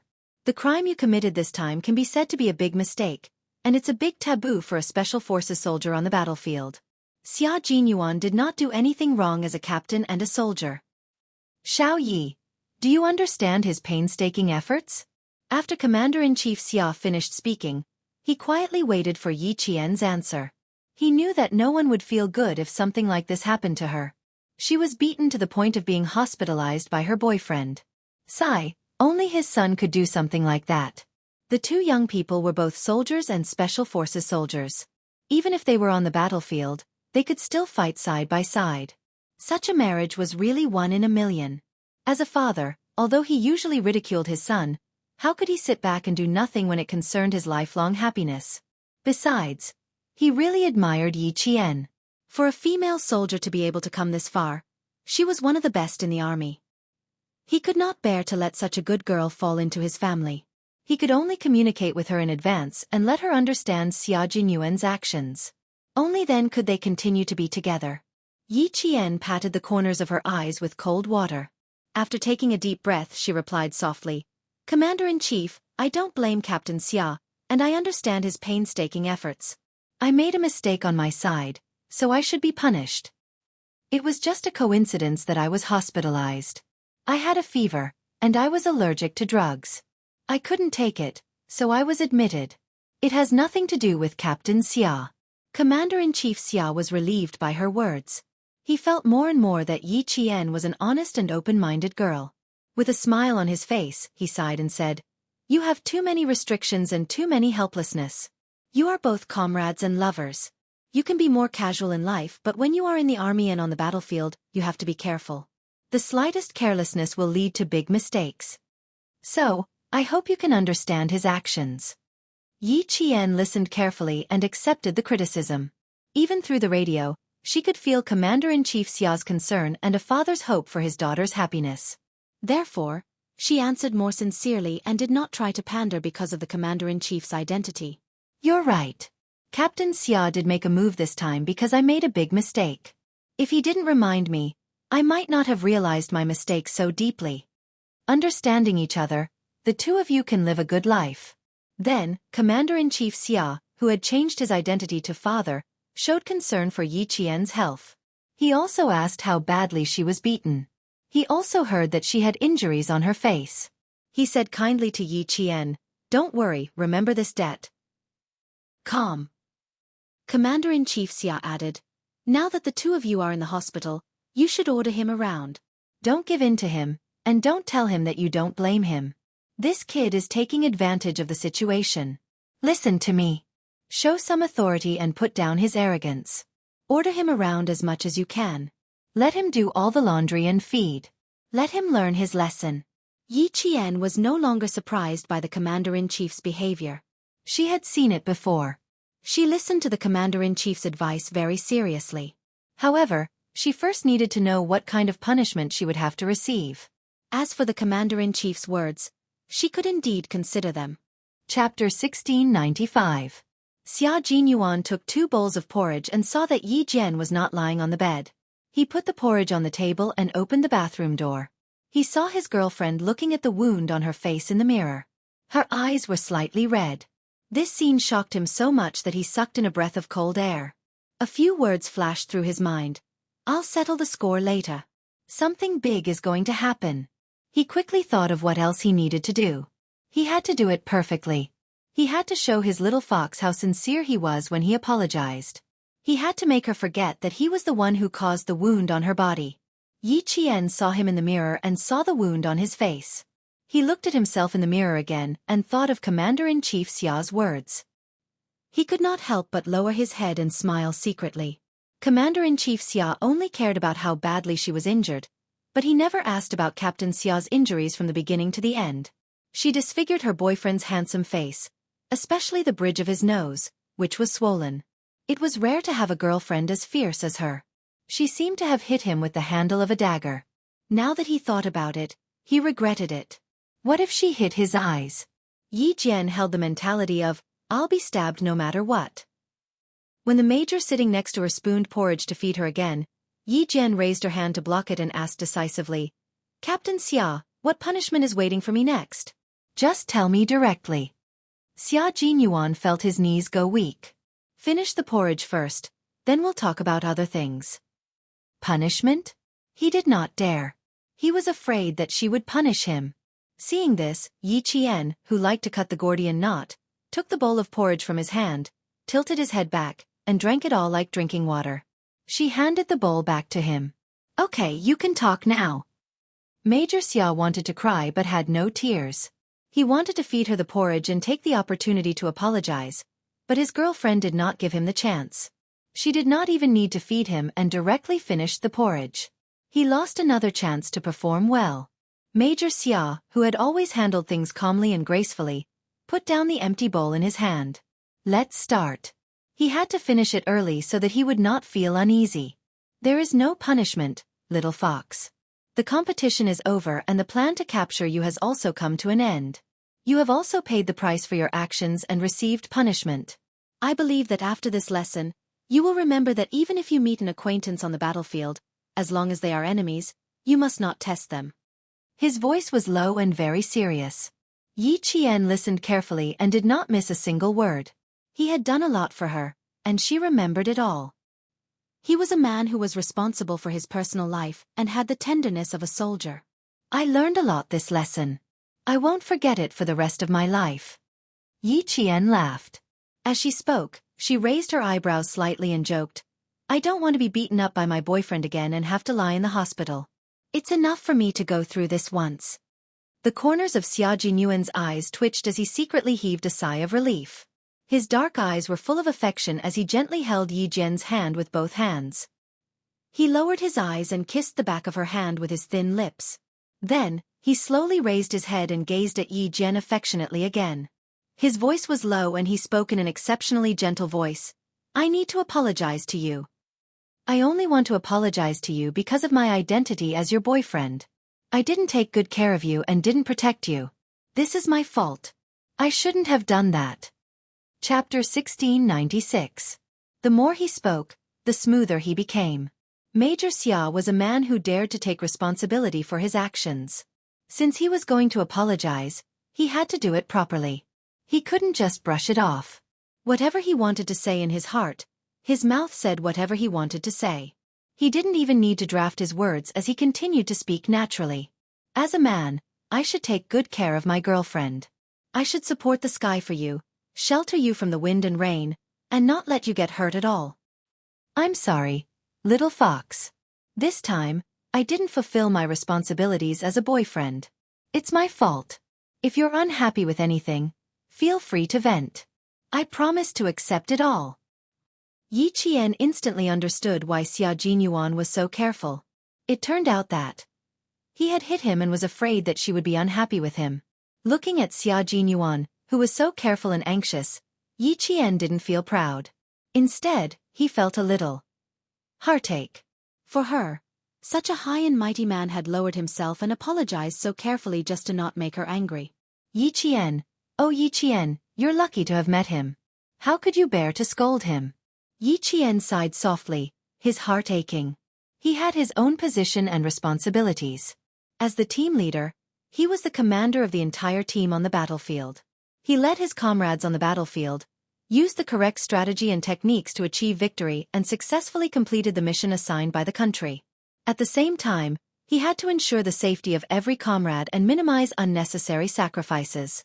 How to ensure the safety of every comrade didn't mean that he had to keep an eye on them all the time on the battlefield. Instead, he had to be serious and strictly supervised during training. He also had to lead by example and train together with his comrades. As the team leader, Captain Xia had to work harder than his teammates. He had to work harder than his teammates. He had no choice. He was the brain and core of the Snowfield Brigade and played a decisive role in battle. During training, he had to restrain himself and manage his comrades. He had to know everything accurately, and know everything quickly. In this way, as long as he found out that someone had made a mistake as the commander, he had no choice but to punish that person to ensure that he could bring his comrades back safely during battle. Captain Xia apologized to her so carefully. Yi Jian knew that she really felt sorry for him. She felt very sorry for him. Hearing her sigh, Xia Jinyuan mistakenly thought that she was considering whether to forgive him. Feeling a little nervous, he tightened his grip on Yi Qian's hand. There was still something he wanted to say, but he had to say it all. As your boyfriend, I didn't fulfill my responsibility to protect you. But little fox, as a soldier, I have to treat your mistakes seriously and severely. This is punishment, and it's also the punishment you deserve. As your comrade and your captain, I must be strict with you. Once you find out that you've made a mistake, you must not show mercy to me just because I'm your boyfriend. Yesterday, they said that my biggest mistake was to teach you a lesson with my own hands. After thinking about it, I'd rather do it myself than let someone else do it. We're comrades in arms and lovers for life. How can I let someone else teach you a lesson? I want the two of us to be together for a long time. We can support each other for the rest of our lives. I don't want either of us to let go of the other person's hand halfway, and let the other person continue on alone. Chapter 1697. And the same mistake has already happened once, and we were taught a lesson by the Grim Reaper. Yi Qian, you made the same mistake this time, and I have to punish you severely because I can't accept the fact that you died one day when I send you away. His grip on her hand slowly tightened, and she could feel his muscles gradually tightening as he spoke. Yi Qian looked deeply at the man who was shouldering the responsibility of his country. She looked at the iron-blooded soldier who was respected the most as long as he was on the battlefield. She looked into his dark eyes and asked softly, "In the past, who else made the same mistake as me?" R2. A Special Forces soldier in the Snowfield Brigade. He was only 28 years old when he died. He had a beautiful and kind wife at home who was about to give birth. If there were no accidents, he would have gone home on leave after completing his mission to accompany his wife until she gave birth. At the mention of his fallen comrade, Xia Jinyuan's voice even dropped a few pitches. It was low and heavy, and there was a sadness that could not be erased. No one could accept it. Even though 2 years have passed, we still can't accept it. Xia Jinyuan's lips were pressed tightly together, and there was a hint of viciousness in them. His expression instantly made Yi Qian's heartstrings tense, and his voice became colder and colder. In the end, it was filled with thick hostility. Later, the person who R2 thought was his brother sent an email from abroad to R2's private email. He knew that we would organize R2's email, and the email was full of provocation.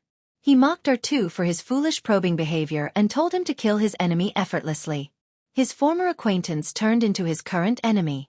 Even the criminals knew this, but R2 didn't recognize it. For this, he paid the price with his life. It also became a pain in the hearts of all our comrades in the Snowfield Brigade. They couldn't accept it, but they had no choice but to accept it. Yi Qian completely understood why he was so cruel to himself last night. He was so cruel that even the T6 and pigeons couldn't stand it, but he still insisted on teaching him a lesson. It turned out that there was such a sad story. I'll remember this, Captain Xia. From now on, I'll never do it again. She said slowly and solemnly, I will never make such a low-level mistake that could cost me my life at any time. She didn't blame him at all, nor did she fear him or reject him because of this. She was still as kind as before, showing him a gentle smile with her bright eyes. The corner of his mouth was also swollen. It must be very painful.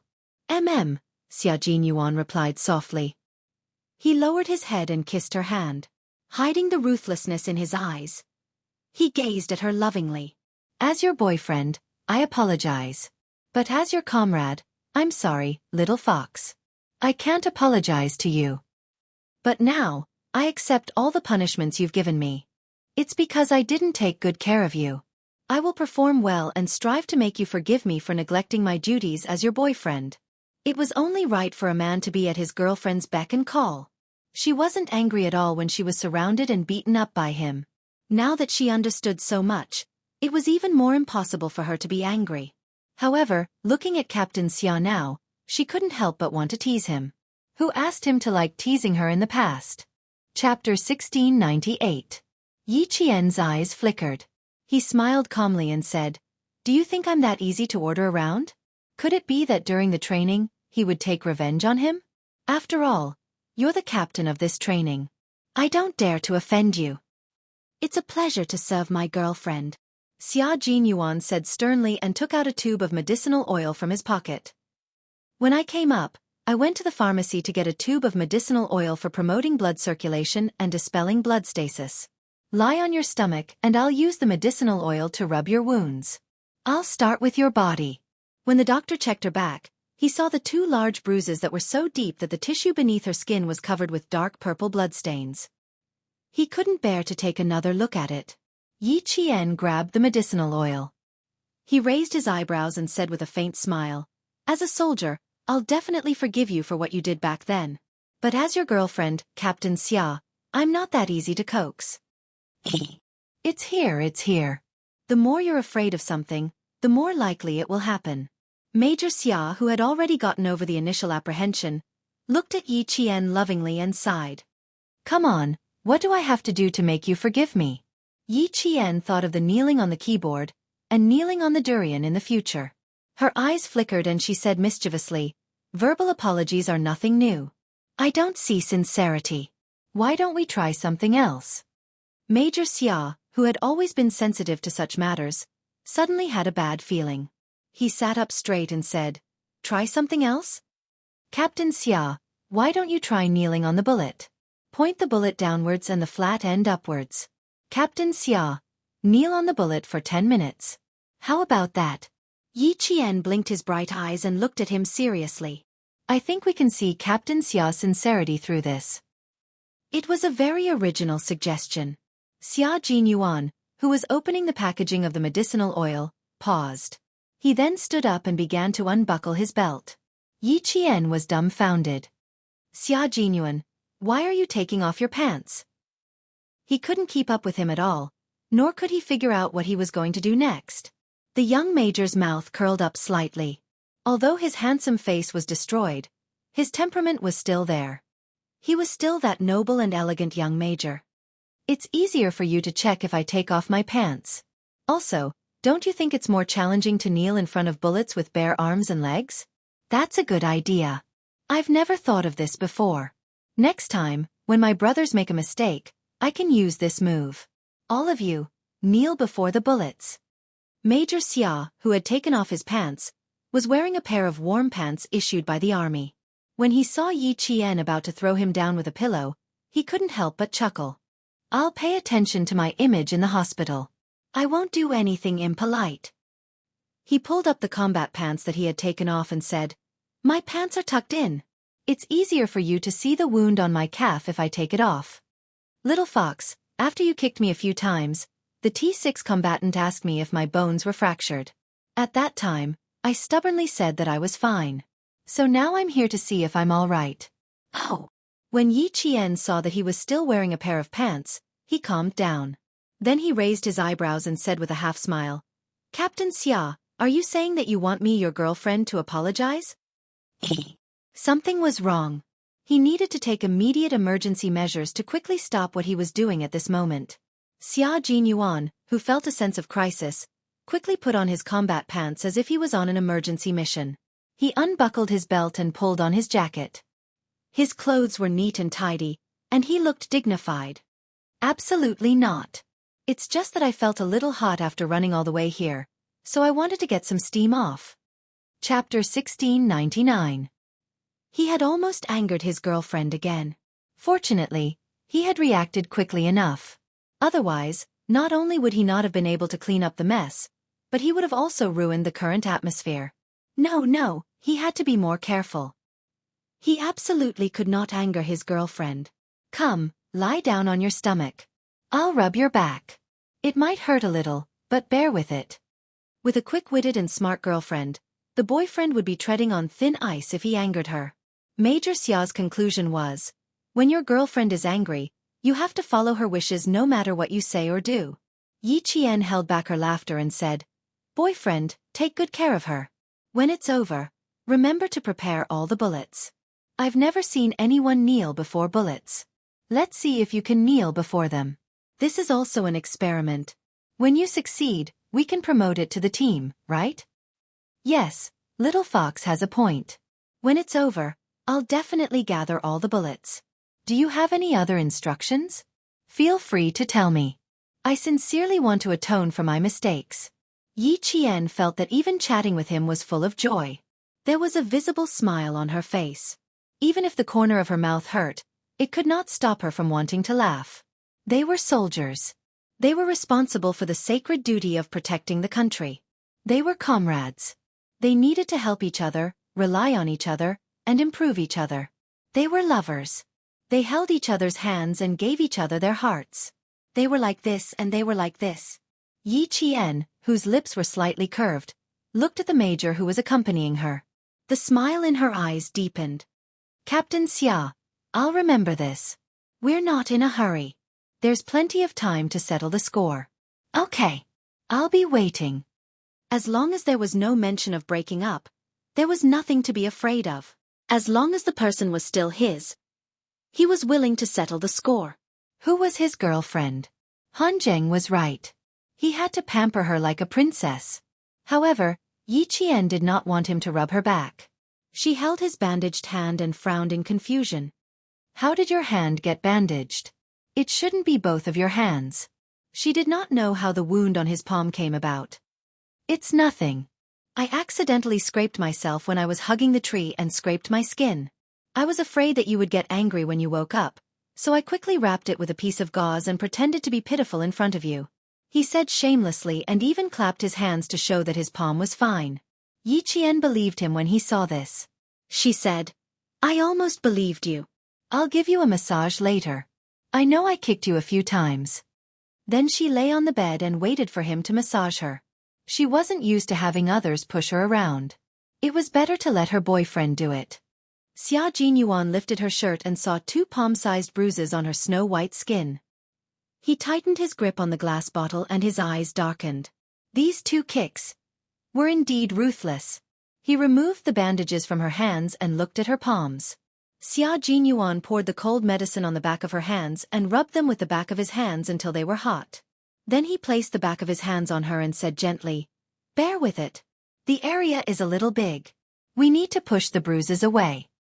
Okay, I can take it, Yi Qian said disapprovingly, but it made Xia Jinyuan's heart ache. He was the one who was ruthless, but in the end, he was the one who felt sorry for her. He had not fully adapted to the switch between being her comrade and boyfriend. Chapter 1700. Yi Qian, who was lying on her stomach, pursed her lips and smiled. He was indeed very, very good to her. Having lived 2 lives, she understood what it meant to be insincere and what it meant to be sincere. In her previous life, Yi Ying had played a game of cat and mouse with her. Instead of ending her life, Yi Ying had teased and oppressed her. Every time she found a job, Yi Ying would find ways to make her suffer. Sometimes, she wouldn't even get her salary and had to pack her luggage and leave. She had met many bad people and many good people. Because of this, she knew how to be grateful and grateful. She also knew the value of sincerity. She knew that Captain Xia blamed himself, but she wasn't angry. It wasn't because she was magnanimous or giving in, but because she understood. She had never loved anyone and didn't know how to love, but people needed to understand each other and put themselves in their shoes.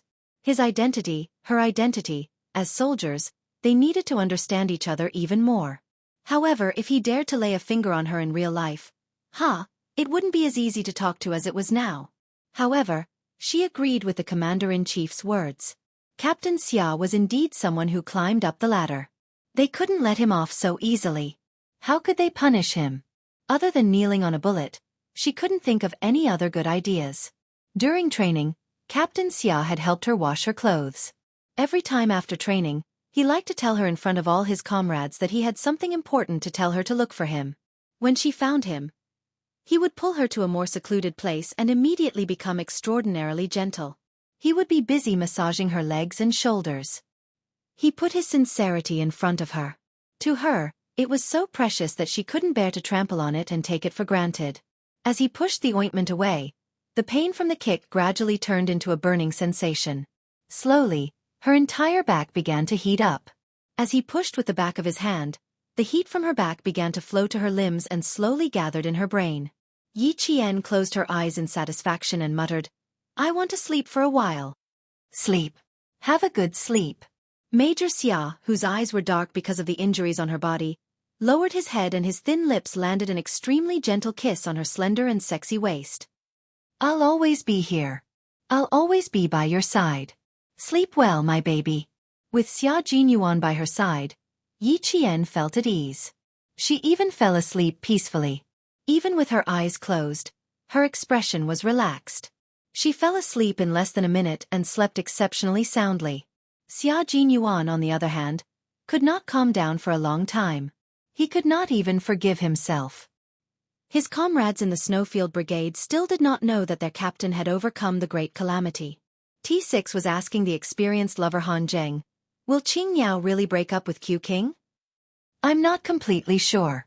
After all, Qing Yao is different from other girls, but it's possible."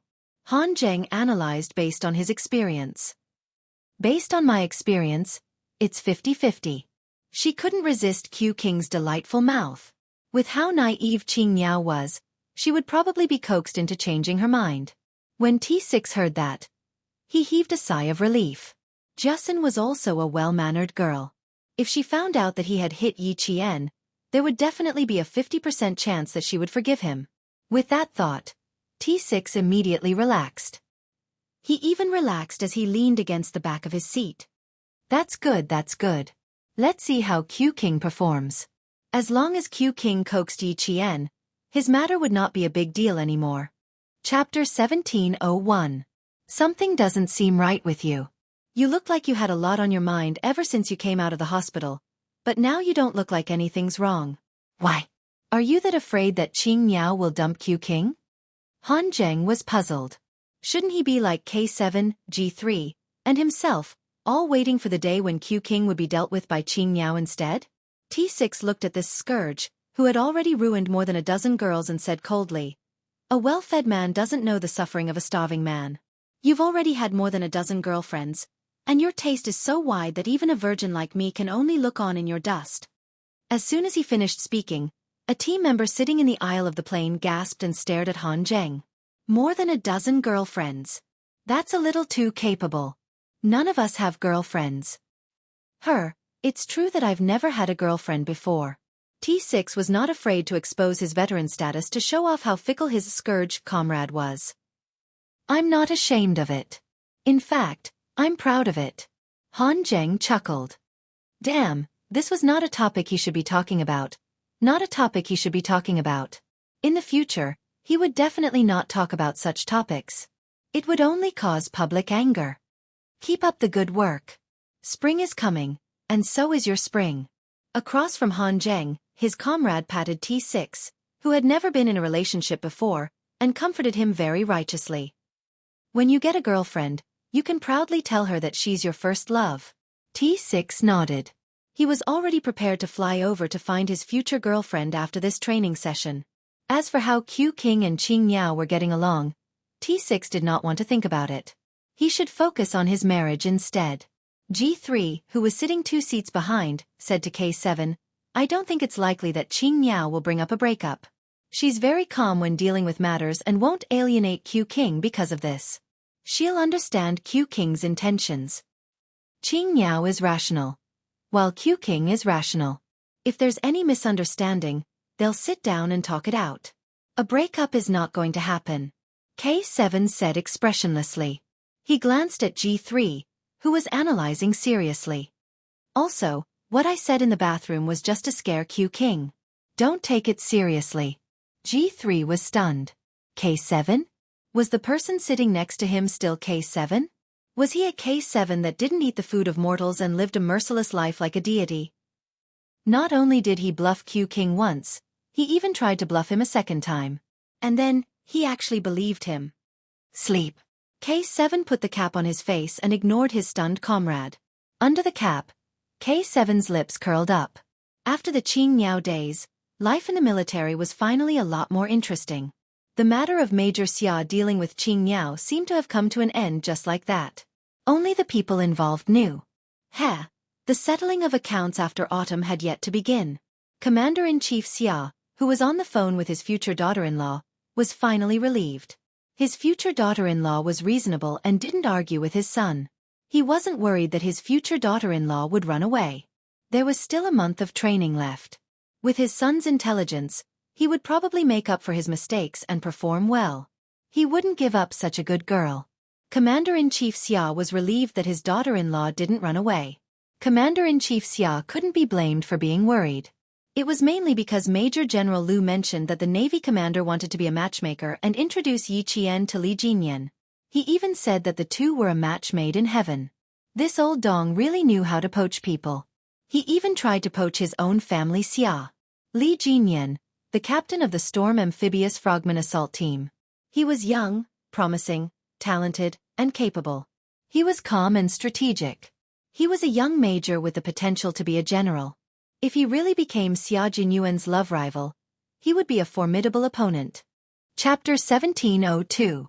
A girl like Xiao Yi was extremely rare. If he didn't seize the opportunity, she would be snatched away by someone else. He had no choice. For the sake of his family Xia and his son, he could only thicken his skin and become the father of his future daughter-in-law. Fortunately, Xiao Yi didn't reject him. Otherwise, he would have personally run over and tied Xia Jinyuan up with a rope and forced him to apologize to Xiao Yi.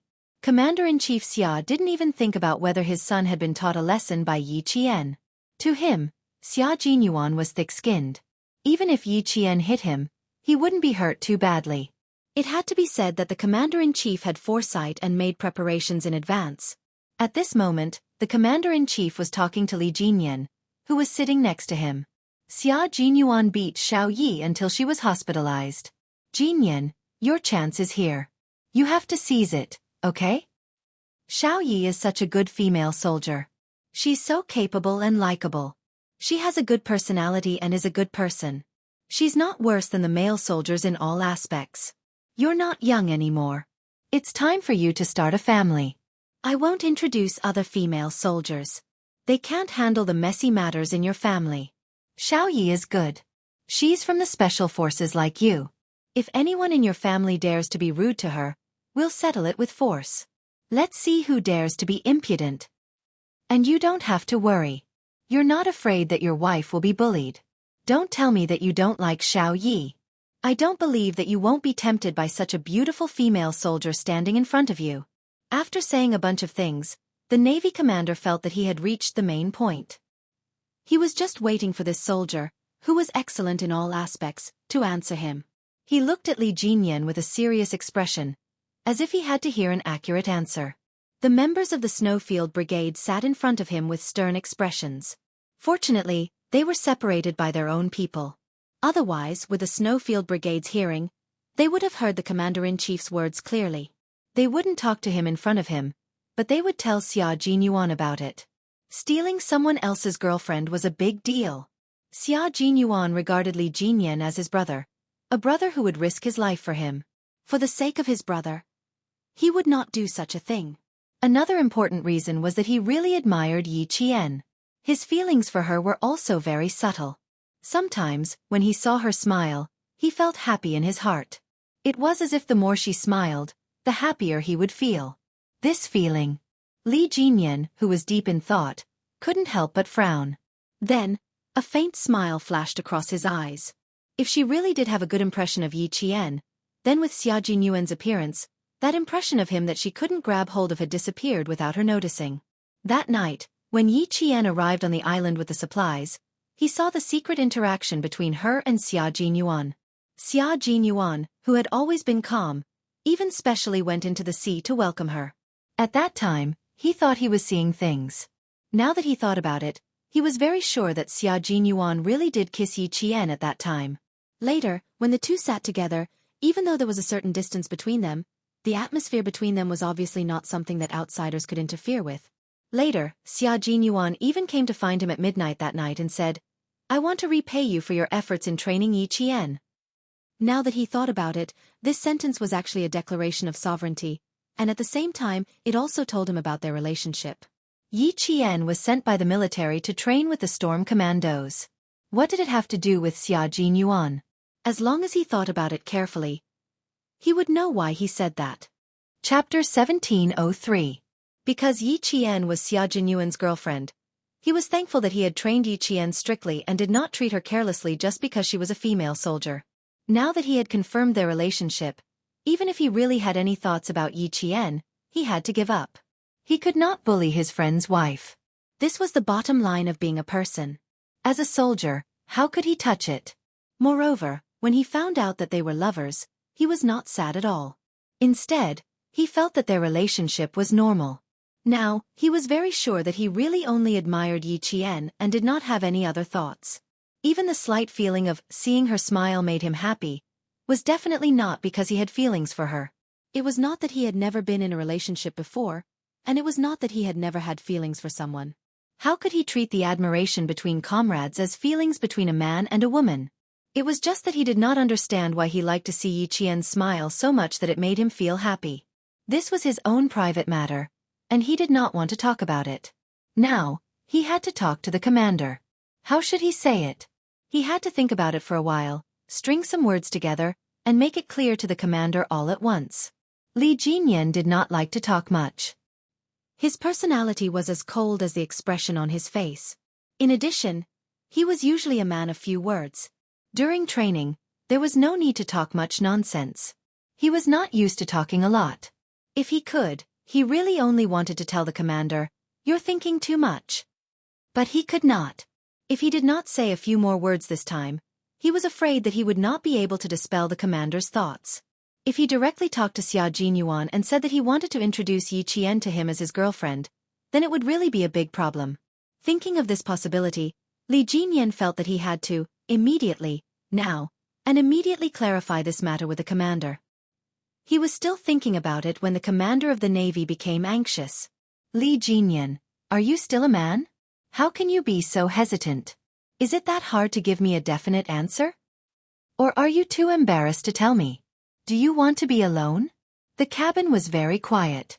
The Navy commander raised his voice slightly, and the comrades of the Storm Commandos in the front rows could hear him clearly. They were all shocked by the commander's words. "Li Jinyan, are you still a man?" Whether or not the Demon King was a man, they knew best. It was definitely a man. He was a very, very impressive and majestic man. "Commander, what are you talking about with the Devil King? Why does it sound so awkward?" "I don't know.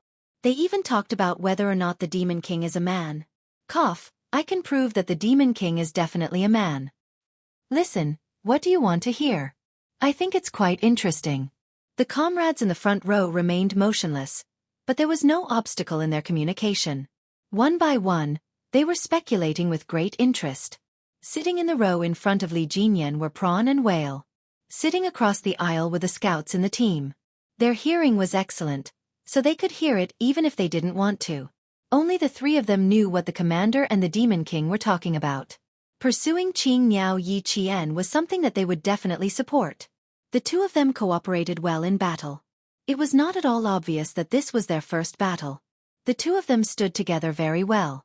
Qing Niao was tall and slender, and the Demon King was tall and straight. In addition, they were both very good-looking.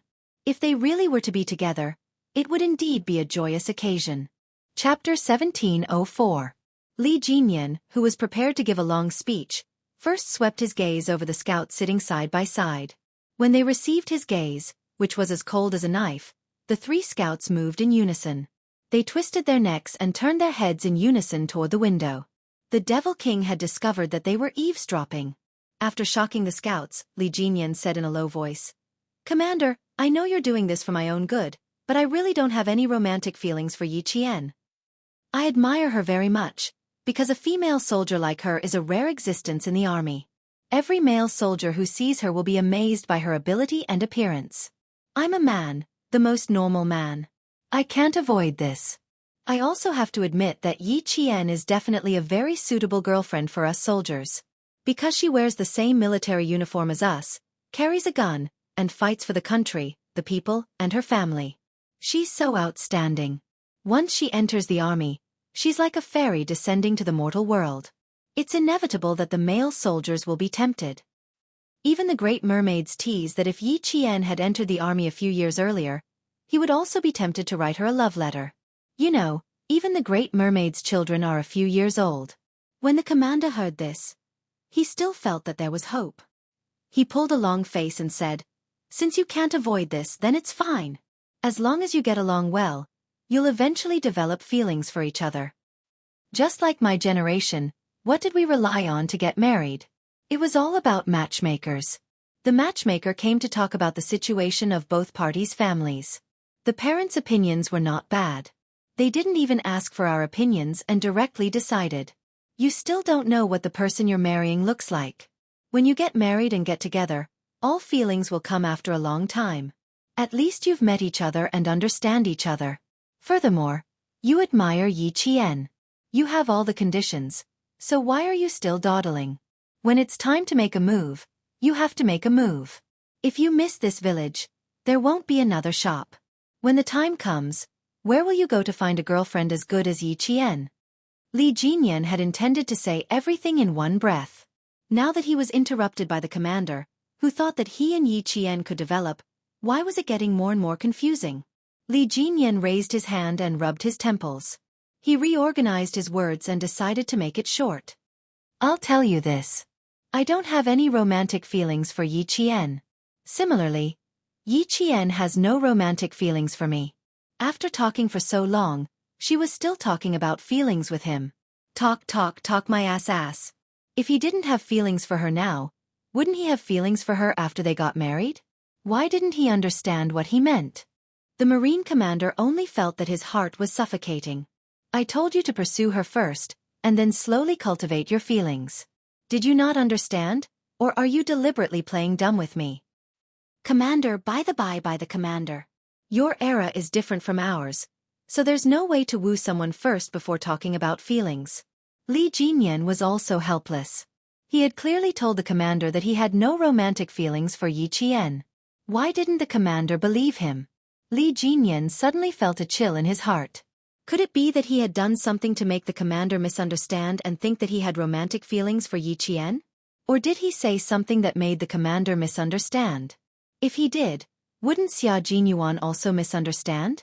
He quickly went through everything in his mind, recalling some of the things that he and Yi Jian needed to talk about during their training. After going through everything, Li Jinyan was very sure that he really didn't do anything that would cause a misunderstanding, nor did he say anything that would cause a misunderstanding. Chapter 1705. After confirming that he had not done or said anything that could be misunderstood, Li Jinyan lowered his voice and said, "Commander, Yi Qian and I can be comrades in arms, but friends can't be lovers. Are you trying to make me so angry that I want to jump off the plane?" When the Navy commander thought about how the two of them looked so compatible, and how Yi Qian was able to deal with the Li family, he wanted to set them up even more. Why can't you two be lovers? Don't tell me you don't like Yi Qian? Li Jinyan sneered. Commander, why don't you think about it? Maybe Yi Qian doesn't like me? There are millions of men in the world, and there are many who are better than me. She has the ability and education. She can definitely find a better boyfriend. What do I have? I don't have anything right now. Why would she want me? Commander, you can't just ask me to pursue her. You have to get Yi Qian's approval. Moreover, I really only admire her. It has nothing to do with romance. I don't have the time to talk about romance either. You've already made a military pledge to the military to train our storm commandos into the strongest naval special forces. We'll be able to compete with the naval special forces of the Western countries. You also gave me an order to hold me accountable if we don't achieve results. Commander, the important task now is not to find a girlfriend, but to lead our team to become a Marine Special Forces team that can reassure the country. This time, Li Jinyan finished speaking in one breath and did not give the Navy commander a chance to interrupt. Stop thinking about it and don't mention it again. It's impossible for Yi Qian and I to be together.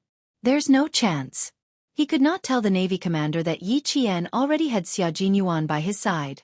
It was obvious that their relationship was still confidential. Even if he knew, he could not casually say it out loud. He could only tell his Navy commander this. The Navy commander frowned at his resolute and unnegotiable tone. He looked at him with sharp and dignified eyes. You really don't want to pursue Yi Qian? Really? If there's a girl I like one day, I'll definitely make a move and I'll definitely tell you. Please don't tell me. I only admire female soldiers like Yi Qian. The Navy commander waved his hand disheartenedly. He instantly lost interest in the personal feelings of his beloved general. After a slight pause he said, I just wanted to keep Yi Qian in our Navy openly. In the end, you didn't want to do it, so there was one less possibility. By the way, did you ask her? Have you considered staying? She clearly told me that her goal was to enter the Snowfield Brigade. She only wanted to be a member of the Army Special Forces. She didn't consider the Navy. Li Jinyan didn't hide it anymore. Since the commander asked, he would answer truthfully. It was better than thinking about it. He didn't want to have any misunderstandings with Xia Jinyuan. Now that everyone was at peace, he wanted to make things clear in advance that might hurt each other's feelings. He wanted to get rid of any bad things that might happen between them. No misunderstandings, no indifference, and in the future, they would still be comrades who could put their lives in each other's hands. The Navy commander sighed repeatedly. This wouldn't work, and that wouldn't work. There really wasn't a single possibility. Old Yang, I really admire you. I really admire you. Seeing this, Li Jinyan changed the topic. Next up is the desert training and altitude training. Commander, I'm worried that the members will suffer from altitude sickness. I plan to prepare more altitude-red medicine. We also need to carry oxygen tanks with us, just in case. Chapter 1706. When it came to training, the Navy commander no longer cared about the things that made him feel regretful. Instead, he discussed with Li Jinyan the detailed arrangements for the upcoming training. Xia Jinyuan, who was accompanying Yi Qian, was also making detailed arrangements. Training in the desert was actually more dangerous than training in the high altitude. The biggest problem was the scarcity of the source of life, water. As for the lack of a compass, Xia Jinyuan didn't think it was a big deal. There wasn't much water, and the only food that filled the stomach was a few packets of pickled vegetables, some compressed biscuits, and some red pepper. There was already a serious shortage of water, and the supplies that were given actually had to be swallowed by large gulps of water. Needless to say, this was a deliberate arrangement by the military.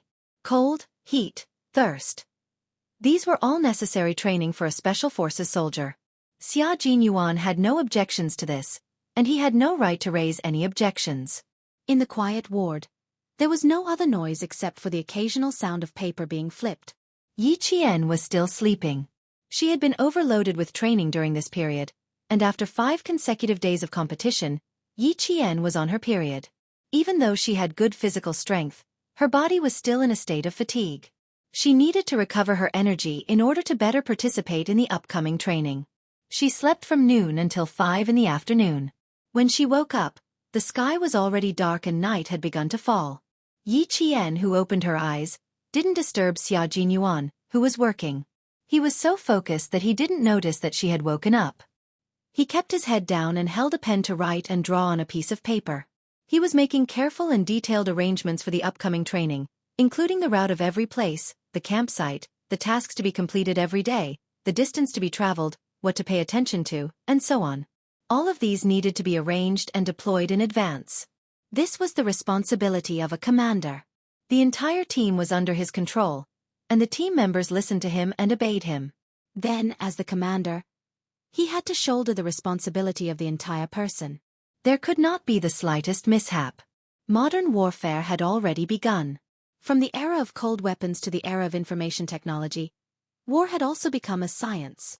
It required scientific operations, reasonable arrangements, and strict organizational procedures and operational mechanisms. As the core of the Snowfield Brigade, Xia Jinyuan had put in much more effort than any other member. Although Yi Qian hadn't officially joined the Snowfield Brigade, she knew how hard Xia Jinyuan worked. He was always at the most dangerous places, always at the forefront of the most difficult and tiring tasks, advancing and retreating with his comrades. He didn't have any special treatment because he was the captain. She was fascinated by this serious and responsible Xia Jinyuan. Perhaps he had encountered some difficulties. His originally handsome face suddenly, his side profile, which made him look even more like a soldier's dignified. The heater was turned on in the ward. He had taken off his combat uniform jacket and was only wearing a close-fitting long-sleeved shirt. The hem of his shirt was tucked into his waist pants, and the tight leather belt outlined his beautiful and sexy waist. From her side profile, she could see the beautiful texture of his strong chest muscles. Just by looking at them, she felt that it must be very safe to lean on such a chest. Yi Qian, whose face was a little hot, couldn't help but let his imagination run wild.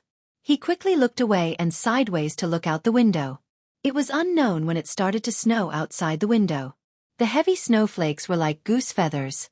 They were like fairies given by the heavens to the earth, which could drive away all the darkness and all the evil, and bury all the unfortunate and painful things in the pure white snow. Chapter 1707. It was such a quiet ward. It was so quiet that both her body and mind were completely relaxed.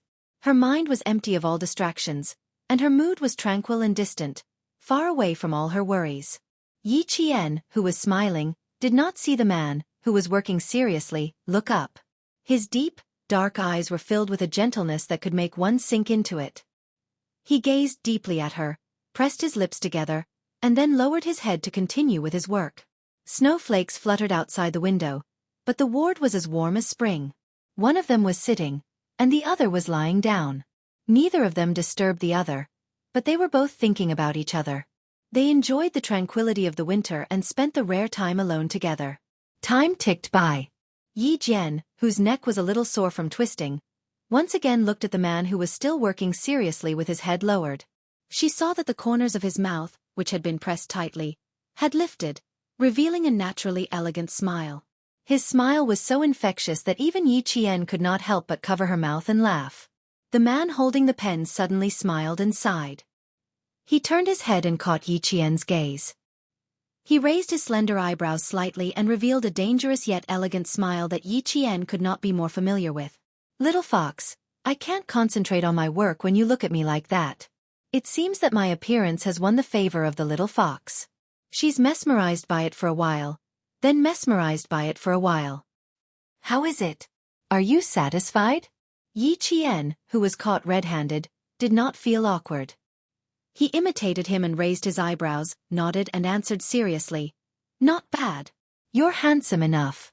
Most importantly, you have a classy aura. You're a feast for the eyes. Being handsome on the outside is one of my strengths. I'm also very handsome on the inside, but you'll have to dig deeper to discover that." The thick-skinned major accepted the compliment without hesitation. He did not forget to add a few more layers of gold. "Handsome on the outside and handsome on the inside. Are you satisfied with a boyfriend like me?" His mouth was full of nonsense. He could go as far as the sky. But it was also very interesting. Yi Qian liked this kind of lively, and intimate conversation very much. Only in this way did he feel that his life was so fresh and full of inexhaustible vitality. After her fever subsided, Yi Qian's pink lips curled into a smile. Her bright eyes sparkled like spring water as she looked at the young major who was just as happy as she was. Yi Qian said, "I'm quite satisfied for now, but I've neglected my duties from time to time. It's okay. Boyfriends all need to be trained slowly. I'll train Major to be the person I like." "That would be my pleasure."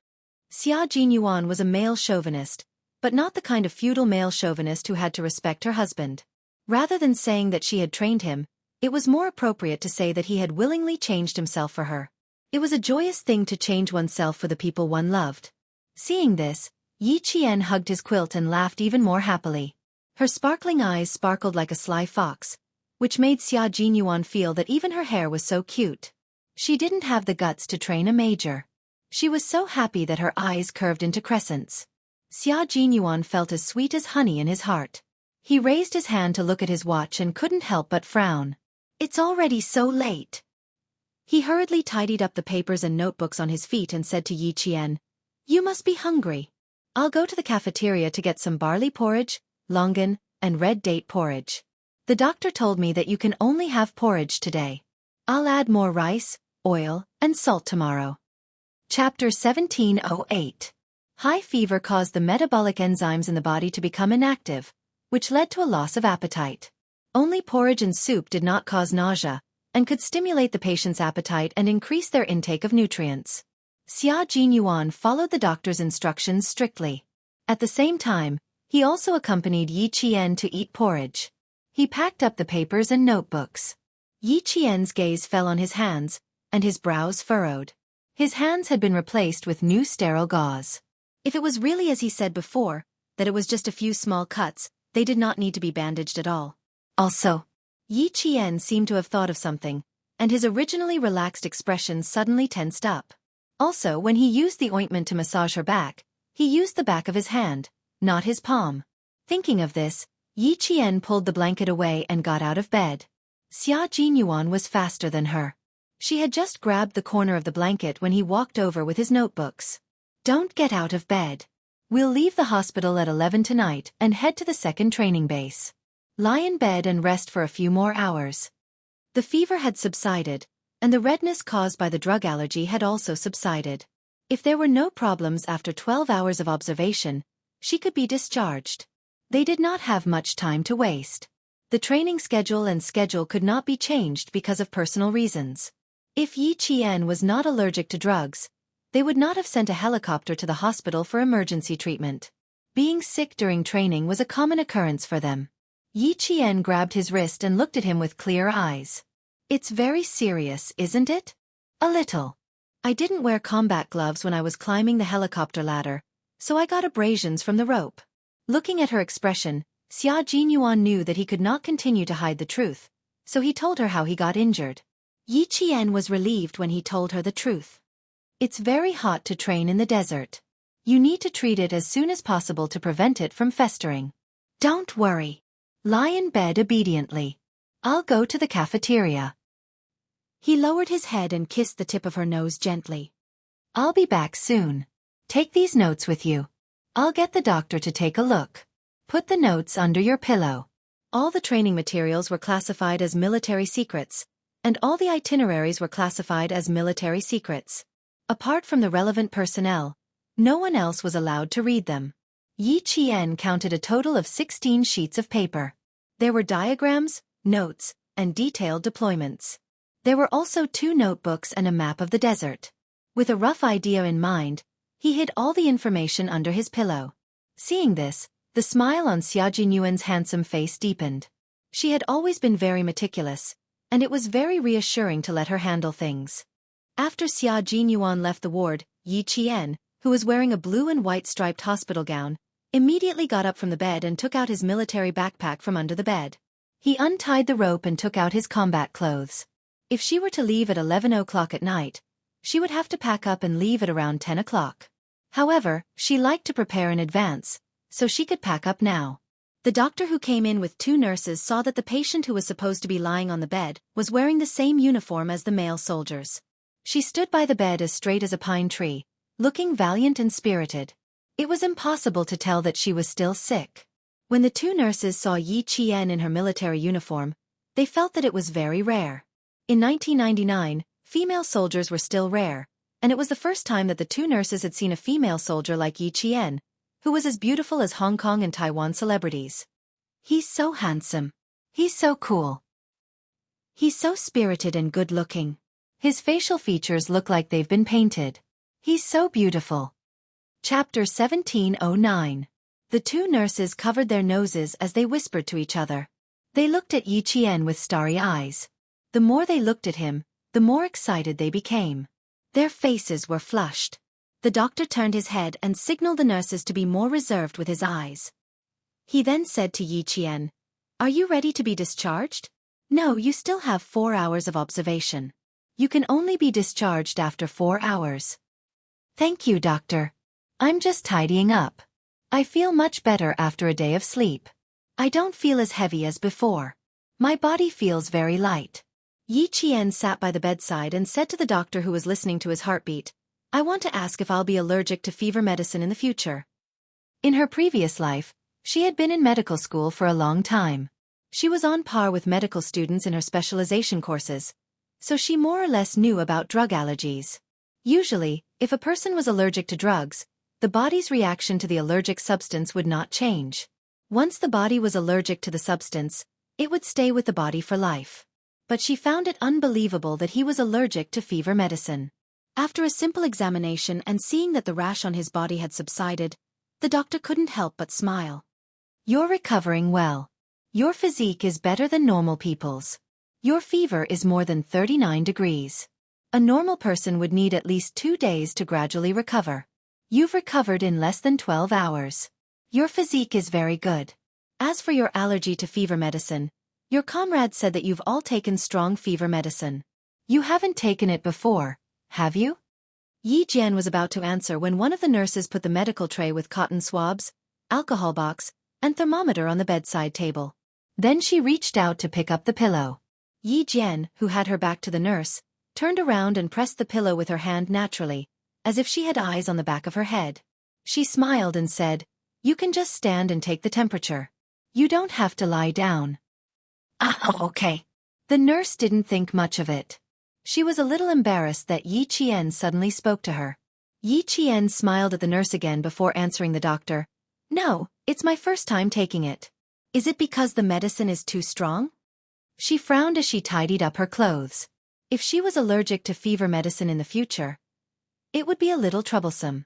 It wasn't the first time she had a high fever during a battle. It might happen again in the future. Xia Jinyuan pushed the door open and entered. He heard the doctor speaking to Yi Qian with a gentle smile. "Don't use it too much in the future. You don't have to use strong drugs. Traditional Chinese medicine will do." "Excuse me, is my comrade having a fever again?" He didn't even put down the bowl of porridge in his hand. He walked directly to Yi Qian's side and stood there like a guardian angel. His brows were furrowed, and there was a hint of worry in his expression. Even as a doctor, he could not handle talking to 2 soldiers with strong auras all of a sudden. He quickly said, "I'm still taking his temperature." Yi Qian said, "I'm asking if I can still take fever medicine in the future. The doctor suggested that I could drink Chinese medicine to reduce my fever." "Think of something good. You don't have to take medicine randomly." Xia Jinyuan gently knocked on her head and said politely to the doctor, "Thank you for your hard work today." "You're welcome. It's what we should do." The doctor also said politely. He took the thermometer from the nurse and glanced at it. His temperature is normal. He can be discharged in 4 hours. Yi Qian didn't like hospitals, and neither did Xia Jinyuan. After receiving the doctor's confirmation, they looked at each other and smiled. Even if they couldn't be discharged tonight, they would still be discharged. Chapter 17:10. After eating porridge for dinner, Xia Jinyuan took out the documents he had hidden under his pillow and said to Yi Qian, "Come, little fox, take a look at the upcoming desert training. You went to the desert with Uncle Chen for sniper training. This time, it's going to be a little more difficult. Understand the entire training plan first. As for the difficult parts, you have to persevere even if it's difficult. There's no way to change it." Yi Qian had already skimmed through it. He took out a document and asked, "Anti-war, anti-annihilation, anti-ambush, and breakout. These 4 are all team training. I've already discovered my weaknesses. I can do individual combat, but I can't find my place in team combat. I always want to rush up and solve the problem alone. It was the same every time. Just like when she was working with the devil, she also wanted to rush up and solve the problem alone. In short, she was not used to team combat. Maybe it was because she was used to being alone in her previous life. Although she had changed a lot in this life, every time she felt a sense of crisis, she wanted to face it alone and solve it alone. But she did not intend to tell anyone about these reasons, not even Captain Xia. Xia Jinyuan said, "It's normal because you haven't received any systematic training. All these years, your training has been focused on individual training. You're not used to being in a team, so your subjective thinking is more serious. As an individual, all of us are like that. The military is a furnace that can correct your shortcomings one by one. It will allow you to be reborn and become a real soldier." He had discovered this problem earlier than Yi Qian. Otherwise, he would not have suggested for her to major in command. Not only did he want to solve this problem, but he also wanted to cultivate Yi Qian's leadership skills and lay a good foundation for her future development. Hearing this, Yi Qian felt that what he said made sense. She had indeed not received any systematic and professional team training. Whether it was training with Grandpa Jen or Uncle Chen, she had only trained as a single soldier. Anti-war, anti-annihilation, anti-enemy ambush, and breaking out of an encirclement. These 4 aspects can improve your team awareness. Also, you can see how the Infernal King leads and deploys his troops, and how he arranges every soldier to the correct position. Seeing, thinking, and observing will greatly improve your combat skills and team coordination. More importantly, these are things that the school cannot teach you. That was indeed the case. Therefore, when she found out in school that she had to go overseas for pre-match training, her heart was filled with anticipation. The desert we're entering this time requires us to pass through the border, and there's also the Gobi Desert combat training. We'll have to cross a total of 8 provinces. Once we enter the border, we'll start moving. We'll walk and train along the way. You should pay attention to your body and report back if there's anything wrong. Once they entered the desert, they couldn't let anything happen to their bodies. If something did happen, it would be quite troublesome. We don't have a compass, and we don't have many supplies, so we have to take care of our bodies. Xia Jinyuan reminded him again. Then, he took out the list of supplies and pointed at one of them with a smile. The good news is that with the exoskeleton power equipment this time, even if we enter the Gobi Desert, we will be able to move as fast as flying. This was a type of equipment with a modular design. Each module could be stacked in a standard individual protective kit. The height could be adjusted, and it was suitable for individual soldiers of different heights. It was convenient to wear, and it didn't even take 30 seconds to put it on and off. Chapter 17:11. Yi Qian had never heard of it before.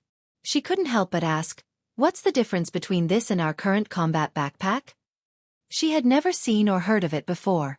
She didn't understand it at all, nor did she have a basic understanding of it. When Xia Jinyuan saw this, he picked up a pencil and began to draw on a piece of paper. Our current combat backpack has a large capacity, so the load is also large. This time, we're carrying 25 kilograms of combat equipment. I'm sure you'll have a hard time. But this exoskeleton power device is different. This is a human equipment fusion device. Its booster device has the function of combining biological, mechanical, and artificial intelligence. It can withstand a load of more than 100 kilograms. The average speed of marching is no less than 300 meters per minute, with a maximum speed of 400 meters per minute. Its self-contained energy can last for no less than 24 hours. At the same time, it detects the individual soldier's muscle activity through sensors distributed at the shoulder, waist, knee, calf, and other parts of the body. It generates force, movement, and other parameters and outputs them to the control system. When she heard this, Yi Qian was dumbfounded.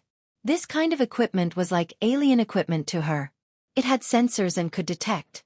Just listening to it made her feel like there was a high level of science and technology involved. Seeing her shocked expression, Xia Jinyuan couldn't help but raise his hand and affectionately scratch the tip of her nose. He smiled and said, I haven't explained everything yet and you're already so shocked. When I'm done, won't you be so shocked that you'll think that this kind of equipment doesn't exist? I wouldn't think that this kind of equipment doesn't exist. I just think it's very rare. Yi Qian looked at the simple drawing he made. She looked left and right, but couldn't see anything special about it. Xia Jinyuan sneered. I'm also surprised every time I see it. But this kind of equipment isn't only secretly researched by our country. It's the same for Western countries as well.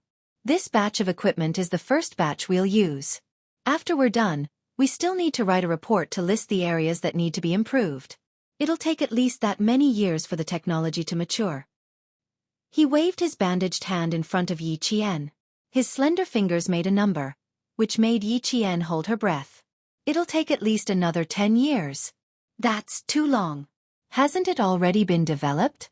A missile or a man-made satellite doesn't take that long. Yi Qian couldn't believe it. How was it possible that a device would take 10 years to mature? In her previous life, when she entered the 21st century, the US revealed many secret weapons in their wars against Iraq and Afghanistan. It would take at least 10 years for a piece of equipment to mature. Xia Jinyuan, who was tapping the paper with the tip of his pen, smiled and sighed. For a long time, the development of infantry has been based on improving the individual combat ability through mobility, defense, and attack. But now, it's no longer possible. We need to add information power. With the increasing number of combat equipment, there are countless weapons that can be carried by individual soldiers. Each of them has its own specific function and adaptable combat environment. Take grenades, for example. According to their uses, they can be divided into anti-personnel, anti-tank, incendiary, smoke-emitting, illuminating, anti-riot grenades, as well as practice and training grenades. Anti-personnel grenades can also be divided into two types: defensive, fragmentation, and offensive, explosive.